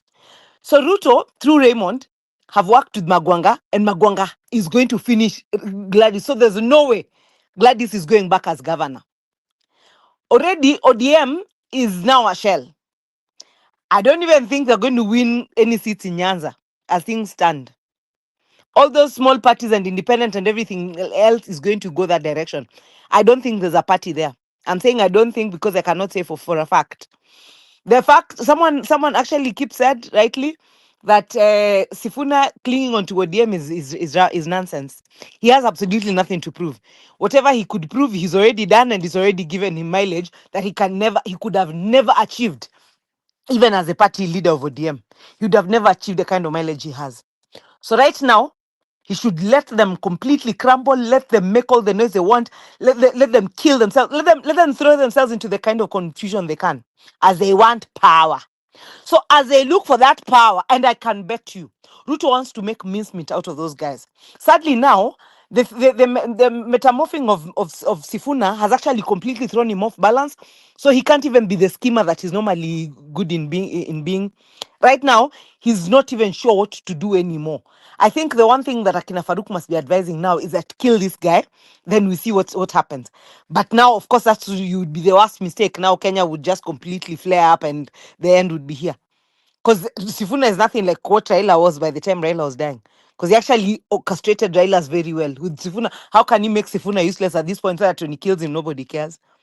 So as things stand, let's allow these guys. These guys are going to work together. And if there's anyone who follows me on Facebook, there's a reason why I'm still on form ni form.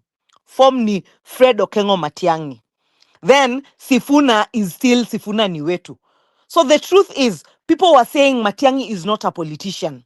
We do not want him to be a politician. We want a leader in him. If anything, I do not want Matiangi on top of any vehicles. Matiangi should be in an office somewhere. He should be set up with a secretariat or people that he can trust and he can work with. Let him work out a government for us. Let him put through a minister, an executive that is devoid of any dosari. Let him tell us within 100 days how he'll have jailed everyone, how much he'll have gotten back that belongs to Kenya that Ruto has taken. That is what he should be doing. Matiangi should be called to anywhere where we want him to speak. Otherwise, there is a political wing that God has formed for us through the Sifuna faction. So Matiangi should stay in an office and do what he's good at. Give us a functioning government. The rest of Sifuna and the rest of us will go out and comb Kenya to its last piece to make sure that the politics of this country are working right. With that, eventually when we present the president, he will not have come to us. We will have gone to him and told him, we require your expertise. Come and do right by us. We have hired you to do this job for us. Because the truth is, my son keeps saying, and I think it actually makes sense. Why would I pay you to come and help you? What is that? What will helping you gain me so much that I should now think that I should actually pay for myself to get into that position to come and help you? That is totally impossible. So right now we've got to make sure that we are working on a team that makes sense. We let Matiangi prepare for us a government, complete with a work plan, with timelines. And then us, we will deliver the political wing of the movement. Period. Thanks. Sawa Maunga, I want to ask you a question. Two questions which are coming up in our story ya Sifuna. Sustainability and endgame. Kama vile Stone PK ameuliza, that is one. Then number two, the issue of Matiangi has come. Then there is this issue of entanglement with Uhuru. Is that one an advantage or a disadvantage from your look of issue? So what I recall having a problem with the Matiangi joining Jubilee, and someone spoke to me candidly and told me, when you have to build a structure for a new political party within the timelines that we have, the amount of resources it would take, it would be nearly impossible. The goodwill that Uhuru is now especially enjoying that previously did not exist, that Ruto and Gavi were able to erode, has somewhat come back. Even if it is not 100%, we have it at 70%. I'll be honest and tell you, that is what the ground actually has. He may not be considered the absolute darling, but in the face of everything, trust me, if you saw what happened with Uhuru when Raila died, it's actually this Sifuna thing that has come and dialed things down. Actually, Uhuru was getting back to in fact, he was growing even bigger than he's ever been in his political history, due to the fact that Ruto has come and messed up this much, and he actually went out and told people that Ruto was a mess. So the truth is, Jubilee is regrouping, it is re-energizing itself, and we should give them the chance and the support that we can. As for the Uhuru factor, Uhuru is a Kenyan. He may have made mistakes like anybody else usually would, but I mean, if God willed it. I mean, for crying out loud, we have Ruto. So what will we say? Was that a fluke that if God did not want, he would not have allowed? He allowed Ruto for a time such as this, so that eventually when he liberates Kenya, we would understand it and we would appreciate it and we would hold it dear. And every Kenyan would actually come out and take on the patriotism that we all require to have. So I do not think there's anything wrong in us having Uhuru participating in righting the wrong that he made. Because Ruto is with us because Uhuru actually participated in bringing him here. So that he's coming out, if it is indeed true that he's involved in making sure that this country gets something different, by all means, I think we should embrace it. Thanks.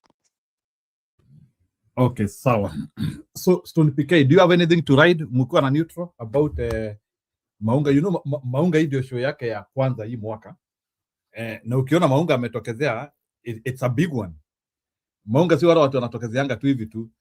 Saa zingine Maunga anakaa na huko, I think Maunga, after the death of Raila Odinga, kuna vile ulidissipate ukapotea kabisa. So, by the way, how have you been recapitulating about that issue? Have you come to terms that we no longer have Baba? I said I predicted it a really long time ago.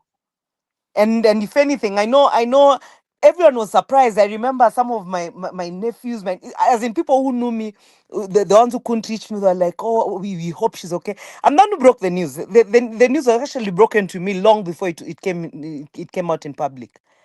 And I mean, it was a welcome relief because he was now a factor of confusion.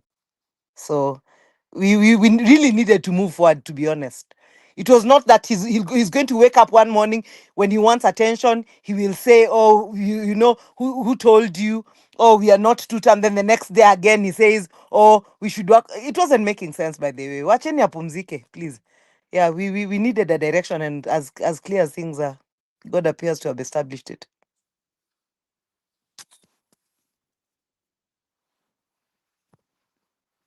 So I came to terms with it a long time ago. Actually, I'm glad it actually came to happen. Yeah. Okay, sorry. Maybe I want to ask you, Mukwana Belfast. What is Sifuna effect in Nyanza? Not in Western. Hey, you haven't been watching what happened to Gladys in whatever happened to Gladys in Ahero. You think is what? It is the Sifuna effect. Literally, Sifuna has brought a lease of life to everyone throughout the country. It will be like from northeastern all the way to east to coast and everywhere else. It is about one term, and it is that Sifunanization. Mimi ni Sifuna. This guy was introducing himself. Honestly speaking, Njiru, this guy did not say anything about himself. Sifuna is not even about himself. Even right now, as things stand, he's in fact not even using that name, that thing, Mimi ni Sifuna anymore. At least he's not even had an opportunity to say that. Everybody else is saying it on his behalf. So he's just riding with the wave. He did not, 3 weeks ago, we were not talking about the Sifuna like we're doing now. That we're talking about it like we're doing now, it's a pure act of God that some of us see as such, because some of us know how prayed up we've been, and that this is a full answered prayer. And like this is where it is, this is where we are hoping to move it. So everything else right now, us who've been walking in faith, we intend to just tell God we want to glorify you even further. Continue doing this for us, but so far you're doing excellently. You're doing far beyond what we'd have thought we were capable of doing ourselves. So there's no way Nyanza is embracing anything else. In fact, that is why nakwambia ODM imesambaratika. Sifuna has changed the tides. Parties will not make sense anymore, I tell you. It will now be about the individual. Because notice how Kenya has literally gone to an individual. Nobody is caring about a party anymore. No one is asking him about a political party. Everyone is saying Sifunization. So what is Sifunization? It's an ideology. What is the ideology? One that believes that we are with the people, for the people, about the people. So basically, we've gone back to constitutionalism. And now that is where we needed to be to now take Kenya to the next level. Thanks. Okay, good.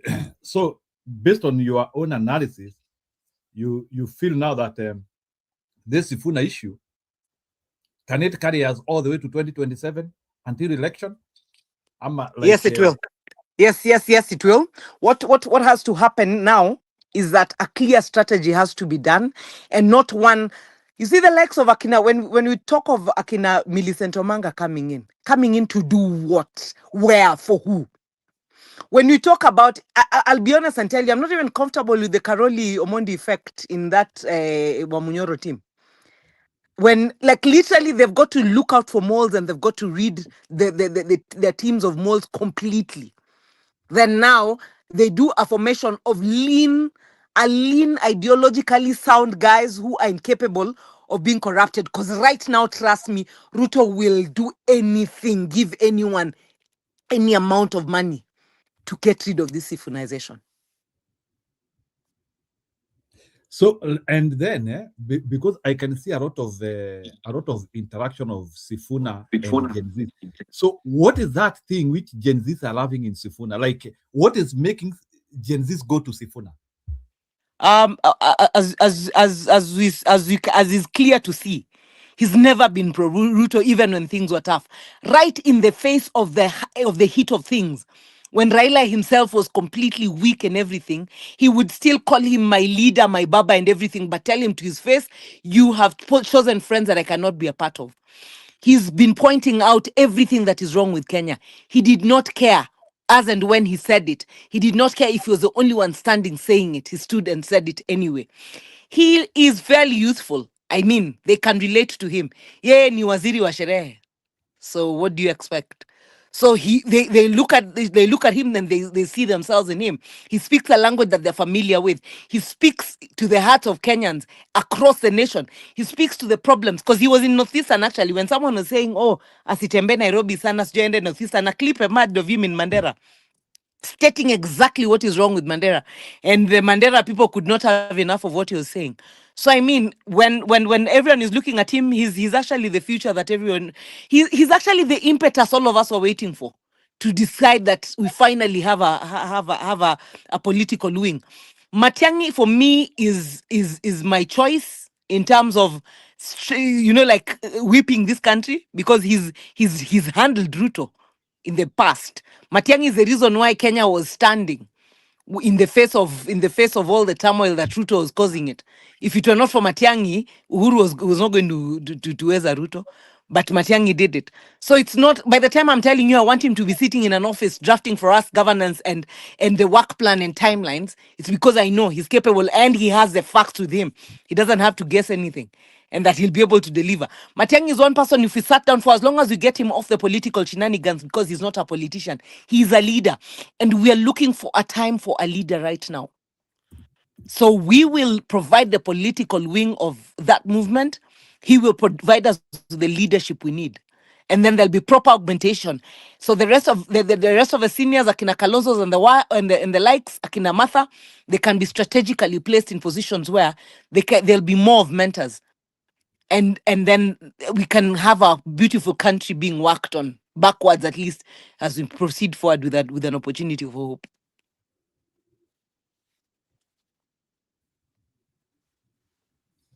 Yeah, sure. Now you have brought Matiangi, so I want to dwell more on Matiangi now. Let's watch this about Matiangi and then we react to it. Matiangi has now been endorsed by 2 former ruling parties. So, kwa wale watu hawajui, by the way, PNU was a ruling party sometime in Kenya. Jubilee was a ruling party sometime in Kenya. I think he could be the only presidential candidate so far who has been endorsed by 2 former ruling parties. The only problem I might this is base 40. Their strength now and but Political Watch, the Jubilee Party and the Party of National Unity, PNU, have announced a joint political framework, with PNU declaring it will not fail the presidential candidates, but instead back Jubilee's flag bearer, Dr. Fred Matiangi. The 2 parties say the move is aimed at reclaiming the country from what they describe as economic decline, youth disenchantment, and erosion of the rule of law. The 2027 political chessboard is slowly taking shape. The Jubilee Party and the Party of National Unity, PNU, have formally announced a working partnership, declaring their intention to collaborate within the opposition. In a major declaration, PNU confirmed it will not field a presidential candidate in 2027, but will instead back Jubilee's endorsed candidate, Dr. Fred Matiangi. For the avoidance of doubt, it needs to be clear that whatever we've decided to do today does not preclude other political parties or other individuals of like mind. Ingawa kunao wanataka kupeana impression wao ndio watachagua, yule atachaguliwa lazima iwe process ambayo ni ya uwazi na ambayo inahusisha washikandao wote. If you operate on the basis of a conspiracy, you will not achieve your objectives, because how will those other 4 who are not nominated go back to their supporters and address them? How will they explain to them why they are not the candidate? Elsewhere, leaders from the Democratic Congress Party in Kirinyaga have accused security agencies of what they claim to be sponsored disruptions at opposition gatherings. The group is demanding investigations into recent incidents including the alleged tear gassing of worshippers at Witima Church in Othaya. We condemn with the strongest terms possible the kind of violence being visited against innocent Kenyans when they are exercising their democratic rights. Meanwhile, internal contestations are also playing out within opposition ranks. Orange Democratic Movement chairperson Gladys Wanga has dismissed claims of divisions within the party ahead of a National Executive Council meeting to elect new officials. Nasonga mbele nyuma ya Dr. Buru Oginga kama party leader wetu, na tumekubaliana kama chama tunaingia katika mazungumzo na vile chama ambao tuko na fikra sawa, lakini wale ambao hatutazungumza nao ni wale ambao wanaeneza ukabila. And leaders allied to UDA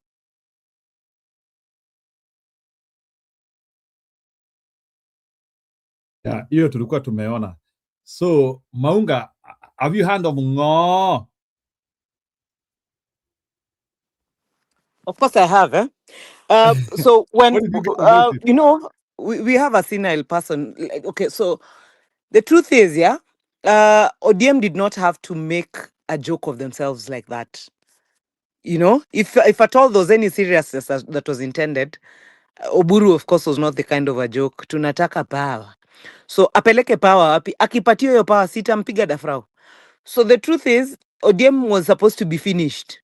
The whole idea was not to leave it standing. So Ruto was clear on his intention on ODM. This Sifuna chase game is what has just completely thrown him off balance. It has totally thrown him off balance. He doesn't know what to do with himself. But otherwise, he was so certain that with ODM gone, he didn't have any opponent. So, as I've told you, this is a pure act of God that we have in our hands. And the best is yet to come. As long as now everybody should be hands on deck, let's all decide that we are clear on what we are doing. Let us not send Matiangi to go on top of cars. Let us work on the ground, each one of us in our own capacity. For me, I've said right now, I won't even go to the field yet. I wouldn't, of course, I'm Team Sifuna any day and Matiangi, but I will not go to the field yet. Right now, as what we're doing right now, Njiru, we are fighting an online war. We should make sure that as and when the time comes, tutakuwa tunapigana kwa maji, kwa nchi kavu na kwa anga. So we will fill the entire Kenyan space with Sifunization. So that's the ideology. We are the people, for the people, about the people. So everything about us is holding our constitution in our hands and making sure we're taking our country back. Period. Yeah. So let me ask you about this issue of Matiangi now. And you know, there are also other opposition figures who are as well aspiring to become leaders. Now we have now started developing preferences, which is true. Definitely, human beings always develop preferences. Yeah, people never like the same thing, so there are preferences. So when you look at the experience of Matiangi, especially whereby he is a politics greenhorn, do you think he is traveling well in these murky waters of politics, and he has capacity to form a coalition with the other parties, and he will be able to convince them actually to support him? Because I can see like somebody like Kalonzo feels like he is in the poor position. Like I think he feels because he was the immediate person behind Raila Odinga.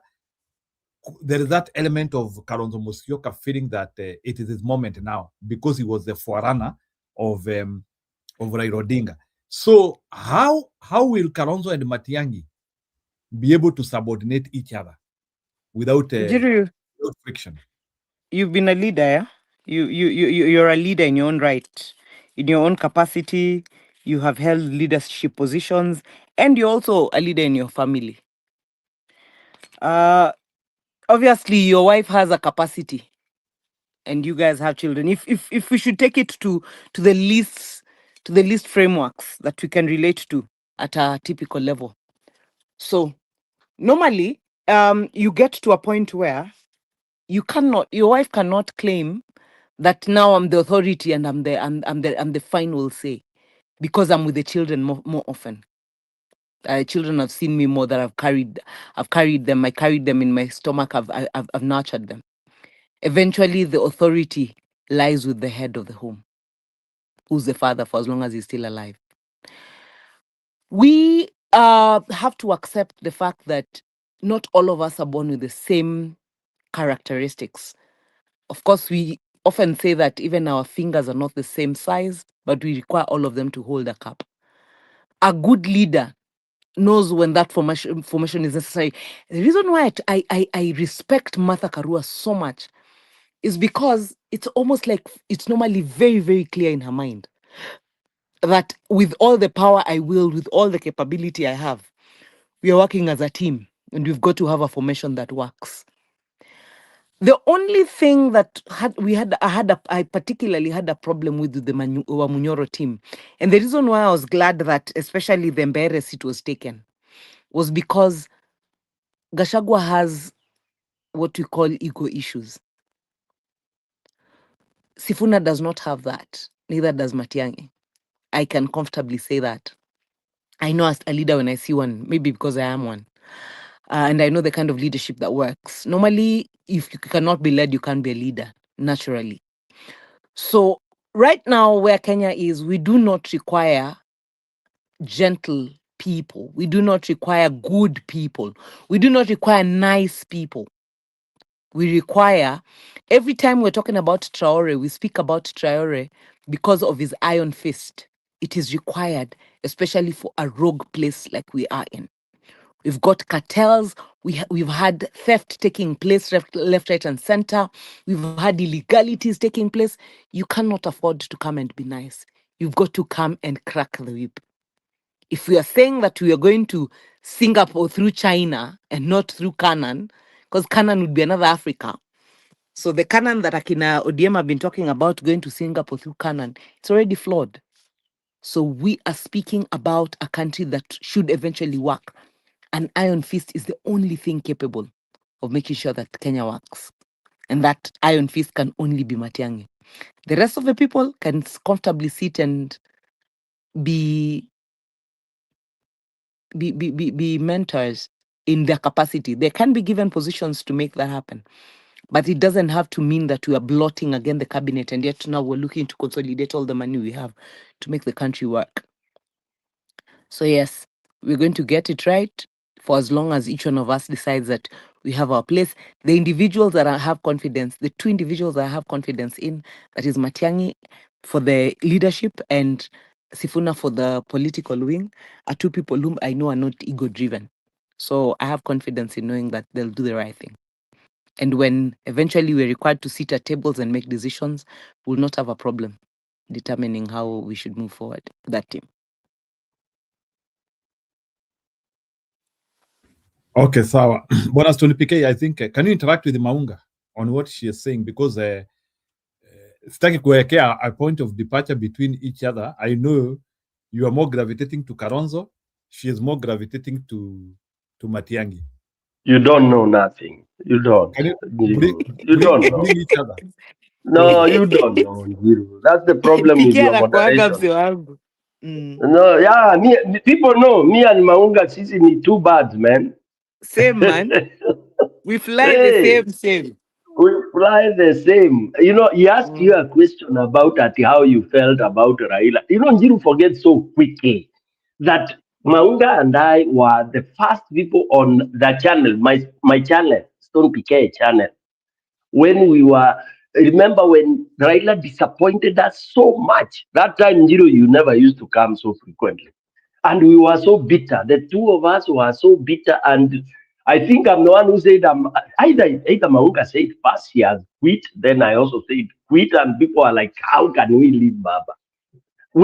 It was a relief for us because one, he had really pained us when he came in between the Gen Z and when he stopped the movement, and he made very, very bad comments that always echo in my mind. You are saying this is, then what? Then what should happen? That has killed me forever. Imagine that, Yani, and then of course ravishing our children. Ni kama Imagine. sisi hatukuzaa. So Njiru anakuuliza hiyo swali ni vile nilikuwa busy nikasema huyu Njiru namna gani? For us it, you know, and I said, even I posted in my Facebook and everything when he passed on, because I got to know immediately. I stated, I still have it. I wrote a very long one. I said, yes, I mean, we empathize because for many years, he is who we looked up to. It's unfortunate, death is never welcome, but I pointed This out was that the necessary. point of, exactly. So Njiro, wewe ndio ulikuwa nini? Mauga, we are on the same boat in every other aspect, because for me, as usual, I'm always realistic, and I've been telling these people on this channel that for me, that team I'm seeing before Sifuna came in, I was saying the team as it is. I had been having a problem with one guy, but then I've always been putting a disclaimer.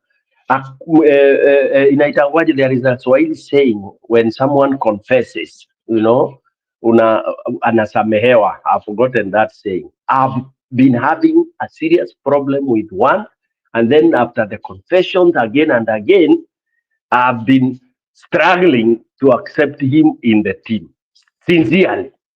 See ati nina personal problem, but politically and even in terms of what I envisage that should be happening and what kind of leadership we should be having in terms of even trust, I've even been jittery. This is one of the people I see like, je, akipewa pesa mingi, you know the way, wacha nitumie example, you know the way you have a girlfriend and then you see you are in doubt, unaona ka weakness fulani, anapenda tu vitu tuzuri kidogo. Sasa unashindwa, nikishindwa kuprovide, will this love still ama mtu mwingine akuje amnunulie Ferrari ataniacha? So mimi nina doubt hii. Kwani ni uongo? Si utaachwa? Sasa si unaona, basi sasa hiyo si love. Sasa huyu jamaa wetu akuja apewe trilioni moja juu tunasikia alikuwa ameitisha. By the way, you should listen to the scandalous discussions za Muthoni wa Mchomba, the way amejaribu kunini, although of course she's jittery and she might be exaggerating some of these things. There are things when you hear people are discussing monetary terms kwa meza. Ni nani? Kalonzo? Wamonyoro. He is talking Oh.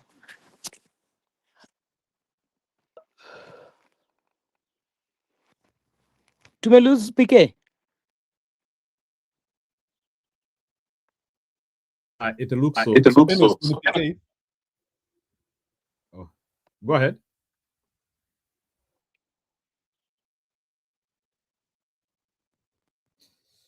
Yeah, I think he is reacting to the allegations which Mshomba has been saying. You know, I've not been listening to Mshomba at all. Yeah, of course, unajua, immediately she gravitated back to Ruto.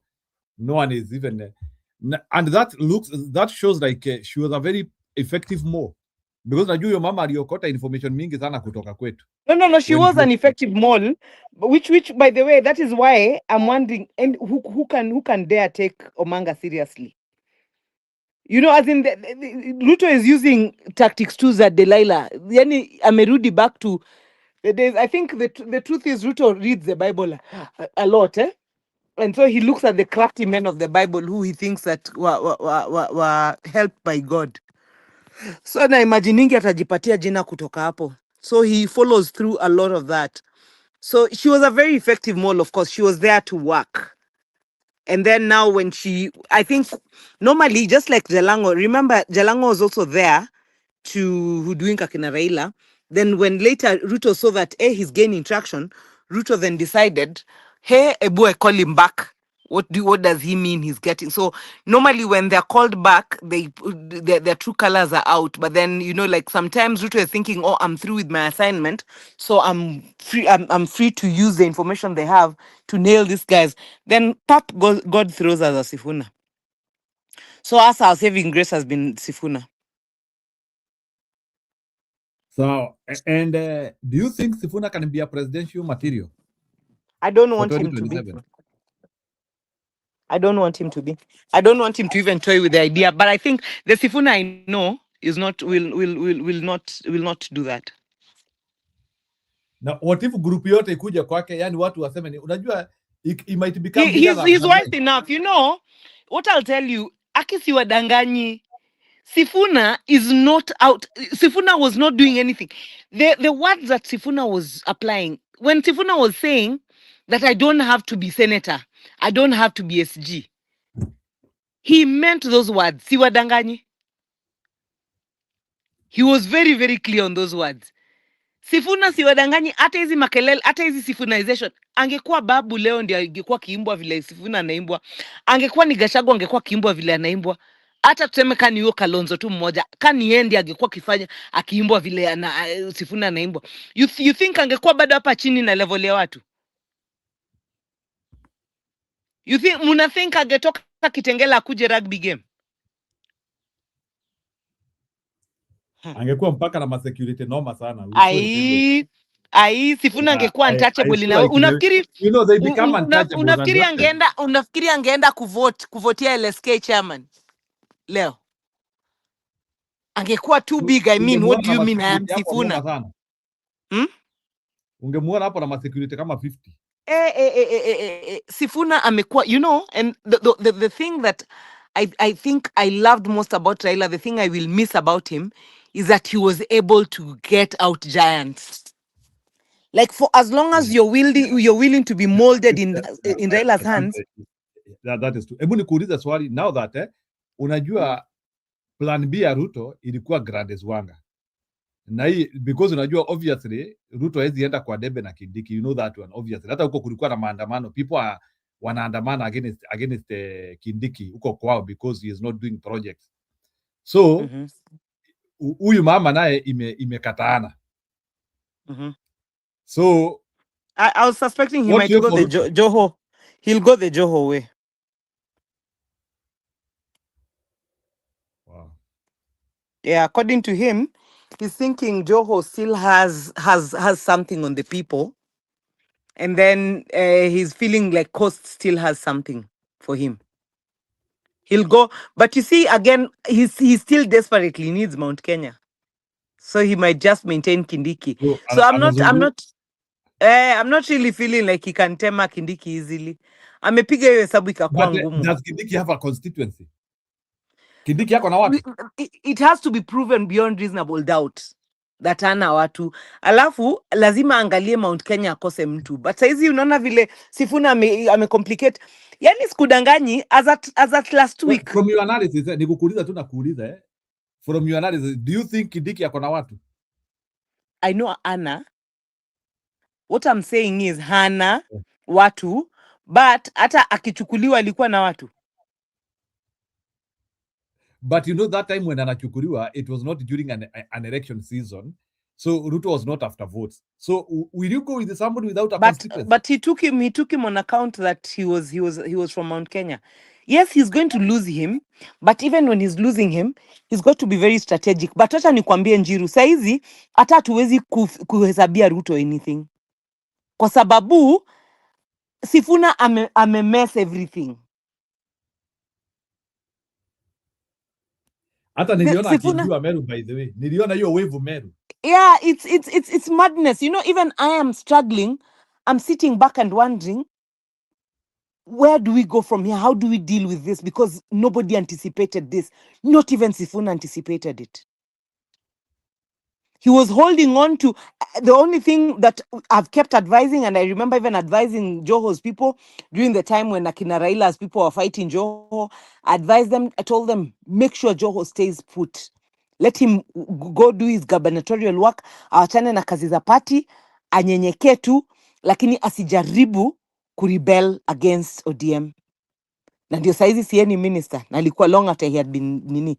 So there's normally a thing about you wait it out, so then they will claim loyalty. They will claim that you are loyal. Much as ulikuwa ukijua ile uchungu uko nao. But Sifuna came into this game knowing fully well what had happened to Ababu. Because I was with Sifuna in Ababu's think tank. Ababu akatuacha kwa WhatsApp group hata bila kutuambia anaenda. Akaenda akatuacha hapo. Tujipange na Alienda maisha wapi? yetu. Aliwaacha wapi? Akaenda Akaenda wapi? Jubilee. Akaenda Jubilee. Yaani mliachwa tu hivyo. Ai, tuliachwa sisi, tuliona vitu kwa news. Na tuko kwa WhatsApp group kama think tank yake. So Sifuna knows very well how Ababu wrecked himself. So he was clever enough not to. So the same way, so Ababu pia angengoja afanywe hivi. So imagine this Njiru, Ababu pia angengoja Raila amfanye hivi, Ababu would have been the biggest thing in Kenya right now. Yeah, naona Kenya imepewa mkale. Congratulations Engineer Ruka Kimeri on your appointment as the Kenya National Highways Authority Kenya Director General. So Kimeri ndiye amefanywa mkubwa wa Kenya. Kwa sababu unajua kina kura na kera zinafaa kutolewa, ilikuwa pato. So Ruto ata implement 10-point agenda. Akifikiri ati hiyo ndio kitu wa Kenya wanataka. Meanwhile hajui yeye ndio wa Kenya hawamtaki. He can leave everything as it is. Bora tu asinini. Bora tu asiendi asikue hapo. Hajui is a problem, so that yeye mwenyewe akishatoka kila kitu itaachwa intact and Kenya will still run. He's not aware. Or rather he fails to accept that fact.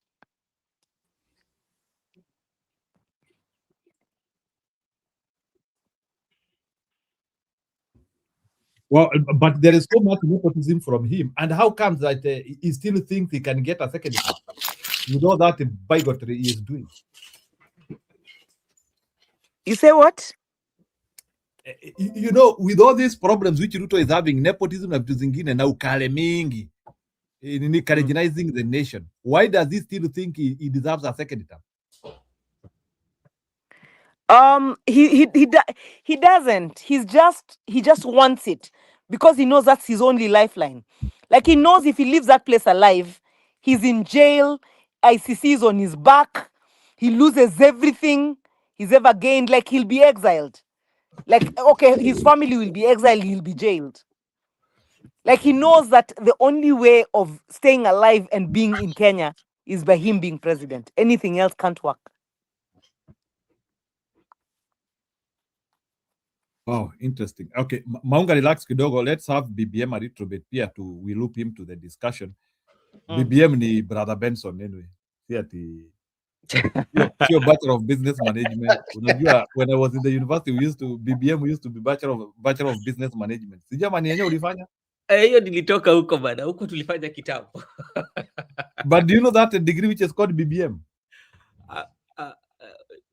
Maybe because like I did logistics and accounting. Yeah, we used to have BBM in Moi University. Imagine that BBM nikikwambia bana, tulisoma na nani unaweza kataa bana? Nani? Cheruiyot. Alikuwa mbele yako ama mlikuwa the same? We were the same year. Oh, Aaron Cheruiyot. Yeah, Aaron Cheruiyot. I think he was doing what? I don't remember the course he was doing, but we were in the same. Na ukora ni hiyo tu. Like I have come to realize like human beings do not change. They just manifest who they are from one stage to the other one. Depending from environment where you are brought up, you see what is happening from your environment, so you will continue with that. Maunga habari ya siku mingi. Sababu Moi alitusumbua sana bwana. Mzuri sana Ben, mambo. Poa sana. So we are talking about Sifuna sustainability. Hiyo kitu ya Sifuna inaelekea wapi?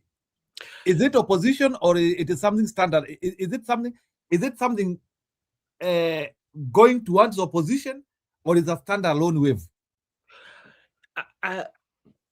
From the look of things, because what Sifuna is talking about is what majority of Kenyans are saying, so it is something that criticizes the government of the day, so which means it is opposed to the leadership of the day. So it means it's in the opposition.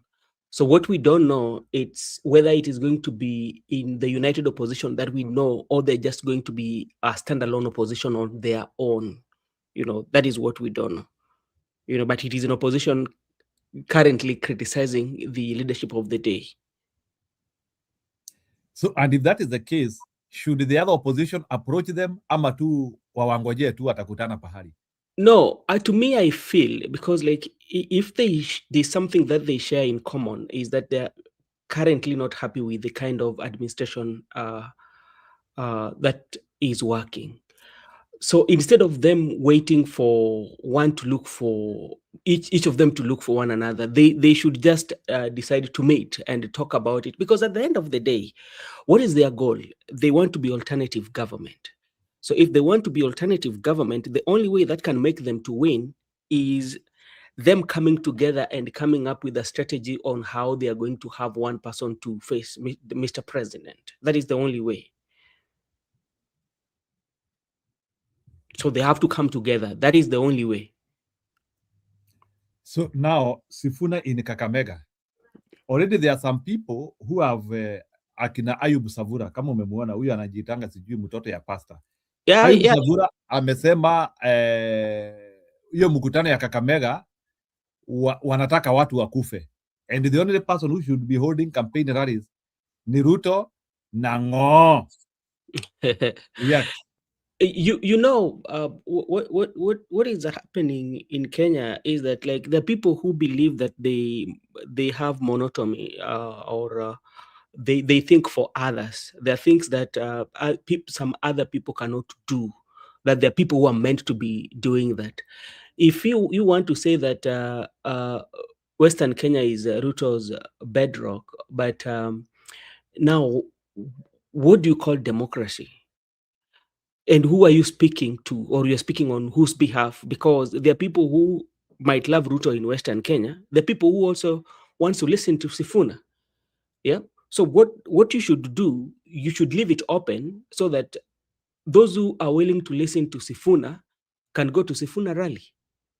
And those who do not want to listen to Sifuna or want to listen to President Ruto can do the same. By the way, actually, they are going to be in Lurambi constituency. Amalemba is in Lurambi constituency, you know. So I don't think like is in the main Kakamega town.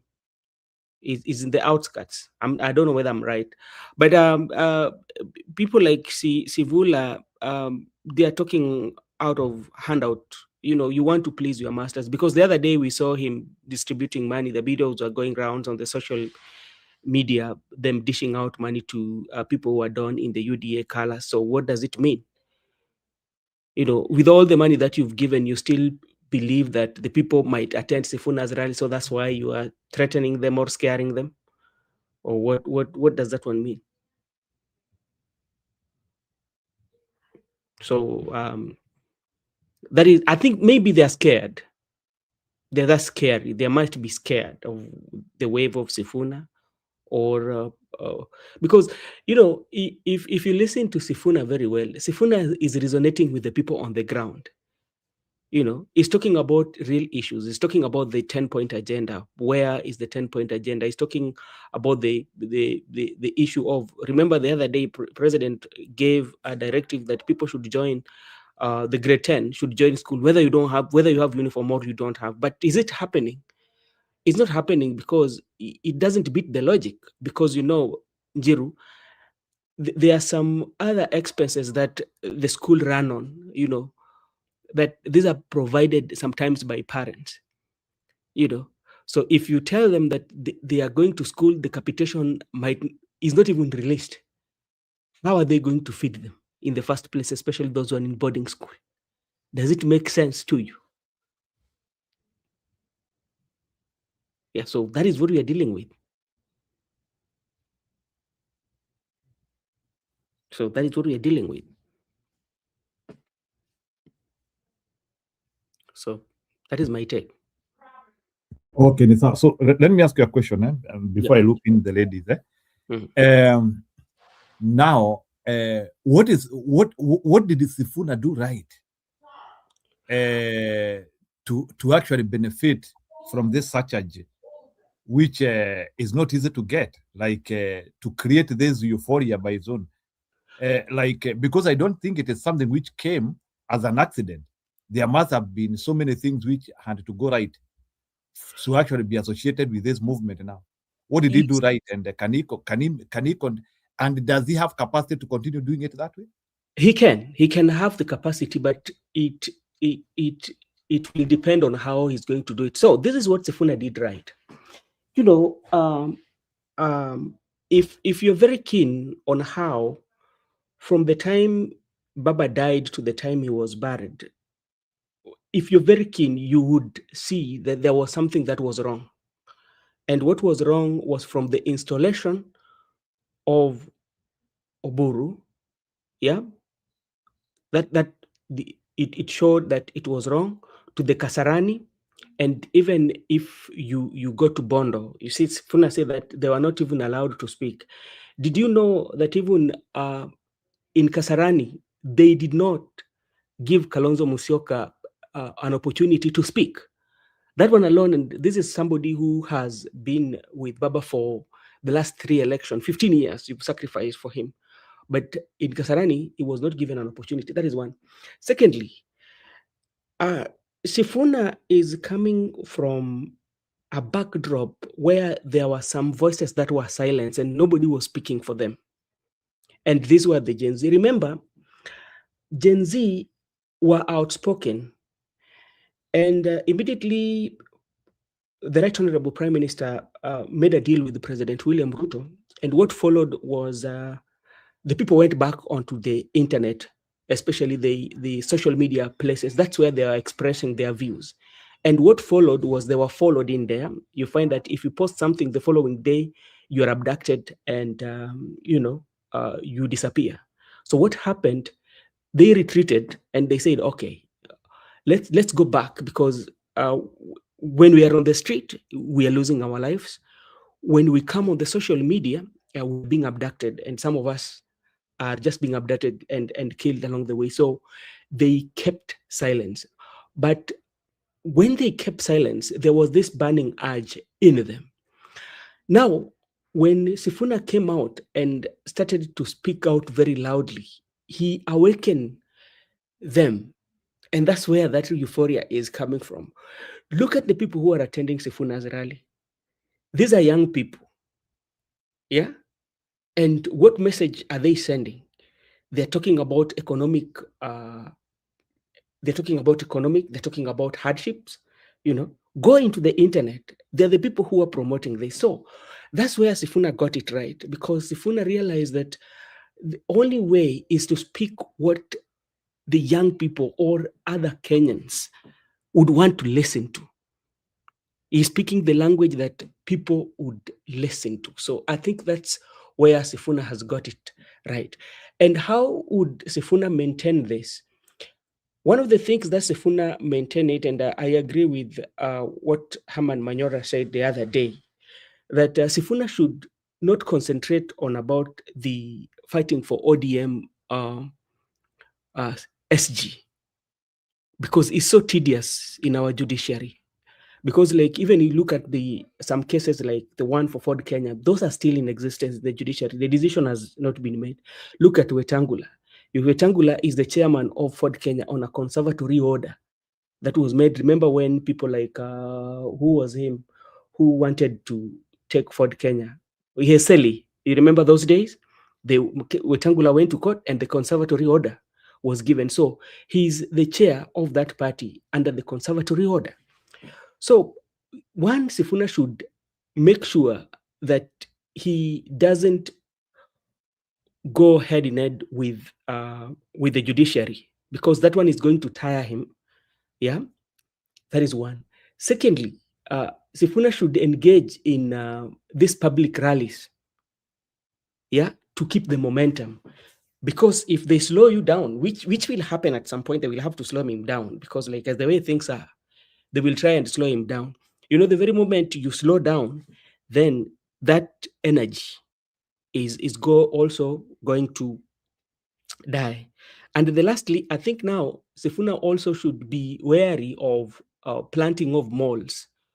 Those who do not mean well, or those do not share those aspirations, those will come and get the information on what you're going to do next and all that. So he has to be prepared about that, and he has to be courageous, because if he's going to be, let's say that, to be afraid, because like he's going to get intimidations, and you see the tear gassing that is happening, whereby if you listen to Murkomen saying that people are accessing the canisters, and you ask yourself, and you're in the docket of security, how can that one happen? Does it mean that there's a laxity somewhere? You say that somebody that's threw canisters somewhere. Does it sound right, especially like somebody who is in charge of security? You're saying that those apparatus can be easily accessible without even you getting intelligence that there's somebody who is kind of like ordering this somewhere or making a big purchase to come and do that, and just to create some scenes, it tells you. So I think that's how Sifuna can maintain the momentum.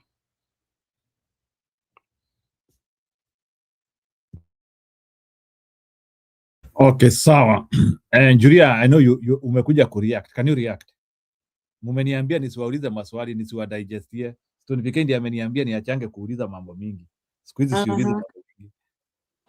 Yes. Nikumbushe umeongea ni nani sioni? Maunga. Si Maunga, the other person F. BBM. Benson. Huh? Benson hapa. Oh, Benson, I'm trying to remember. Watu mmepotea sana. Na by the way, Benson anakuanga na show yake, anakujanga mapema zaidi kuniliko. Ben, what time do you come by the way? Wewe nakuonanga unakuja mapema. Yeah, wewe si wa late night. Mimi si wa late night kulingana na pali nilipata kazi. Sasa unajua pia kuna mulo, kutafuta mulo, na time yangu ili change. That's okay. I think Benson unakujanga, is it 6 time ya Kenya? Yeah, 6 Kenyan time. 6 p.m. Yeah, 6 p.m. Yeah, unaona anakuja mapema kabisa. Yeah, I was going to comment on Benson. So and Maunga, when I see these people come back, Maunga. Poa sana, Julie, mambo? Poa, karibuni tena. Asante. Niliambia PK, there's some, I want to repeat what I said, that when I had some reporters say inawezekana, it brought me some nostalgia. When we were fighting with Baba, we were like, we are not giving up. And I felt like some sense of rejuvenation. And when I see you people here, I feel like Sifuna has brought in a new wave and a new amepea watu psych. Wacha tuseme hivyo. Tumie yule amepea watu psych. So that is what I'm seeing. You asked me to react, that is what I'm seeing. This is my reaction. We cannot all fit in one basket. Okay? There are those of us are pro Matiang. Others are like, okay, Gachagua is fighting on the front line. Let him fight. He's fighting. We are giving him a push. But the others who feel like hata kama Gachagua anapigana hatumtaki vile. But still now we need to fight together. So you know what Sifuna is working as? Like a unifying factor. He's not necessarily a loyal leader.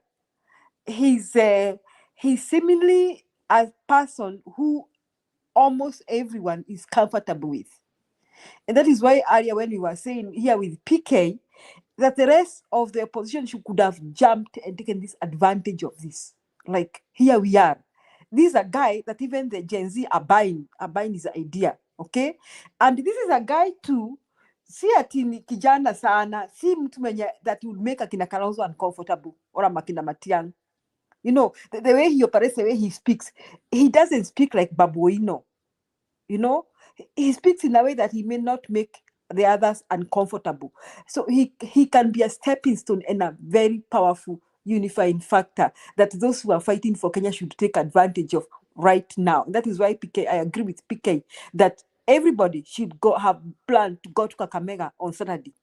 Everybody who claims to be fighting for Kenya, awe nani, angeuka Sifuna mikono, Kakamega. That's my take, Njiru. Jiro, allow me to read on what Julia is saying. You remember the bloggers have been sent to actually spin it that these guys are Uhuru's Stooges, eh?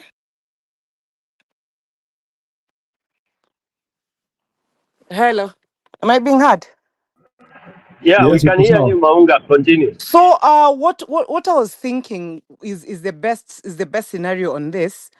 Is it possible that we see the first full wave? You know, like if we give it out a whole month, say like, okay, of course there's this rally in Kakamega. Next I had iko wapi. I think the next one is already being mooted. But can they do 2 more rallies on their own? And then when the introduction of the rest of the opposition team is coming, it is a little more structured and they'll have strategized properly, because you clearly see that the Matiangi team is also not sitting pretty somewhere. They're also busy making inroads and they're also busy forging partnerships and everything like that. So, like, both teams are busy, only now the political ground wing wako kwa ground na wananchi. Now, watu wenye wanafanya boardroom wako busy kwa boardrooms. I actually honestly think that is a superb strategy. I tell you without fear of contradiction, Sifuna will not go it alone. Sifuna is part of that larger team. Sifuna will not be one to just stamp and say, I'm the one people want. He will come out and say, I told you guys that we are getting Ruto out. And this is the way to get him out. And I am part of the team. I am representing, I'm still your voice in here. I'll be on the ground with you. Let this guy, because for me, I said that is the communication I'm going to make specifically from my point. Let this guy stay in the office, do all those boardroom assignments. By the time he's bringing us a lineup of executive, they're the kind, you see, you have just confirmed, Jiru, that you're with Cheriot and he's not different from who you see now. So whenever we are picking leaders, we are supposed to be picking character. We are never supposed to be picking euphoria. And as you've realized, you see the likes of Akina Savula, the likes of Akina Barasa, those are very corrupt people who have cases in courts. Just the kind of people who are comfortable with Ruto because they know they're protected under Ruto. But we require all these people to be brought to book. Every criminal in this country has to be behind bars in the next administration, even as Zaman is coming out. So that is the blueprint we need. That is the kind of manifesto we want Matiangi to be working on. Sisi tukiwa kwa street na wananchi. Because as PK was saying, it's true. Ni nini tutaambiwa yenye ni mpya? Corruption, the corruption scandal that has blown up, the next corruption thing that Ruto is planning, there'll be absolutely nothing new. But then when we have a strategy of a boardroom that is working out and giving us solutions, as Ruto was saying, oh, I want a plan. No, our plan will be clear. Tuko na timelines za to make sure that tuna hit the ground running. Exactly what Kibaki did. Thanks.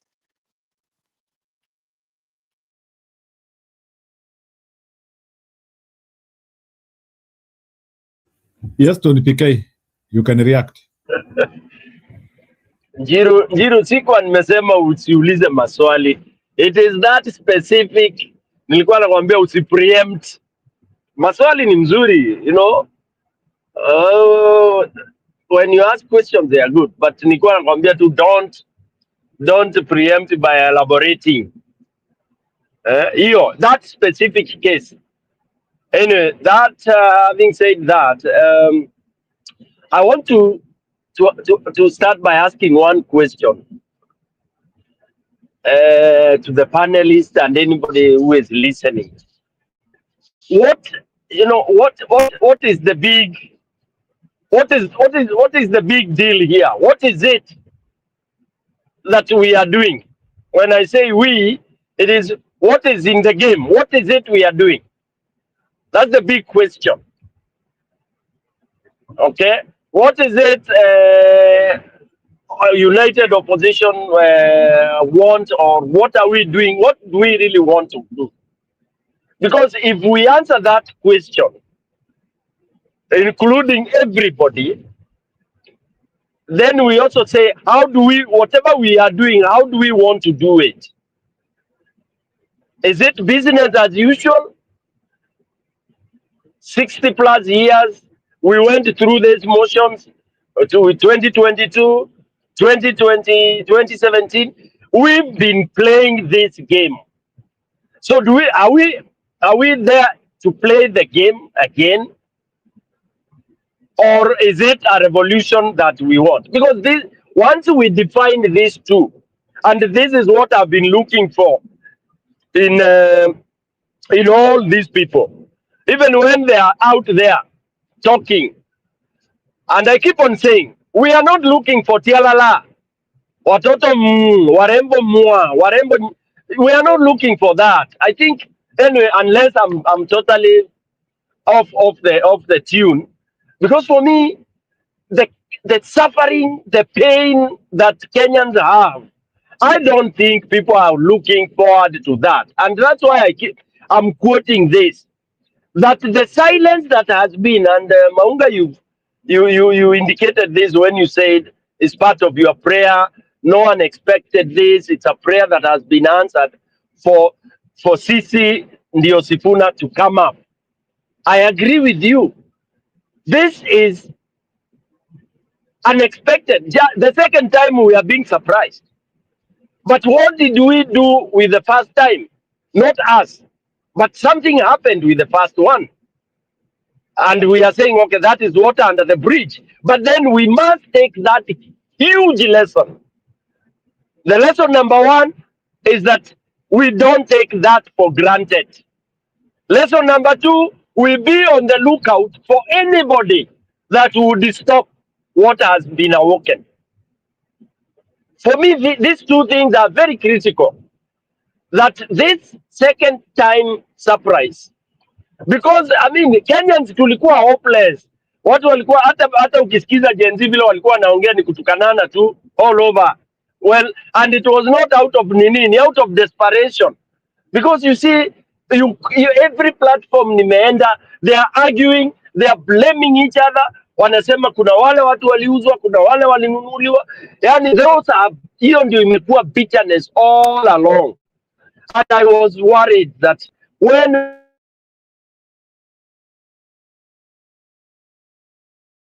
there be a moment, you could, every forum you go unasikia tu ni bitterness, including here on this channel, hii channel yetu hapa. Yani ni lamentation too with which way forward. When we listen to these people in the meetings, tunaambiwa next year, tarehe 10 August, Ruto will go and all that. Was that good enough? Did it give us a lot, any inspiration that yes, huyu jamaa ataenda? Because that is what we had 2022. Wengine walikuwa wanasema tumepima masuti, tumefanya that rhythm, we went through the same. So now for this other one, and I'm talking this so that even now the people, the opposition, those who are bringing hope to the people, the hope building is not just saying, believe it, Ruto will go. That's why I'm never satisfied with, Gen Z hawachukui kura and all that. Those kind of diversionary zinaitwaje, blame games. Hamjachukua kura. Hata mkichukua kura Kenya mzima, and then you don't have the protection of the rot in IBC. Even if all Kenyans registered and all Kenyans voted, surely it will be the same game. That is one. So for me, this wave, I've been even looking forward that if we could even take it and push it, mpaka what was supposed to happen in August 2026, if it could happen earlier, I would be so happy. I don't mind even there being a serious pressure on this government, such that even somebody takes off. Okay? And that cannot come with a rhythm. Oh yeah, sijui huyu anaongea peke yake, huyu anaongea peke yake. No. Unless now we all resolve and say, let's go pole pole, ni elections ndio tutafanya. And I think that is what all, apart from Martha, that is all what the others are saying. They are looking forward to tarehe 10, 2026 elections. Well and good. So if we are looking towards that, then can we hear very tough, irreducible minimums being spelled out? All even sometimes going into threats, warnings. Some even going into so and so must go, or even dissolve this, remove this in order to have this. Like, for example, I want to hear that the system, the Kamago system is gone and it's given an ultimatum. In 2 weeks' time, we want to hear that deal is cancelled totally. Like the way Majan was fired. And then we will feel like we can now probably look forward to an election whereby maybe there'll be some voting. I want to hear, where people are talking about maybe the reshuffle of all the returning officers, those Somalis who are all over. In fact, IBC, I think, is over 85% Somalis.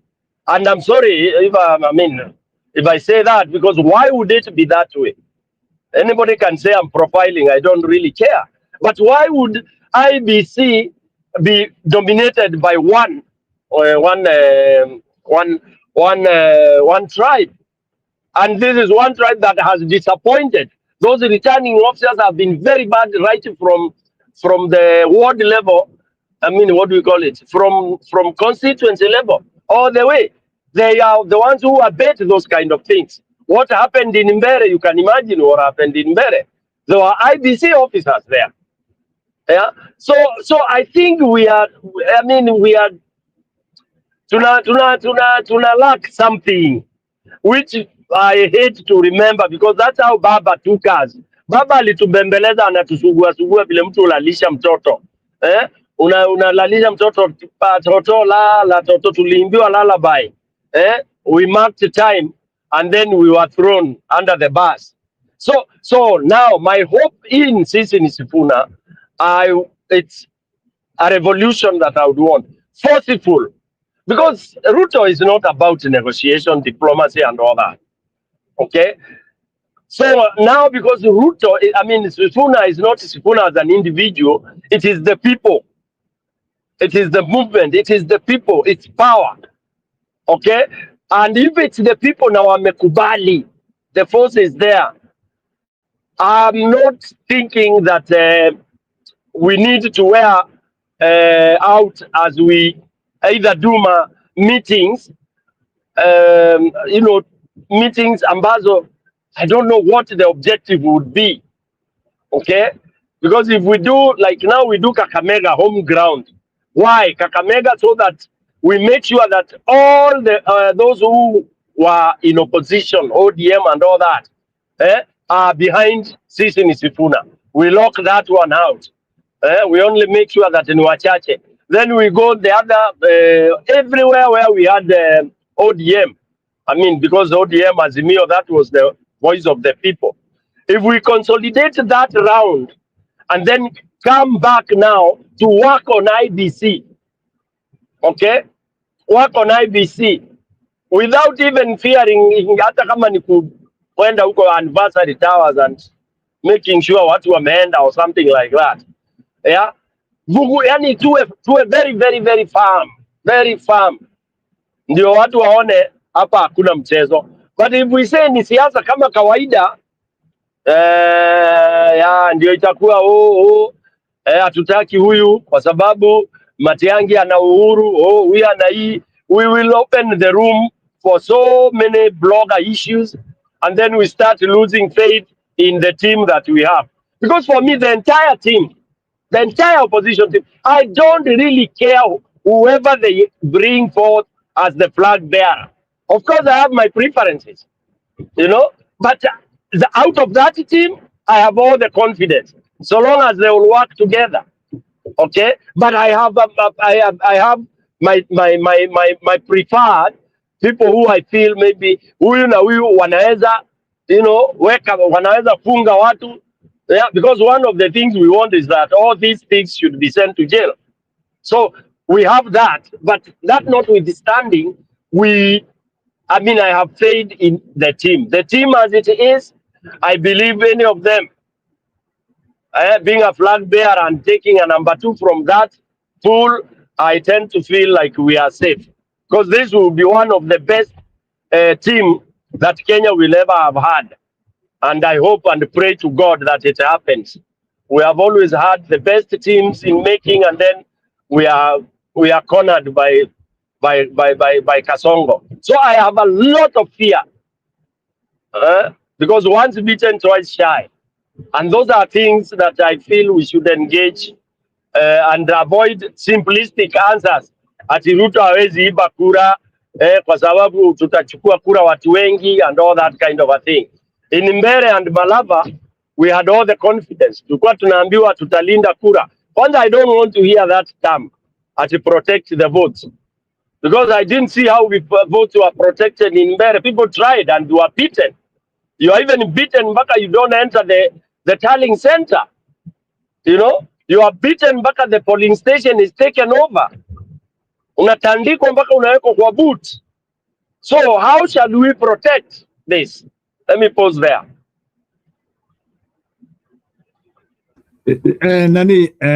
So nataka kuonesha kitu something which happened yesterday in China. Yeah, this one is just kuonesha, even as we discuss and Ruto is destroying our country. Nataka kuonesha how serious nations are doing. This one is just for your consumption. China has now made robots which can imitate human beings. It's a first. Anyway, I give them congratulations.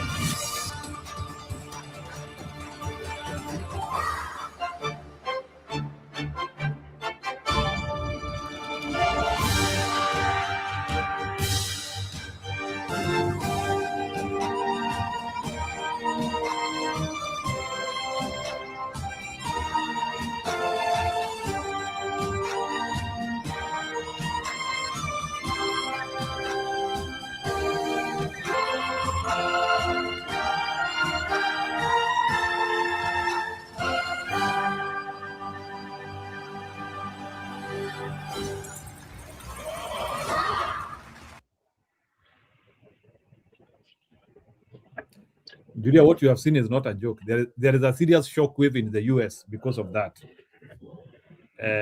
China wali demonstrate hiyo jana, and that one has proven. Anyway, I made that too. Like that one is a new AI. If China has been able to do that, I think they are close to civilization more than any other country. Huyo ni Jack Chan that is Jack Chan. Kama mnajua Jack Chan, ile drunken master, they have used like 10 robots to imitate him. That's not a joke. mnaweza endelea. Nilikuwa nataka tu kuwaonesha tu ili That's a challenge to us wa Kenya.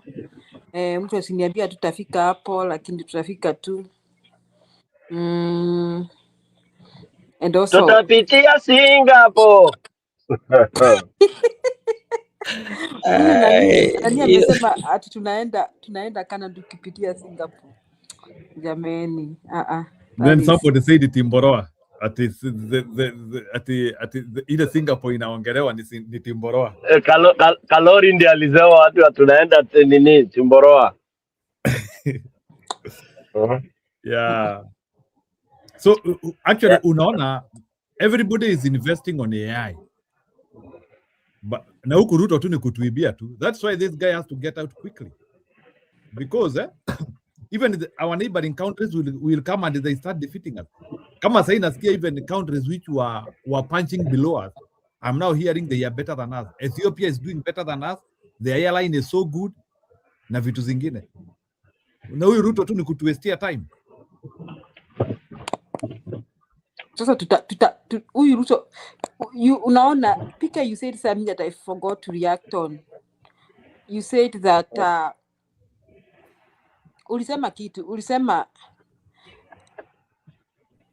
you said that if Ruto has just a problem, he thinks village so much. Yes.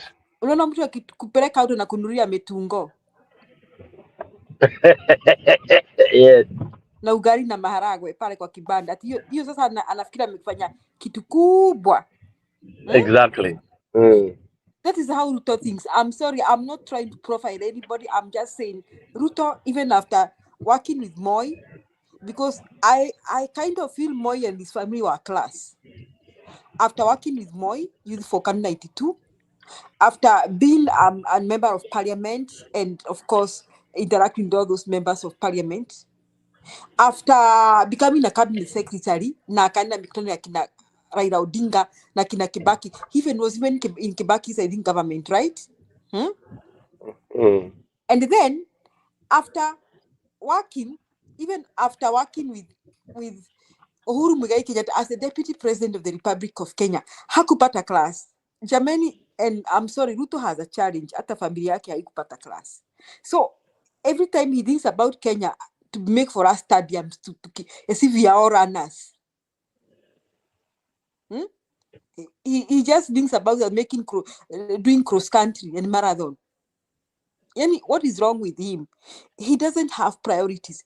You know, if you're in your house and you're trying to buy your children big toys and all that, I think your wife will insult you and curse you Really, out. the guy doesn't build those things because he's building them for Kenyans to use them. He builds them because that's where he steals. You see, nobody is auditing those projects. It's for money. It's for it's purely for stealing Kenyans' money. Yeah. That is why he's not delivering services, because in services he will have to use the money. But when he does projects, he'll inflate the costs, and now that is how he'll be able to make the money. So he doesn't build them because that he's doing anything for Kenyans. If anything, he's building things that he can own, that he can use for his own personal gratification. Because at the end of the day, he's supposed to get incomes out of those things he's building. He's not building them for Kenyans. Yeah. Look at the branding of KRS, from KRA to KRCGS. CGS more than 100 million. I mean, surely. I don't think really? Ni million. Lazima haiwezi kuwa under a billion. Kama grant Shando ilikuwa 4 billion. Yes. Sidhani kama sidhani kama iko na anything less than a billion. Yeah, so hata NEC. Actually Julia hata NEC yenu anaweka KNEAC. So hiyo pia anaweka A. So ana add hizo words at a cost. At a very high cost to Kenyans. At a cost that he makes money. Yes. There's nothing the guy is doing for Kenya. Everything he's doing is so that he can make money out of them. Jama akona kaushamba Insatiable greed. Pesa. He just has a kaushamba ya kutafuta pesa. He just like this guy who cannot change. I mean, you can remove a guy from the forest, but you cannot remove the forest out of him. I mean, I give up. At his age and all the portfolios he has held, now he's the president of the Republic of Kenya. Apana, this is too much. He's just like, the guy can't change. You know, the other day, Niliwambia, Ruto will stop stealing after he goes to the grave. Even in the grave, he'll be stealing from the other souls. Hata his last minute, second na daktari, atakuwa kiambia daktari angalie banki pesa imebaki pesa ngapi, ama ile project kama ilirana ama kuliendaje. You know, Julia, what I do, Mimi, I listen, I browse a lot about these other presidents. Like I keep on telling Jiru, one of these days, he should also be playing at least like anachukua president wa Botswana in one of the forums talking to the citizens. And then I compare Naruto, for people to compare. I mean, it's only in Kenya where I think, na nilisema hivi jana kwa show, nafikiria sisi wa Kenya ni wapuzi kabisa. No wonder Ruto anaona si ni mafala tu. Yani, sisi ni mafala, we can tolerate any nonsense hii. Do you know it's only Kenya? Maybe Uganda sasa, but Uganda ni juu ya campaign. Museveni doesn't go talking to them. Because kwanza number one wame, you know, hao wali give up. Sasa sisi we yani we listen to Ruto. Ruto anasomea watu kama watoto. Ruto anatukana watu akina Kalonzo, akina Matiangi, akina nini. And then people are there quiet. Me, I think if I was in that position, I don't know what I would do. Yani mtu anasimama ati anaanza kuongea and then nobody responds to him. And then when they are addressing him, unasikia wakisema His Excellency the President Ruto ati alituita wajinga. Mheshimiwa. In Kenya, what does mheshimiwa mean? How do, when somebody you say ni mwizi, unasema mheshimiwa mwizi Stone PK. Sasa, what are we? Yeah. Unajua Stone PK, Excellence Stone PK ni mwizi. Ala, excellence goes with mwizi.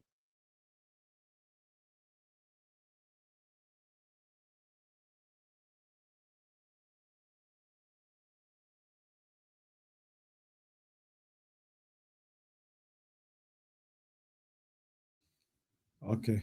People say point at the leader, and that reflects what the people are. I think we are like Ruto. No wonder we are able to be governed, and that's why we had 24 years of Moi. You know, Ali to govern with us lamenting and all that. I think as a people, that is what we are. I know that can be. I think that is who we are. Very easily docile. We claim to be strong. We claim to be at yo. We are revolutionaries. I think hizo vitu zote far from it. Far from it, because ndio sisi hao. So I think we should get, you know, a different breed of leader, and that's why I had hope in Sifuna. But again now, when I play Sifuna's speeches nyingi, nilienda nikakuta kuna ka weakness, which I hope ata change. You know, that one big weakness ile alikuwa nayo, and I hope ata change. He was too much into Baba told me this, Baba did this, ODM did that, does this, ODM. I hope he comes out of that shell of ODM, and now he goes national, and he goes Sifuna. I wish he could even forget mentioning Baba. Kabisa, because he's grown up now. He's grown up. Sasa Baba hayuko, Baba is buried, and that is it. You've learned from him, well and good. So uphold what you have learned. Otherwise, he akianza kuimba hiyo rhythm ya wale wote wanaimba Baba told us this, Baba, hiyo imebo watu. Na especially the Gen Z, you don't psych them, you don't sextize them ukiwaambia maneno ya sijui Baba did, Baba da, all this kind of a thing. Naye huyu nani Babu Owino awache tialala hizo zake. Okay? Aache tialala, aanze kuwasha moto. Tialala nini? Yeah, he should grow up. Yeah, he We are should. not in a football pitch ama tunachia futa ama nini bana. What is wrong with them? Si akona beef sasa tuwe tu mzee tu for real. Yeah, hatuko kwa rugby, you know.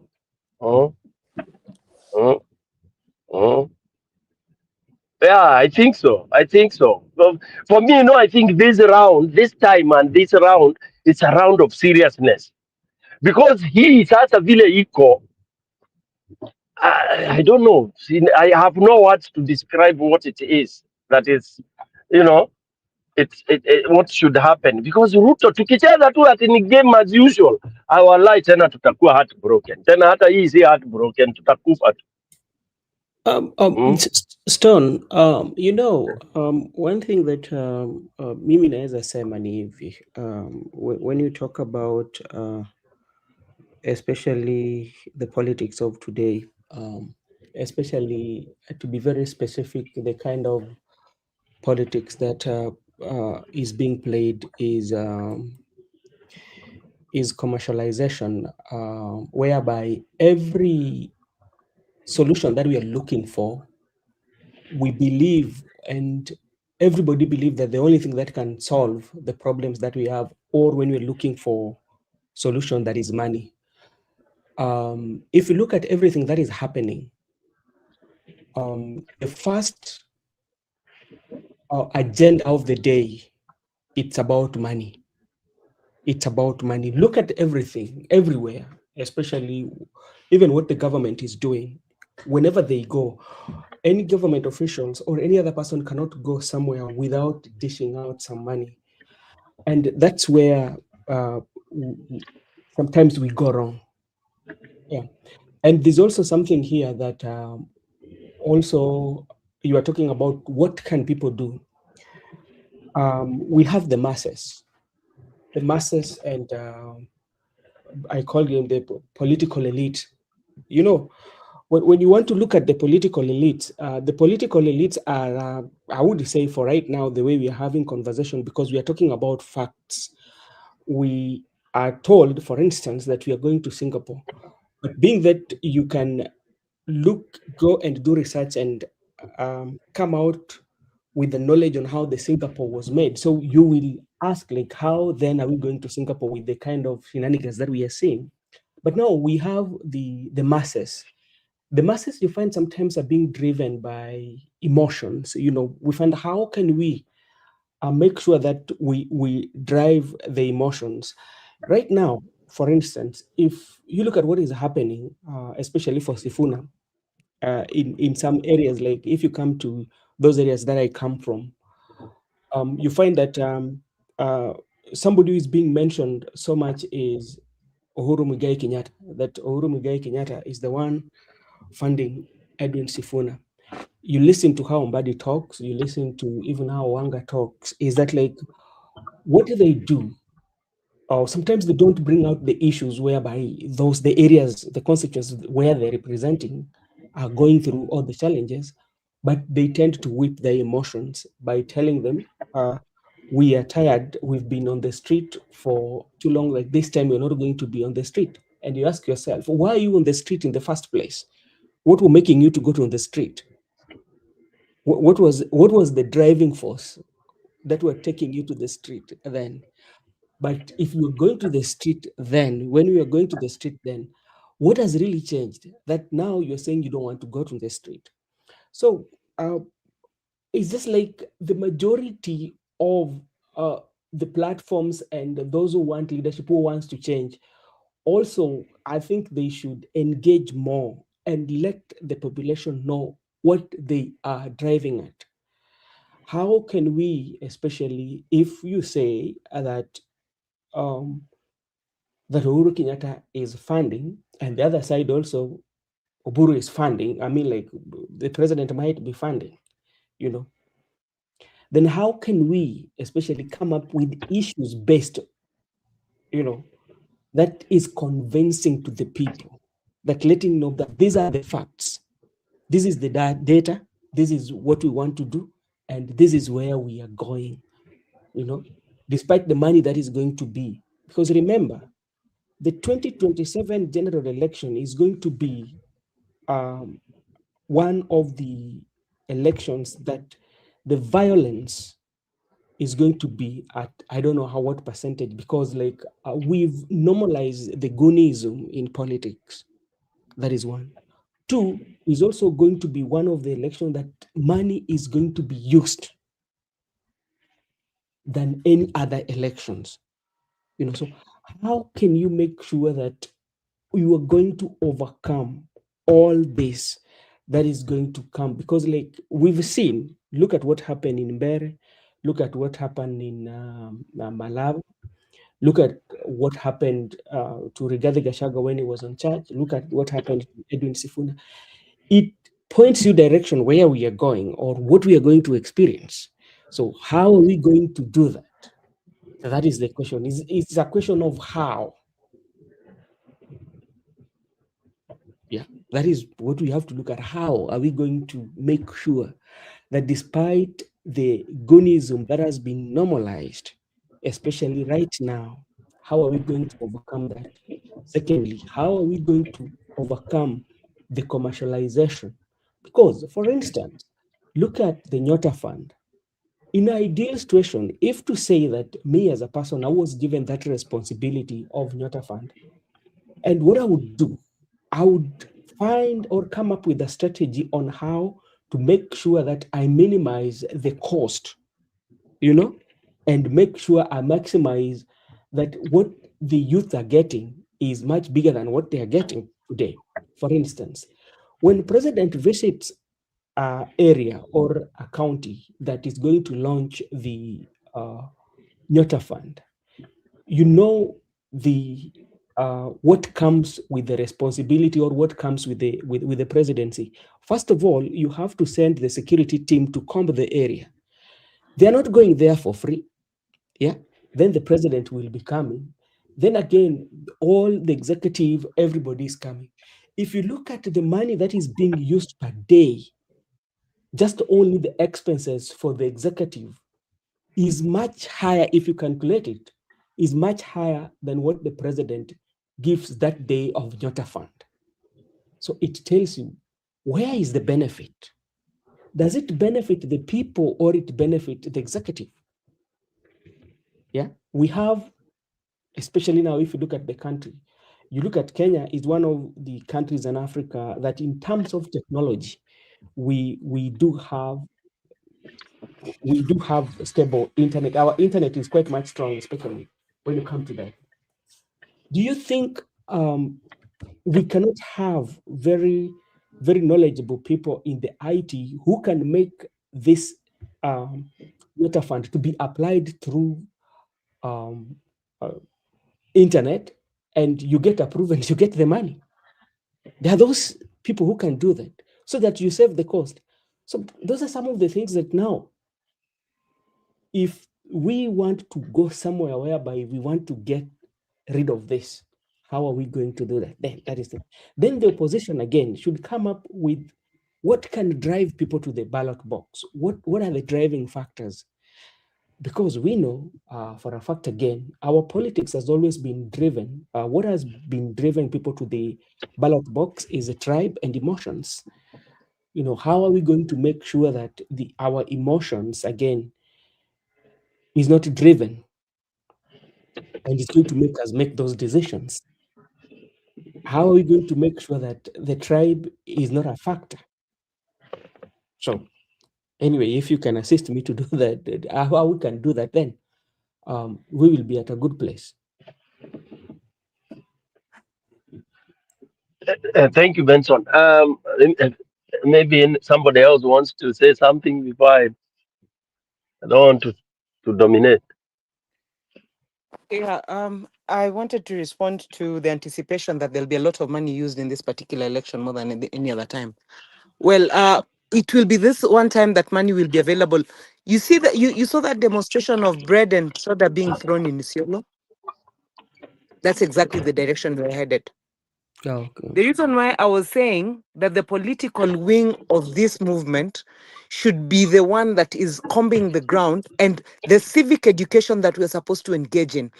Literally, right now, what I'm saying, Ben, in your capacity, when you step out of even what you're doing right now is already part of the activism. Then the sensitization that should take place, literally, you see that, like the way people are getting into matatus now and talking to wananchi. That is the direction every Kenyan has to go. That everywhere you are literally having a conversation that is driven towards changing Kenya. At no time should we be quiet. Everyone right now should make sure that any money that is needed, that has to be used, is used towards the purpose of ensuring that we are getting Ruto out. It will not be handouts, because you will make sure that your neighbor is not hungry. You will make sure that no child is out of school, so that bursaries are not used as a scenario where people can talk about two-term and rubbish governance. It should be that everything that we're doing right now is deliberately inclined towards us participating in a process of changing this country. Every little thing, to the last one of it. Literally, when you go to buy bread, where you're buying bread for your breakfast, you should ask the person, wewe ni two-term ama wewe ni one-term. Hata akikwambia wewe ni one-term, make sure that umeinterrogate your one-term yake. If he is two-term, you walk off immediately. Like, let us be ruthlessly aggressive about this thing. Let us leave no stone unturned on this one. Let us do it like our lives depend on it. Let us indoctrinate ourselves against this guy, because that is the only way to get him out. So that the money that would have been used for advertisement and everything else is otherwise channeled towards ensuring that the office of our next incoming president is working out. Everything of that sort. Like, let us work within a framework where every Kenyan, wherever you are, however you are, whatever you're doing, is inclined towards the change of this nation. It will be a conversation you will have everywhere, including ukiwahi sikia kama conductor fulani amesema anakuanga two-term, hiyo gari unasema ni marufuku, utawahi ingia. Mama mboga fulani ulimsikia akisema two-term in the face of what Kenya is going through. Unamwambia mimi pesa yangu inaenda towards changing Kenya. Wewe ngojea Ruto akuja kukulisha hapo na two-term. That's how aggressive we've got to become with this. It will recognize no tribe. It will recognize no region. But the one thing I love about Sifuna being a Luya is, as someone alluded, finally Luyas have come together. They are saying, ni mtoto wetu. If you heard the boda guys saying, hao watu wana plan watuambie tunahitajika wapi, tunahitajika kufanya nini to welcome mtoto wetu. Saizi, Sifuna is being regarded as wao. So that it doesn't matter, mtu hafai kushika wao. And the reason why I even do not think there'll be so much violence in Kakamega unless outsiders are brought. But if outsiders are brought, the wenyeji will win off these outsiders, because wana protect mtoto wao. So we are on a good trajectory. Let us just make sure that we are not afraid of anything, because kama ni Mungu leo ametutolea Sifuna katupatia, some of us who are sufficiently or fairly spiritual would understand that this is not a work of man. This is a divine connection. So Ebu, we do our thing without, like, we should fear not. Let us not be anxious for anything. In prayer and supplication and thanksgiving, because me, I'm giving thanks because God has already demonstrated. We make our intentions known to God. And the intention that you're making known to God from now henceforth is that Kenya needs to change and Ruto is not part of it. Period. Thanks. Very good. So maybe Maunga, I can ask you one question kabla niingize msimamo, because I would want to hear from you. Maybe you are Julia now. Based on what we are now seeing, there is Sifuna, and we also have the women. That is watu kama Martha Karua, who I think she has been the only one as a lady in au wengine nimesikia nimumetanja sana ni kama moles. So who are like strong women behind this Sifuna? Nataka kusikia kutoka kwenye, from your own evaluation, who are the strong women behind this Sifuna wave? Wale watu mumeona ni kama sasa they are women and they are siding with the Sifuna.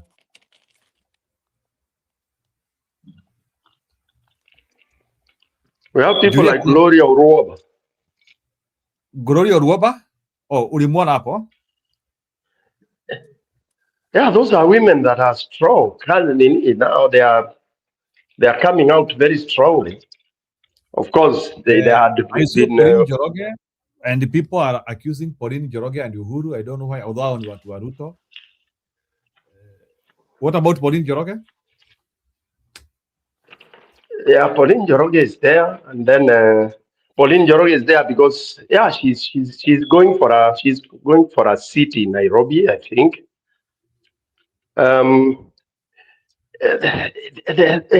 Which other women are there? I think wale wengine ni wale walienda room 350, sasa hawawezi kuja pande hii. PK, nashindwa.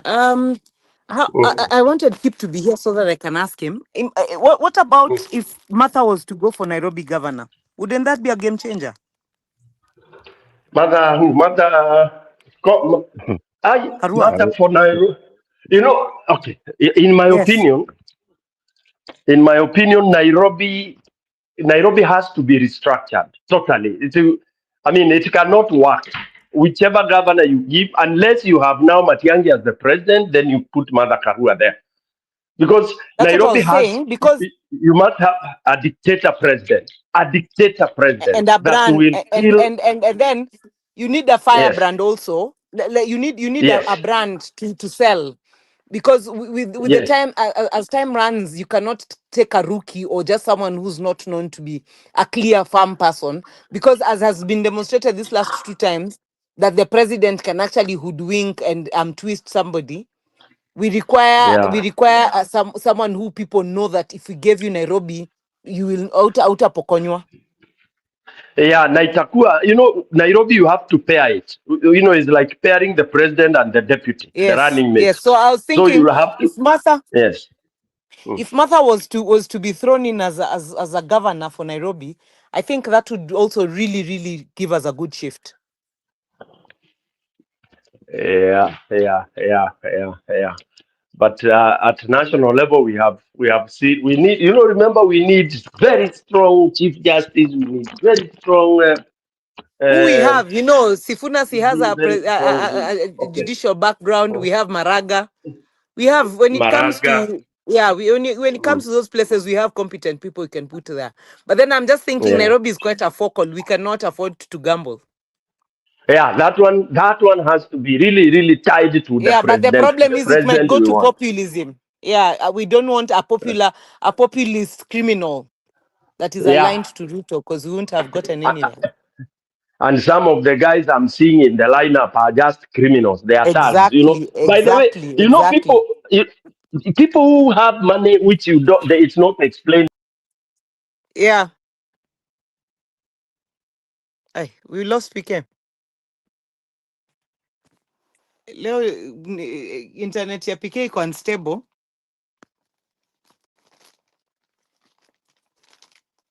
Msimamo pole, tusikuweke sana na uko kwa bundles. Ebu toa mchango wako, saa zile PK bado wako mbali.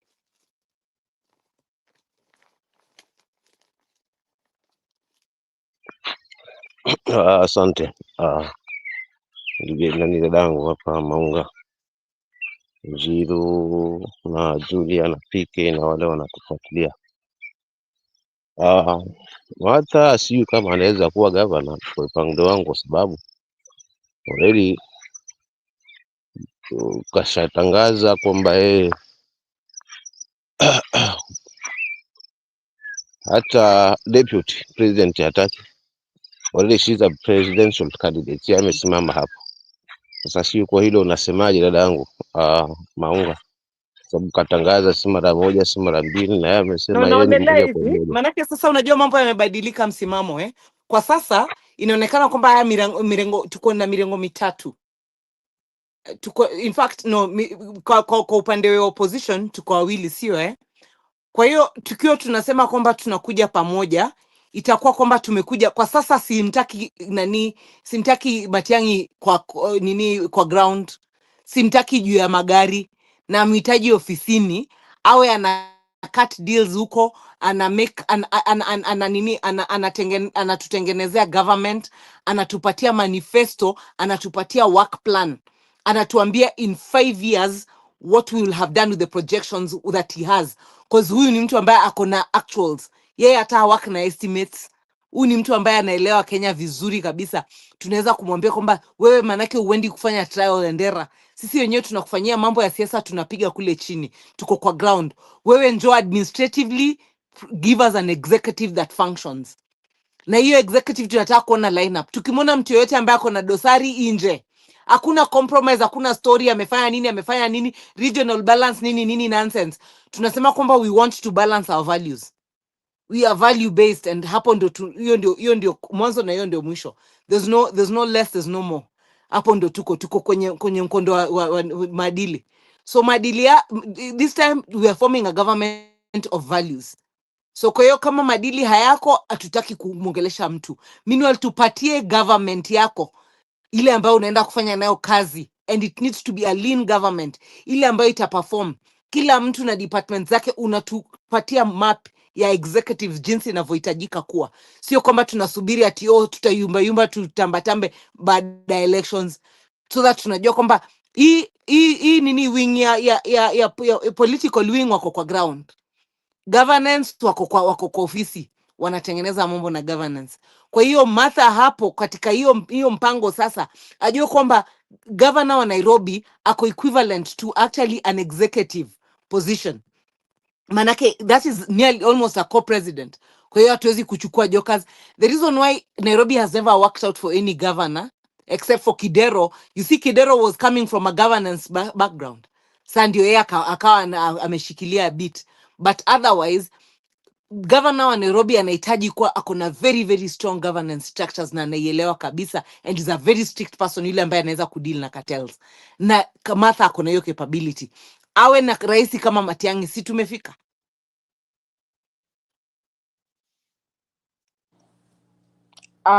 Irene, let me say something about Mother. I think she'll be better off in the national government. Pike amerudi, sijui kama msimamo tumeelewana ama bado na swali ama una mchango. Irene, unanisikia? Kuna dada yangu, kuna Julia hapa anajaribu kuzungumza. Hebu niwache nimsikize pia alafu. Unanisikia? Ninasikika? Yeah, nakusikia Julia. Sawa. Irene, sijui kama unanisikia. It's like Irene is not. So I was suggesting that Mother Karua, I think she'd be better off. Sauti yake haitokei. Sisikiki. Njiru unanisikia? Oi. Anaongea na haitoki, sauti haitoki. I can hear you. Mimi namsikia Julia. Irene cannot. Unamsikia Julia? Yes, I can hear. Haya. Yeah, you must. Watu wengine mnamsikia Julia? Yes, I can hear you. Na wasikia wote wawili. Haya. Msimamo, hata Njiru anaongea simsikii. Yeah, I'm hearing both of you. Wow. Okay, it means it's Ndio bali kuna shida. Maybe you can leave and come back. Wewe ndio watukusikia Irene. Amunisikii? Amini si tunakusikia, wewe ndio hautusikii. Acha nitoke nirudi. Na tunacommunicate. No, lazima nania Njiru lazima nione video yangu ndio admit another maunga, otherwise wale watu wasifanye vile yale mambo. Wacha nitoke nirudi. So as Irene comes back, I was saying that Mother belongs to the national government. In fact, Mother as Pokua running mate, she must either be a cabinet secretary mwenye nguvu kama wa constitution, ama tumpeleke National Assembly akuwe speaker au chief justice. We must put Mother strategically where she'll make reforms that Kenya will never forget, like, because she'll not be afraid. She'll not be afraid of being fired. She'll not be afraid. She'll be doing it with the best of the very best. That is Mother Karua. So we don't want to take her with the politics of Nairobi. We shall waste her. Politics of Nairobi ni siasa chafu. But we want her to focus on the whole country. We want her to make milestones. Tunataka tukimweka pengine kama tukimweka kwa National Assembly kama speaker, there will be no compromise in that National Assembly. Mnunue na president, msinunue, Mother will not care. She will not work with you with that nonsense. Now, if we give her a cabinet secretary kama in charge of constitution, we know she will streamline the judiciary. Now, if we are lucky, na huyu mother mwingine pengine ameresign ama amechoka, we have mother as our CJ, hiyo Kenya itakuwa imeangukia. So mother is a person that Kenya cannot waste. Yani sikusema Nairobi ni kumwaste, lakini nasema the whole country needs mother Karua kabisa kabisa kabisa kabisa kabisa. Yani ni vile tu even she can even mother became president today, I think pike utakuwa umepata Traore wako. Bahati tu umekuwa umeangukia. Irene amerudi, acha nirudie point. Irene, are you hearing me now? Yes, I am. Yes, so I was saying that mother would not want to waste her with the politics of Nairobi. It's not like Nairobi is not important, but I would suggest that mother is one of the national leaders. Na pewe portfolio yenye ana affect the whole country. For example, Okay. an example kama Speaker of the National Assembly. Those MPs should not play with them, whether they wampende ama wasimpende. Yeah. Ama You have a point. tubahatike huyu mother hote achoke. Unajua nasikika hicho kichake, her seat is protected. Lakini tubahatike achoke aende akiendanga. We give our mother Karua. You can imagine how the judiciary will change forever and for good. You know, wherever mother will be given, Kenya will benefit a big one. So that is my suggestion for Mother Wangari Karua, because she doesn't care. You fire her, you like her, you hate her. That is your problem. Bad. That's your problem. Too bad. That's your problem. So you are saying that if we form a good government, I mean, we have a chance right now. We have a chance of having people that can change Kenya for good. We have a very good opportunity. We just need to strategize how to remove Kasongo. Sasa hiyo ndio shida yake kubwa kabisa. That's my point. Julia, just maybe to disappoint you a little bit, mother has said, this one I'm confirming from her, she will not take she will not deputize anybody. She said her last was when she was with Baba. So for deputy running mate, no. She said no. But if she's not given, she's not elected to flag bear, then she will not deputize anybody, but she will support fully whoever it will be out of their team. That is perverted. So for me, it's yeah, and one thing I like about mother is that she's very definitive, assertive and azungukangi hapa na pale, and that is what makes her of that quality. So it's upon Kenyans, unajua, it's upon Kenyans if you don't want to get real, because like I remember sometimes back people are saying, can you imagine Kenyans saying, no, that woman is too tough. Can you imagine somebody at Unambua, your weakness is because you are tough, when you need tough people to come and, kwaruza hii kidonda iponye, you need a tough person to come and slaughter thieves. Then, sasa, Wakenya ndio nilikuwa nashindwa. Yaani mtu ni mtough, inakuwa sasa huyo si popular. Why? So we want to have soft people. Ndio tuendelee na hivi. Yeah. If we have a new government, unajua nilisikia kitambo sometime back Harvey was calling for a commission to be formed to remove Mother Koome, which means that hata kama her seat is protected, there is a way that she can be removed. So me I would want Mother Koome out, I'm telling you, and I would want somebody who can stand and say no, and who can say let's jail these people. I have these 5 years to jail all of them, who will be like, I know I have this amount of time before Munitoe. I have this, and that person is none other than Mother Wangari Karua. So if she doesn't want to go for deputy president, I agree with her. She doesn't have to go for deputy president. In any case, deputy presidents are usually wasted. Ama wanakuwa kama Kasongo. And unajua deputy president kama Mboch tu. So they are usually wasted. And ama wakuwe wakora kama Wakasongo, So anyway, she's right. If she doesn't get that one, then she'll be given another seat where she'll impact Kenya. She needs to have a position where she'll impact Kenya in a big way, because she's one of the few people that we know that are unmovable, are unshakable, that have stood to their guts, come rain, come sunshine. Mpende and musipende. She's one of the few Kenyans that we know. Yes. And you know another good news now that I can tell you from her, She said if she's selected, she will be one term. That is what I'm trying to say. That's the kind of a person that we need. We don't want people fighting, bribing, and buying people. She gave her reasons and what she's gonna do for that one term. Can you imagine? Exactly. Yes. And you know, we Exactly. believe her. The other thing We about believe it is her. that we believe her. We believe Yeah. her to the core. Alex We believe may her. come. Yeah. So anyway, there's something I wanted to touch on when Okay. Nani, before you leave there, I think I came up here quickly to touch base on that. Then I think Stone, kindly you'll proceed. I don't know. Maybe first of all, Monga, thank you. I haven't seen you for a long time. Happy New Year, happy birthday, happy Valentine's, happy everything. Happy to be here as well, by the way. I'm really happy to be here. Yeah, I haven't seen you for a long. And even so, Stone PK Nakusalimu, always happy to hear your input. Our Iron Lady Julia and the rest of the panel, Msimamo, and our host, Professor Njiro. I think you are failing to understand what Maunga is saying.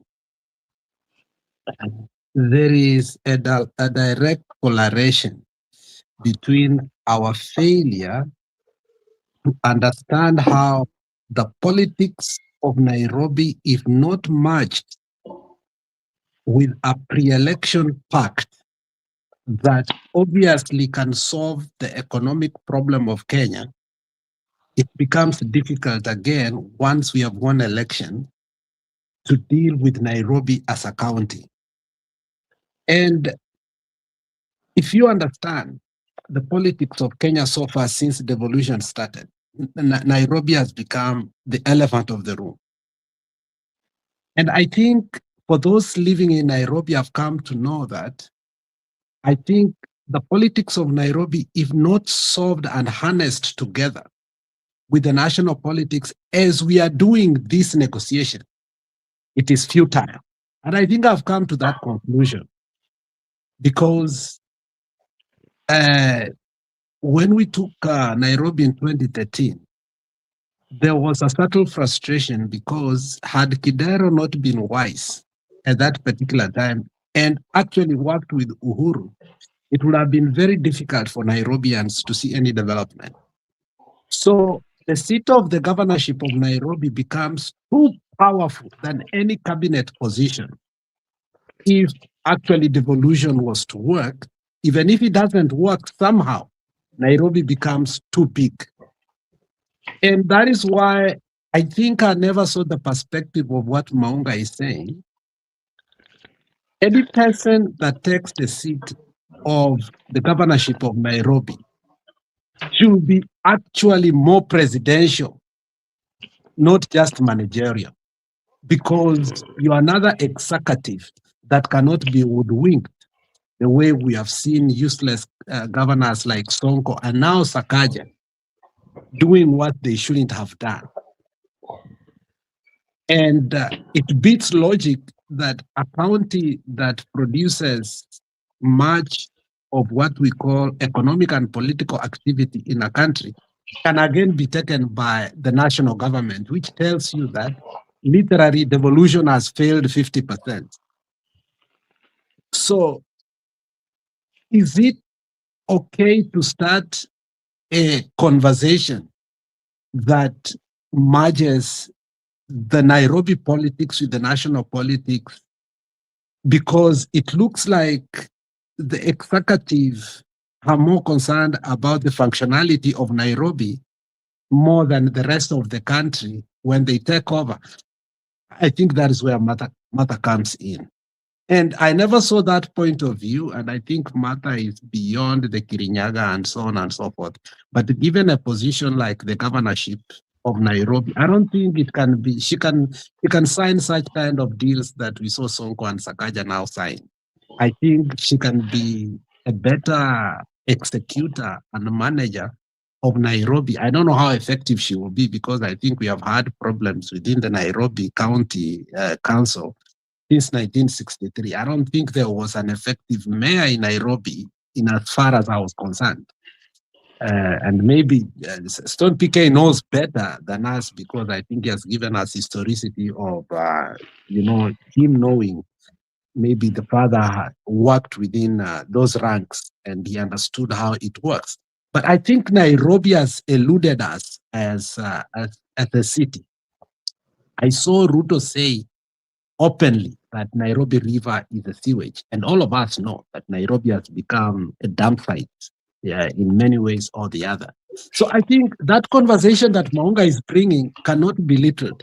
Why? Because Ruto is hard saying before the election that Wakale to Skuja Nairobi. I think we have played that clip over and over, whereby I say 60%. When he says 60% of Nairobi economy, it doesn't mean Nairobi County per se. If you remember during the COVID curfew, they realized that a big population of Nairobi was coming from other counties, okay? Kiambu, Narok, Machakos. It encompassed 3 counties. So when you're talking about Nairobi, it's a complex issue that you cannot just look at it and just give it somebody like Sakaja. I think from 2013, we have done an experiment that tells us, and I think we had a conversation a couple of I think a month ago, whereby we asked if there was anybody to ever run Nairobi who will have actually changed Nairobi. Who was he? We realized there was this guy called Jim Baru. And I think how he faded away was because of the politics between, the antagony between ODM and what? And the ruling parties that ODM has been fighting, that we have lost real administrators. No, now as we cave and we design the politics of 2027, I think Maunga brings a very interesting topic. Is it possible while we are allocating and say we want to bring this country to sanity, we start talking about Nairobi in essence that, listen, you like it or not, we will put somebody who will put this county into order because 29% of the GDP, jobs, and everything production is within Nairobi. The political activities that affect the whole country, 90%, from parliament to rallies, so on and so forth, they start from Nairobi. So is it possible that we sanitize Nairobi first? I think we cannot ignore that. That's when I support Maunga Kwa. Listen, Julia, I think we are right on that conversation. Martha Karua can take that position, and I can sanitize, and we can set the train into motion that the future can be better. But if we ignore that, I think even if we take the administration, we will have to usurp the powers of Nairobi again, the way Uhuru did. Ruto is doing, even us, we are going to repeat the same mistake. So, Alex, you agree that Babu Owino is a bad word for Nairobi? He can. I have always said that we cannot. He cannot even make. He's bad for everything, not just Nairobi. He's bad for governance. I have always said, look, let me answer that. I have said from the word go, we are joking. We should not even think about it. We should not even have a conversation about it. I have stated from the word go that this issue we are peddling about Babu Owino and Nairobi, we are going to create a situation whereby real cartels, not only cartels, beyond there, we are going to have another Colombia within Nairobi. This is a guy who has confessed openly. It was even 2 weeks ago, 2 weeks or last week, he said, he has done everything and anything that should ever be done in this world. And I'm not saying it is wrong. Some of us have done even more insidious things. But how he has run Nairobi University, how his wealth has been built, and him being talked and proximity to drug and allegation, and let me use that allegation, to being a drug lord, should scare us. Not only scare us, we can forgive. And that is part and parcel of the Lord's Prayer. But giving somebody a position of leadership who has just taken a gun and openly and shot somebody, and that person is still reeling from that pain, and you forget that power is something to be given like that. And that is where Kikuyus went wrong and gave power to somebody very well, was not supposed to be given power, regardless and no matter what, whether it was democracy or what. And then again, you repeat the same mistake. I think Babu Wino should stay from any power, including a cattle dip. That is me.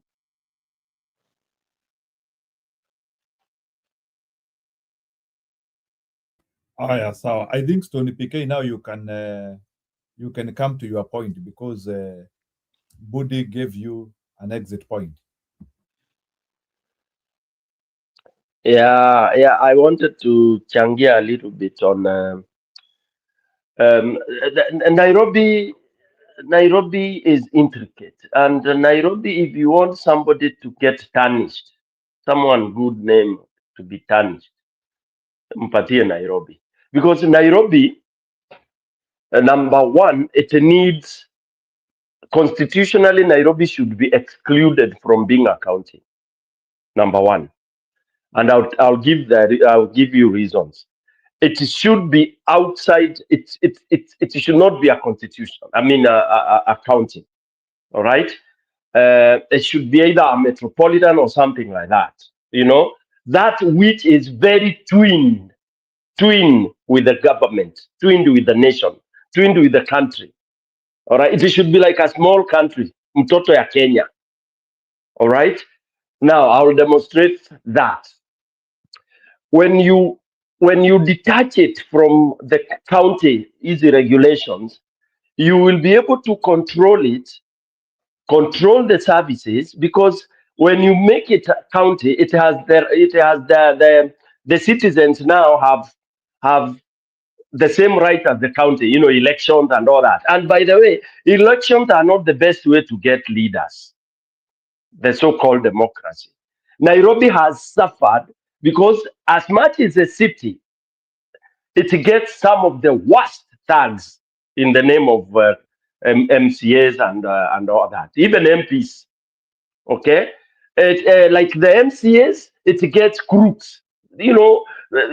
Thugs too who become popular because they sell bangi, because they do all those kind of a thing. Anainuliwa juu kidogo amekuwa MCA, and then 5 years going to waste, and that's why even if you have a super governor surrounded by all those crooked, very,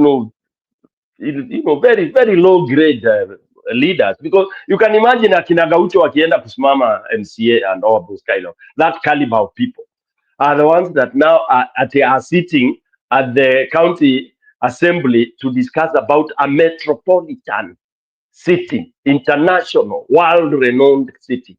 It's a waste.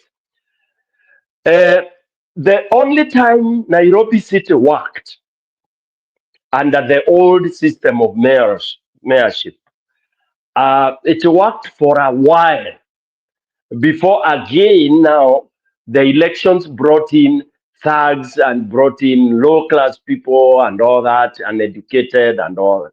But for a while, when it had the right leadership and they followed the way it was laid out by Mkoloni, Nairobi had been divided all along into 4 boroughs.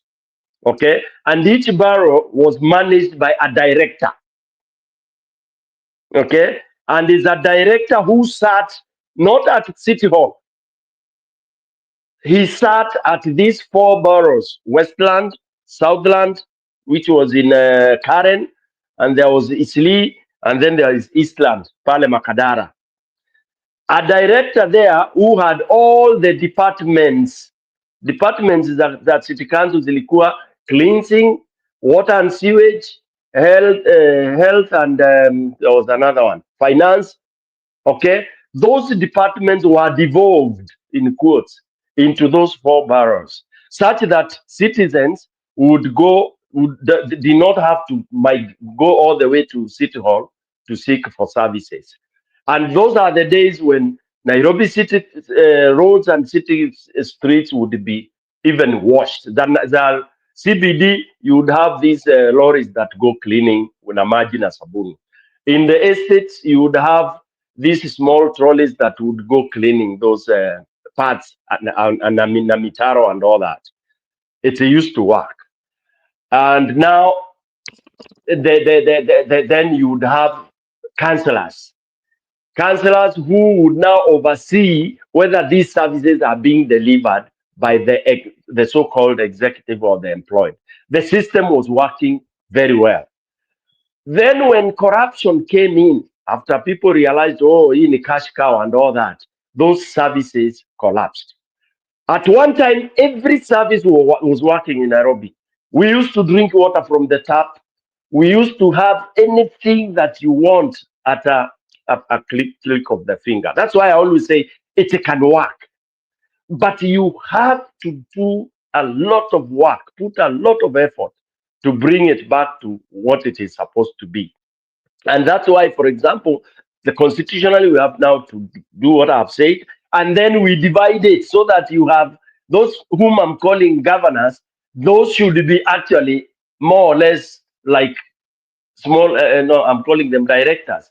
They should be like governors, such that you have, because one borough is as big as one county almost.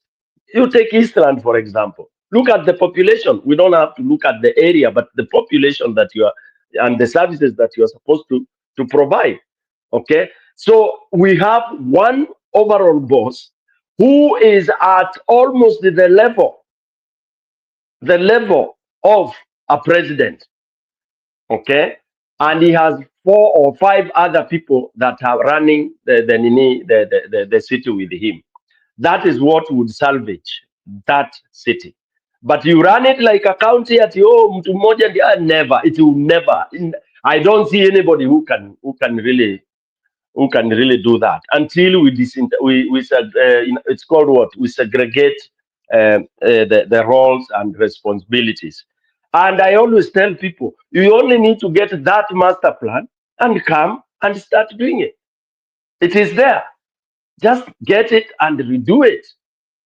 People have gone against employing people. Nairobi was labor intensive. It's a city. It is labor intensive. For things to work, you have to have people on the ground, because equally it's collecting enough money to pay people.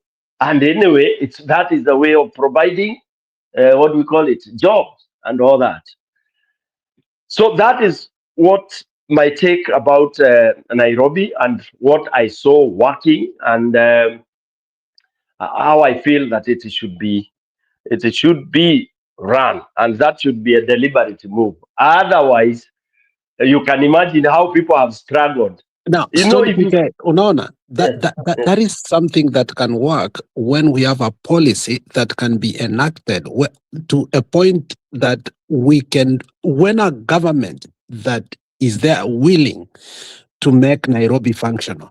Now, Maunga has brought a point. Meanwhile, as the opposition, as we, plan on the takeover, obviously we will use the political route.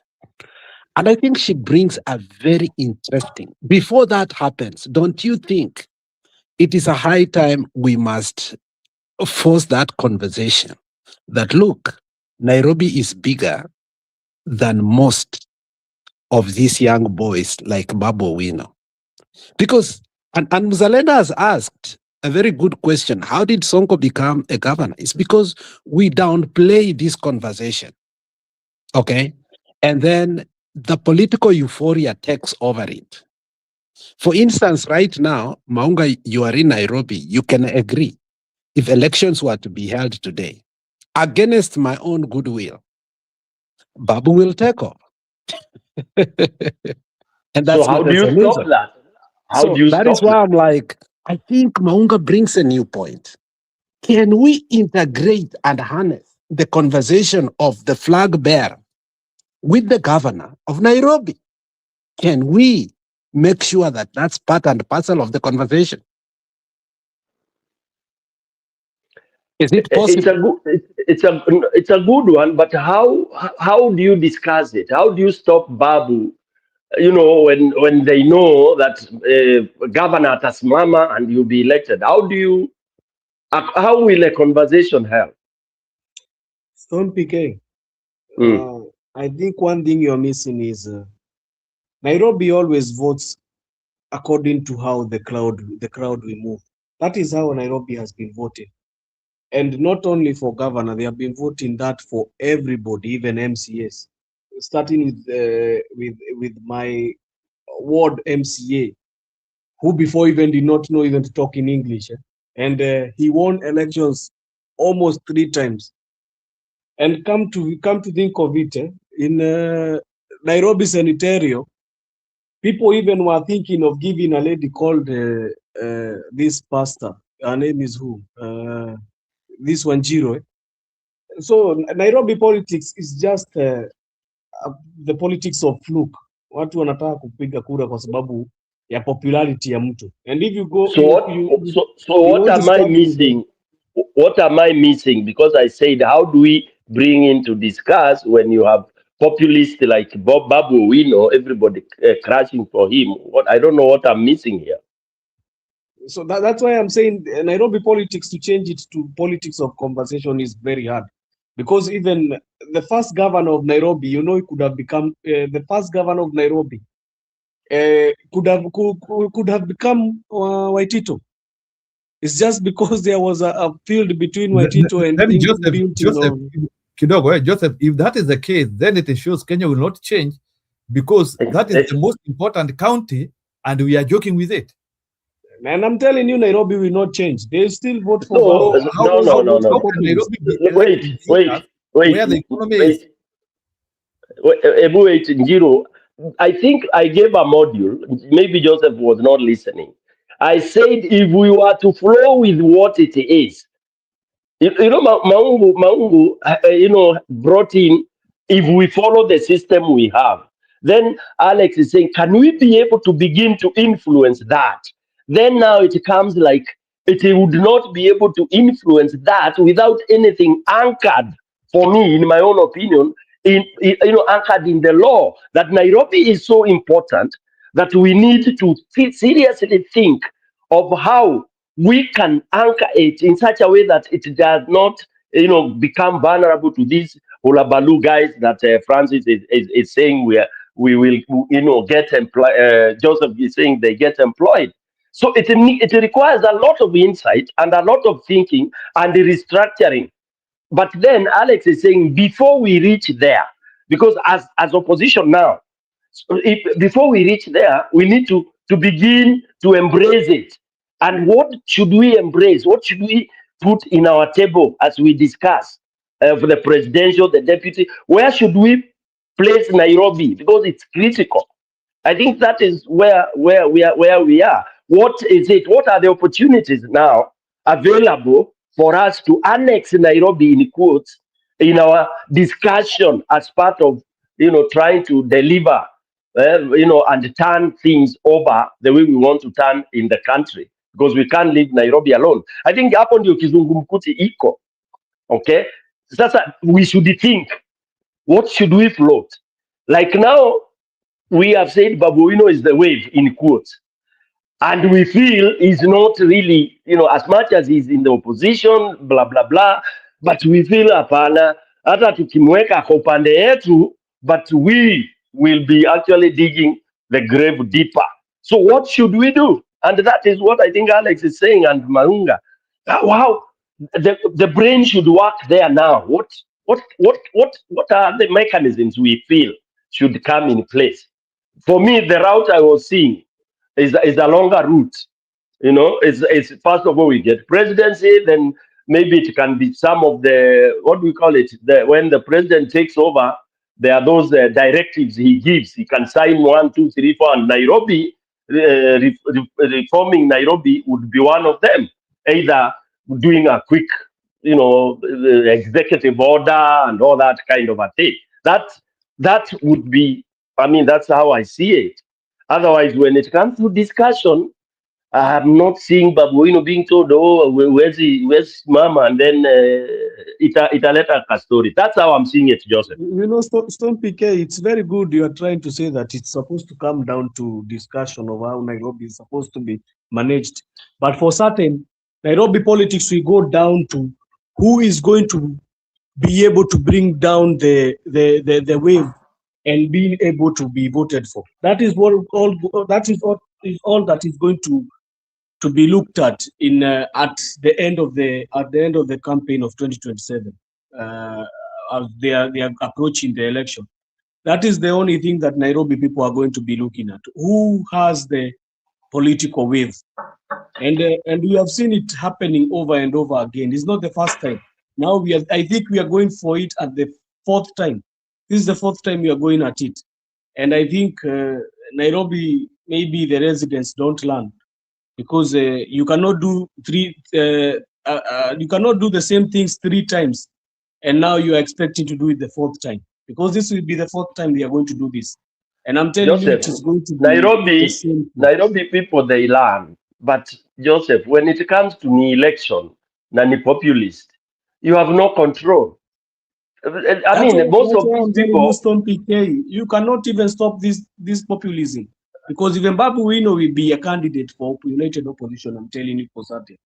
That is what is going to happen, because they want to win the election. The election for Nairobi. It's not that policy will come, will intervene in Nairobi. It is elections they want to win. So Joseph, Nairobi this is is all what I about want winning the to say. elections. Yeah, in order to bring an end to this conversation, it's a good thing we've started it. But now, as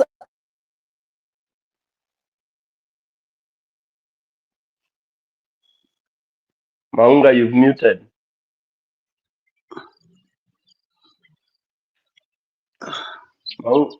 Irene, you muted yourself. Hakuna mtu ananisikia? Sasa tunakusikia. Uko sawa sasa.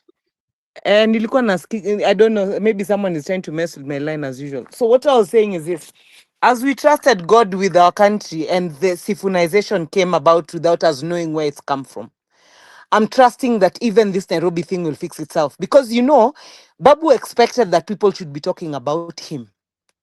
But God has tilted it to us and given us Sifuna instead. So for that particular reason, as we go value-based, values and issues-based elections and basically campaigns, trust me, even this Babu thing will solve itself. We are not going to have Babu as a Nairobi governor. People are going to awaken, because, you know, even the young people now are again energized. Now they are again back on deck.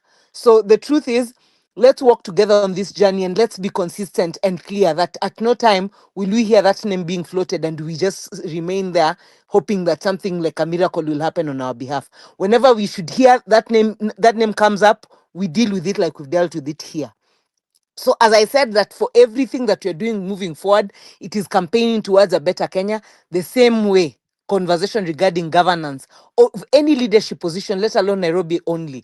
All the 47 counties, of course, they should be made less, because should we have the right president, then we can have a referendum that can later reduce the counties and everything else. We can make Kenya work. But at the same time, we need that even the MCAs that are being picked are no longer the hangabouts that we know about. It will no longer be about populism. It will be about leadership. So because at the end of the day, whenever we pick the wrong ones who can be bought like Peremende over there, we eventually see the outcome is the same. So that is what messes us up. So that's what we have to work against. Thanks. I think Unajua, niombe nafasi tu kidogo, msiniache nyuma, maana huu mjadala ni mtamu. Haya, msimama. Msiniache nyuma kidogo, naomba angalau mnisaidie kunitoa hizo taka za masikio hapa. Ina maana kwamba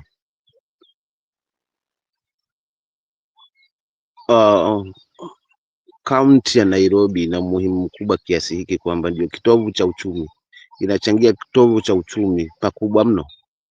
Lakini ni kwamba ina maana haswa viongozi ambao wamekuwa hapo kwa doketi hizo ambazo nimezitaja, kuna mapungufu mengi yenye yako hapo. Sio kama elewa vibaya, ama sababu hivyo ndivyo ambavyo nilikuwa najaribu kuelewa katika hii conversation, kwamba yani viongozi wanakuwa pale, kuna loopholes nyingi ambazo zinafanyika kiasi kwamba labda kipato kile haswa naishia kusiko kile kinachokusanywa haswa kama kitovu cha uchumi hapa haswa, kiasi kwamba hata haifai kuwa county, inafaa kuwa kitovu cha uchumi katika hili taifa, yani kama nchi ndogo kama mlivyokuwa mnazungumza hapa. So labda pengine sasa wasiwasi wangu na swali ni hili: vipi kikiwa kuna kiongozi kuna kule juu haswa kuanzia kwa urais, tukija kwa jaji mkuu, yani zile dockets ambazo tunajua kwamba zinaweza kusaidia kubana hizi loopholes. Vipi kikiwa tumepata jaji mkuu ambaye atakuwa anasimamia haswa, yani tutapata haswa viongozi ambao watasimamia haswa masuala na sheria yawe sasa hakuna kule kwamba kuna kuficha ugonjwa, mwisho tukasema na kilio, mfano kama tunavyoshuhudia kwa sasa kwamba vyombo vya sheria vinavyohusika na masuala haya vipo, lakini sisi bado tunaficha ugonjwa, tunaishia na kusema na kilio, kwa sababu watu wanafanya yao, watu wanafanya either biashara zisizofaa, mambo mianya mingi tu ya ubadhilifu wa mali ya umma. So vipi haswa kimtazamo wangu, kama tutapata haswa viongozi kuanzia kwa urais ambaye anatija, anachukulia hili taifa manani na habahatisha, anazungumza yalivyo, mtu akifuja mali sheria zinafuatwa, kwa sababu kuna mtu pia tumemweka pale kwa sheria ambaye hata ifumbia jicho.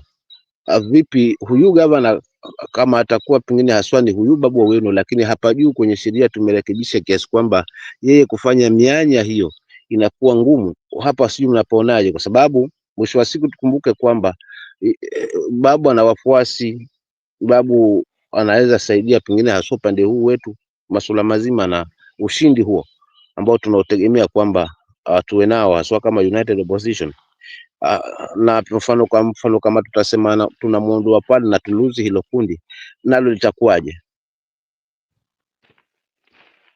Ama tuluzi huo ufuasi ambao umemwamini babu Owino tuweze kuluzi, nalo litakuwaje hilo? Kwa sababu mimi naamini kwamba kulipoharibika ni huko juu. Kungekuwa vizuri hata Sakaja angebanwa vizuri kama kuna mapungufu ambayo yapo, lakini sasa kama mahakama hazina mtu ambaye anazilinda, ama sheria haina mtu ambaye anaichukulia manani vile, kwa sababu imebanwa, wenye wako pale ni urafiki, na tumepata mtu ambaye hata kuwa na urafiki ataifanyia haki haswa kazi yake. Je, hapo mnaonaje? Kwa sababu upande wangu naona viongozi upande wa United Opposition wako sawa. Kuna wale ambao wako vizuri upande wa sheria, kuna wale ambao pia ni wako vizuri haswa upande wa kama kiongozi Matiangi upande wa utendaji kazi. So sio hapo, mtanisaidiaje ndugu? Asante. Hiyo Stone Payne ilikuwa inajibu nikimalizia mambo ya Nairobi juu sasa tutaongea mambo yake tena ni Nairobi. The people who vote in Nairobi, majority of them come from places where they are either slums or some most of the people who are voting there, because most of the people when it comes to elections in Nairobi, you see there are too many people, but most of them go back to their places to go and vote. So the people who remain in Nairobi, most of them, the vote basket that is always targeted in Nairobi goes from these slum areas and some dwelling areas, and that is where the discussion fully of Nairobi governorship is always comes down to. So if it was another county, like we say maybe Murang'a, or another county somewhere which is very far from Nairobi, I could think of them discussing about issues about how they are going to better of their county and how they are going to bring policies. But even if you vote for a governor who is going to bring policy, the problem is you vote for that governor, yes, but who are the MCAs? There will be MCAs who are good, who are going to sabotage everything that governor is going to do, and they are even going to impeach him if need be, for them to be able to thrive in the corruption dealings, because the MCAs themselves in that National Assembly of Nairobi are the ones who are dealing with these corruption things in the county. So the governor needs to lay to back them up, because if he does not back them up, he's going to be impeached. And that is what we have seen with Sakaja over the 3 years he has been governor. And him being a goon as he is, he was not also a goon when he started. He was forced into because of the MCAs and the caliber of leaders we have in the national in the county assembly. So Nairobi is a very difficult conversation. Maybe we pray to God to give us a good leader in Nairobi, but it's a very difficult conversation in Nairobi because of how the topography of the voting is done. So I think that is all I can talk about Nairobi State. Kwa hiyo Joseph, hapa kwa MCAs ndio ambao wanavuruga mambo hapa, yani kwamba gavana asipofungamana nao basi anakuwa na hati hiyo ambao unaizungumzia, maybe pengine kwa impeach na mambo kama hayo. Lakini je, nauliza tu kwamba haswa katika vyombo vya sheria hakuna watu wanamulika haya masuala na ufisadi ama na masuala ambayo yanaenda haswa kinyume na hawa MCAs wa Nairobi? Pengine hakuna mahali wanaweza tundikwa haswa kama mfano kisheria haswa ambayo inafuatilia haswa ubadilifu wa mali ya umma kama hivyo kwa hawa MCAs ambao sasa ndio wameleta hii interference kwa huyu governor. Najua hapo nashindwa kuelewa kidogo jamani. Asante. Nairobi, wakati Sonko alikuwa governor, kwa sababu ya upungufu wa akili wake, aliweza kutusaidia sana kuelewa vile Nairobi inakuwa governed. Ukikumbuka kuna wakati Sonko aliamua kureveal clips fulani katika Facebook page yake, vile pesa zilikuwa zikibiwa na watu wanapelekea judge to make sure kuwa uongozi wake na position yake imebaki. Lakini how money was collected in a day and brought in one place, MCAs have no power. Literally, Nairobi is run by a cartel that is dark and amorphous, that you literally do not even understand how Nairobi stands in governance. You've had situations whereby a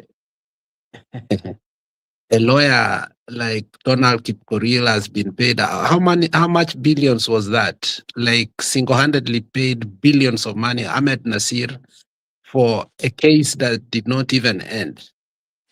So Nairobi, the positions that people hold sometimes don't have a role. It's just some clandestine how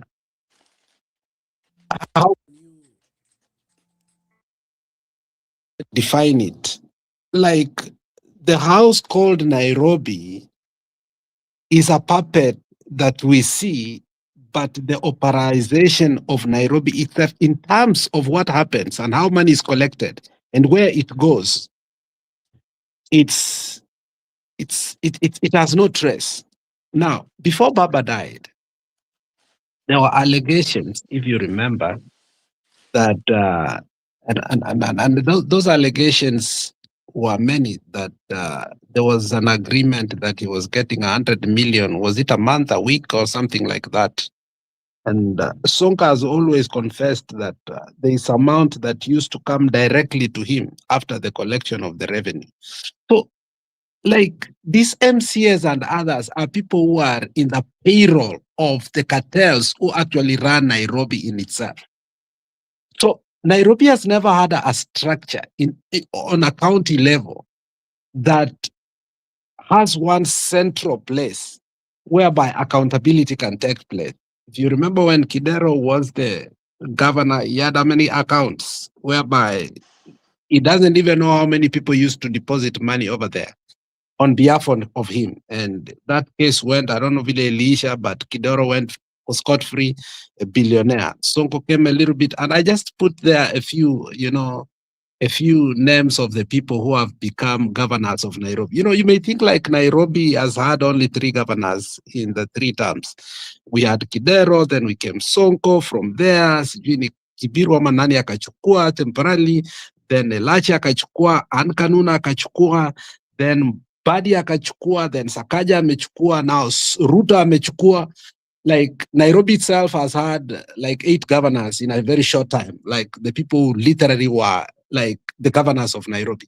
But when you look at it, nobody was actually in a micro way, managing Nairobi itself. It was so difficult to manage. And I think that is where I think Stone PK comes with these issues of barrels and accountability. Like you must demarcate Nairobi in order for actually say that you are micromanaging it. But in terms of cartels are running Nairobi, you know, from parking lots to sewage, to dump sites, to tolls right now, to advertisements, to lightings. And you even wonder who, because I heard the other day somebody was saying that now even the big advertisements being put on the road, we don't even, somebody comes and put, there was a time Esther Passaris had this thing called Adopt a Light, when I don't know, it was functional in Nairobi, whereby she was given that contract and she was able to do it. But right now, section to section, people are just doing it, and who pays them, we don't know. How they get paid, nobody knows. Like nobody actually is managing Nairobi to its totality. That's what Ruto was frustrated the other day.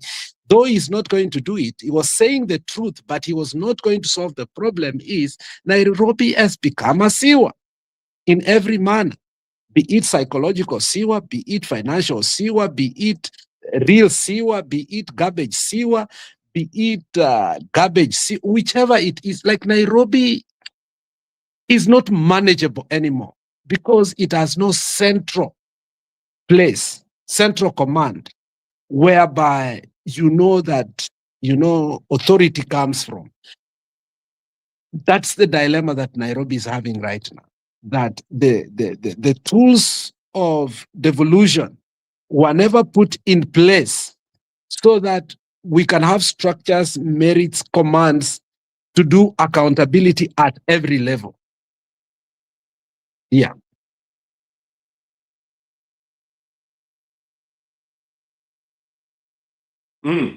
Okay. Nairobi is a huge discussion, and I can assure you, if counties have been hard to manage with all the structures, by the way, the structures are there, but the problem structures never work. It's people who implement. You know, you put a CEC who is corrupt, and all he can do is to go collect parking money and all that. It will not work. We have a big problem in our country, Kenya. The other day, when we were trying to say that we are headed for the worst, somebody called Kiptum was here trying to tell us that we should pick the positives and forget about the negatives. We should eat hope, yeah, and we should be happy that we have Talanta, the Talanta Stadium. We have those kind of things, and that those are the dalilis that things are gonna be better for our country. Away from that, so that somebody else can come in to progress our discussion on what our opposition is doing, is that I am of the school of thought that we are putting our arts together, and thanks God now we have this surprise. So I think what we should do as good citizens, and because we have the channels and we are able also to share with people, I think we should suggest to the people who are now out there that once bitten, twice shy, and that we should pick our lessons from what we've been doing. And the adage that you keep on doing things the same way and expecting the same results, different results, then you are a fool. So if we can continue doing business as usual in Kenya and expect to have different results, basi sasa hapo it will be tutakuwa tumejichenga. What do I mean? As of now, there is awakening. Tuko pale. Sasa kuna the movement, kuna all what is happening now. We need to quickly stop and think, where do we want to go and how are we headed there? Okay? Because now if we say itakuwa ni kawaida mikutano hapa, tunaenda tunapiga kura, tunapiga kelele nini na nini, Ruto must go, Ruto must go. Sasa hiyo itakuwa ni ule mchezo wa kawaida, na huyu jamaa atazidi kusema hatuna agenda, ni kupayuka tunapayuka, na atazidi kutukejeli hapa na pale. Sasa kwa hivyo basi tunataka kusikia sasa, je, tufanyeje? Ni kupiga debe tu kawaida au ni kupunguza kupiga debe na kustrategize?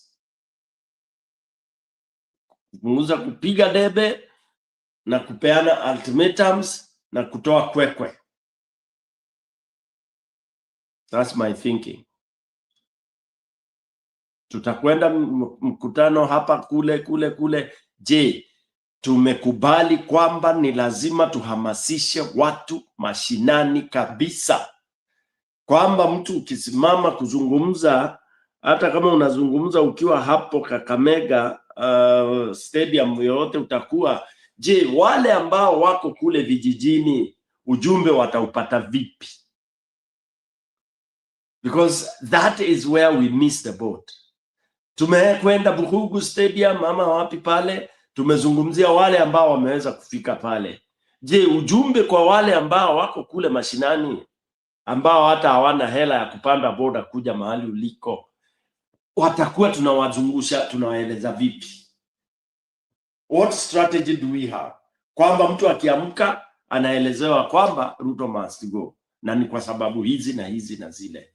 Mikakati iko wapi? So for me, I suggest this time around, mashinani should be the game. We strengthen those people who are at grassroots level. Our money should go there.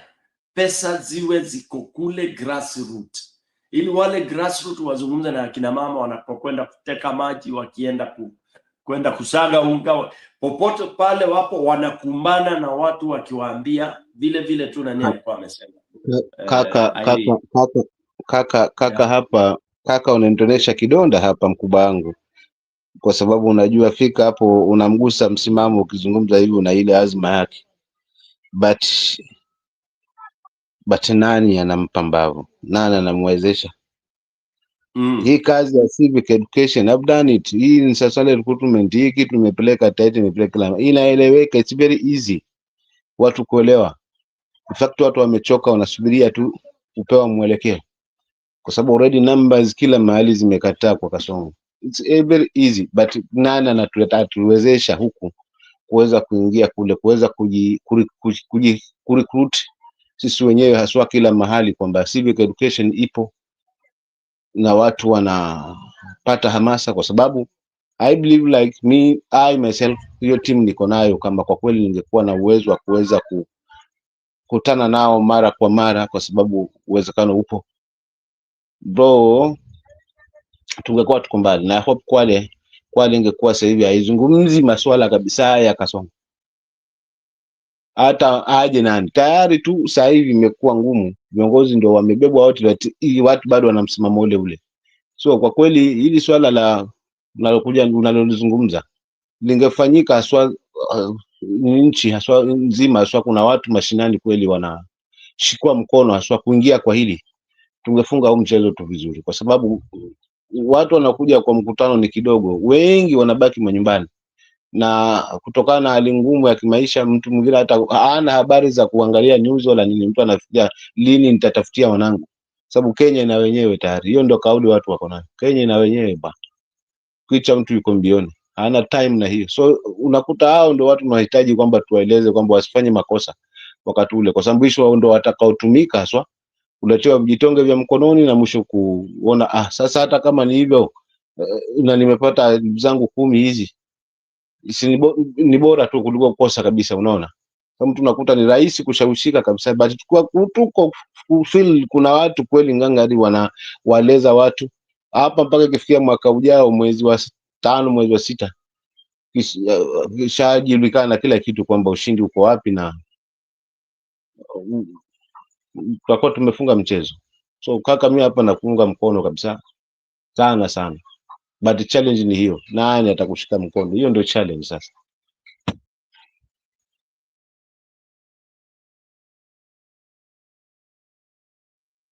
Yeah, because sasa hii mambo vyama vinasema logistics nini, pesa sasa zinatakikana, ikiwa hela zipo zitumike number 1 kufungua vijiofisi vidogo vidogo kule mashinani.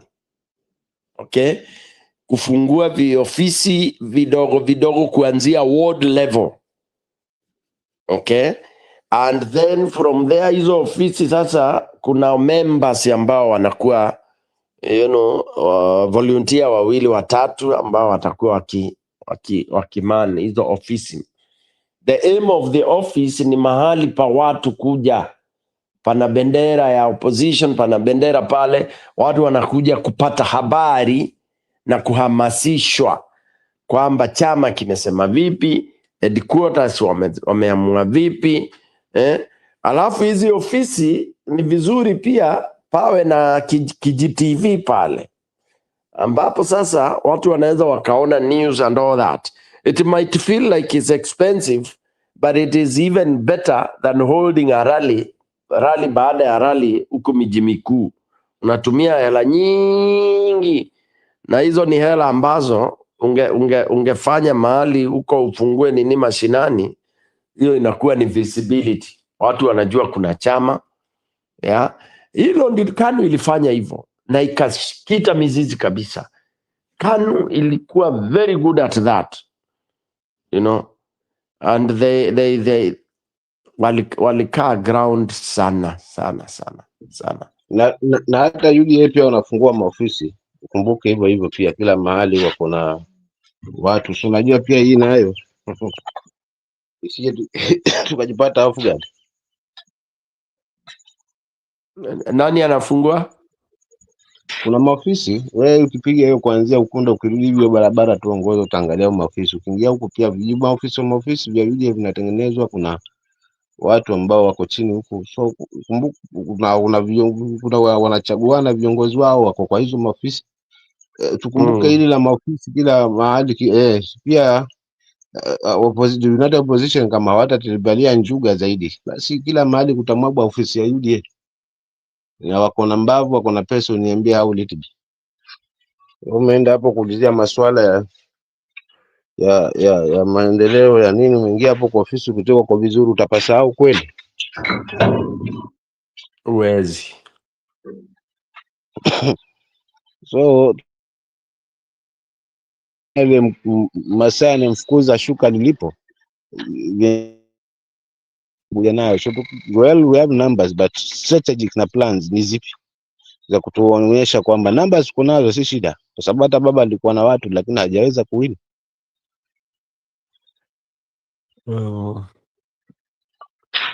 So mikakati ipi kutimilisha kuelezea tuone kama watakubali.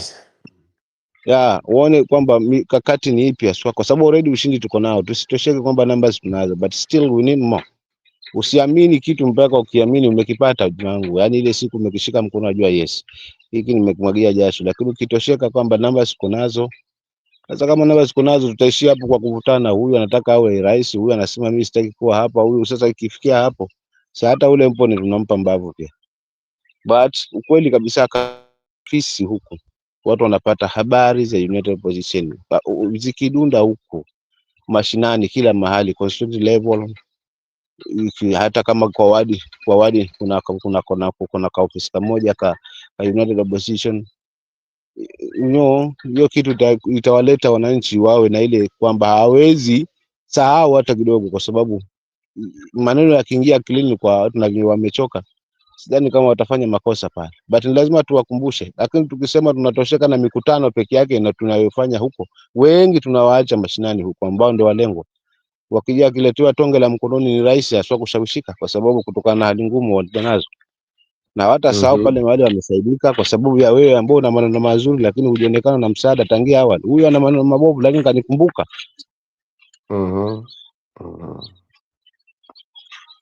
Na hapo ndo tunaposhindiwa piki kwamba ndio tunamwambia jamaa afai, lakini sasa akiingia mahali kama hivi akizimwaga, naambia kitoka hapo wakina nana watamwimba, na hawajaona, hawajafanyiwa hivyo. Kuongea mfano wananchi wa hiyo sema hawajafanyiwa, hawajaliona hilo. Viongozi ameingia, akitoka pale mfuko uko vizuri, unarudi nyumbani ukiwa hata hiyo pingine umebeba robo wa nyama at least. Unajua uongo kesho na cha kuamkia kwa kutia kinywani usubuhi. So lazima pia utaimba hapo, na ndivyo ambavyo tunatumika aswa huku mashinani na viongozi wale wanatumwa aswa kuanzia MPs wale ambao hasa ni allies wa government. Umefiwa wapo wanapeleka mchele, kuna wamama vikundi wanapeleka donge vizuri 20,000. Wewe niambia hawa mama wewe wataimba yule aliyokuja kuwapa 20,000 juzi na mchele, ama ataimba wewe? So hiyo vitu ni lazima wisi tukiwa mashinani, hiyo ndio hamasa tunataka tukabiliane nayo, but who is funding us? Hiyo ndio shida PK. Tumii nitaka kudhihirisha kwamba hakuna kitu kisichowezekana hapa, ni kuamua tu, ni roho kuchoka na kuamua. Mimi wacha niwe kiongozi tu on my side, si lazima sifa nyingi, lakini you can do something big kwa kuroho kuamua haswa, wala hata sikutaka makuu, lakini kuamua haswa we can like hii kitu tulianzisha hapa ya watoto shule, hii kitu imeishia hewani hivi, lakini imenipa kizungumkuti kwa sababu bado watu wananifuata mpaka leo. Pike kiongozi, lazima wewe utafuata. utatuokoa. Unajua ukifanya jambo ndio huwa sasa, ukifanya jambo unajua sasa jambo nzuri lazima litafuatwa kabisa. Unaona, so nafuatwa na wamama. Mimi niambia ulichukua, yani ukiangalia na kweli huyu mtu ana shida kweli. Niambia if you have done that, na mwambie sasa kura yetu, acha tusimame hapa. Ule mtu kukuelewa itakuwa ni rahisi PK, yani brother PK. Inakuwa ni rahisi kwa sababu umefanya kitu ambacho unaona. So for real, ombi langu tu mimi ni kwamba hii project mtilie mkazo, haswa ndugu yangu Njiru, mtilie mkazo hivyo. Those 4,000 zimechukua watoto wawili, zimelipia hao. Those 5,000 zimechukua watoto wangapi? Tusiachilie tu pale, itatusaidia. By the way, pia itatupa hata baraka na sisi ambao pia ni wenye kutoa haswa katika hilo. So tusiachilie hapa, kwa sababu itatusaidia haswa hii hamasa iweze kuingia. Nao hii kitu imeenda viral, nafuatwa juzi, nilifuatwa na watu kutoka yani mbali tu, wako kwa hii word but from farthest. Na mzee na bibi yako walikuja hapa kwangu, bwana, tuliambiwa kuna haya na haya na haya ambayo unayo kijana wetu. Ni kweli. So so unaona ile heshima na kusikizwa kwamba at least unaweza kuwa mkombozi wa watu, hiyo kitu ipo, but challenge ni hiyo. Gari niko nayo hapa, bodaboda zenyewe ni kweli unapiga ni ngumu. Tuktuk sasa zimeingia za sola, hazina mafuta kila mahali sasa hivi. Tuktuk zipo hizo za sola kwamba hawana gharama mafuta, zimejaa kila mahali sasa hivi. So like zimeua kabisa masuala mazima na kazi ya boda. Unashinda unapata ya mafuta, umepata shilingi 200 hapo, unashukuru. Watoto kicho asubuhi wanataka kula hapo, au wanaambia just imagine.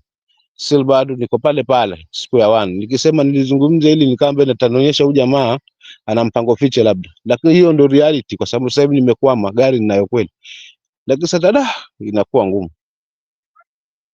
Kwa hivyo ombi langu mimi ni kwamba at least whoever feels kuni backup PK, na hiyo nakuomba mkubwa wangu kindly, hii azma ya msimamo naomba haswa mkalie chini, haswa muone vile ambavyo mtaweza ni at least nionyeshe kile power ambayo nitakuwa nacho, na Mungu akijalia basi nitabaki katika kumbukumbu wakati mwingine ya wale ambao wamepigania haswa kiukweli na roho na moyo.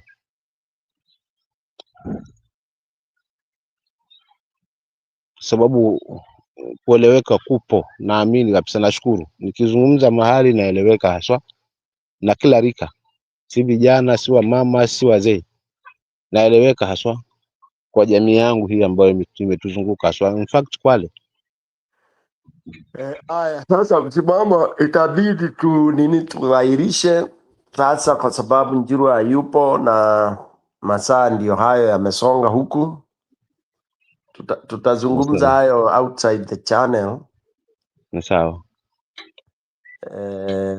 Maybe hapo kesho. Hapa hivi sasa kume nini? Yeah. Hata Njiru sasa. Njiru huwa anatuacha hivi.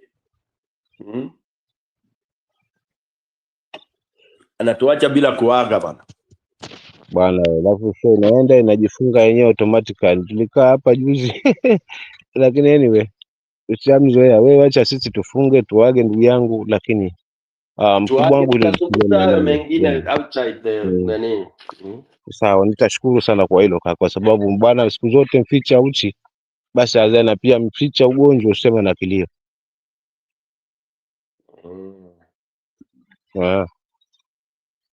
Haya, sawa msimamo, na wale wengine wako upande huu, akina Ani, akina Bai Yosef na Alex na muona huko ametoka. We thank you guys. Wacha sisi tu ngatuke. Studio tutaiacha hivyo hivyo. Mwenyewe atakuja kufunga akirejea. Asanteni sana. Msimamo, thank you so much. Have a very good day, na sisi tufanye usiku. Asante sana.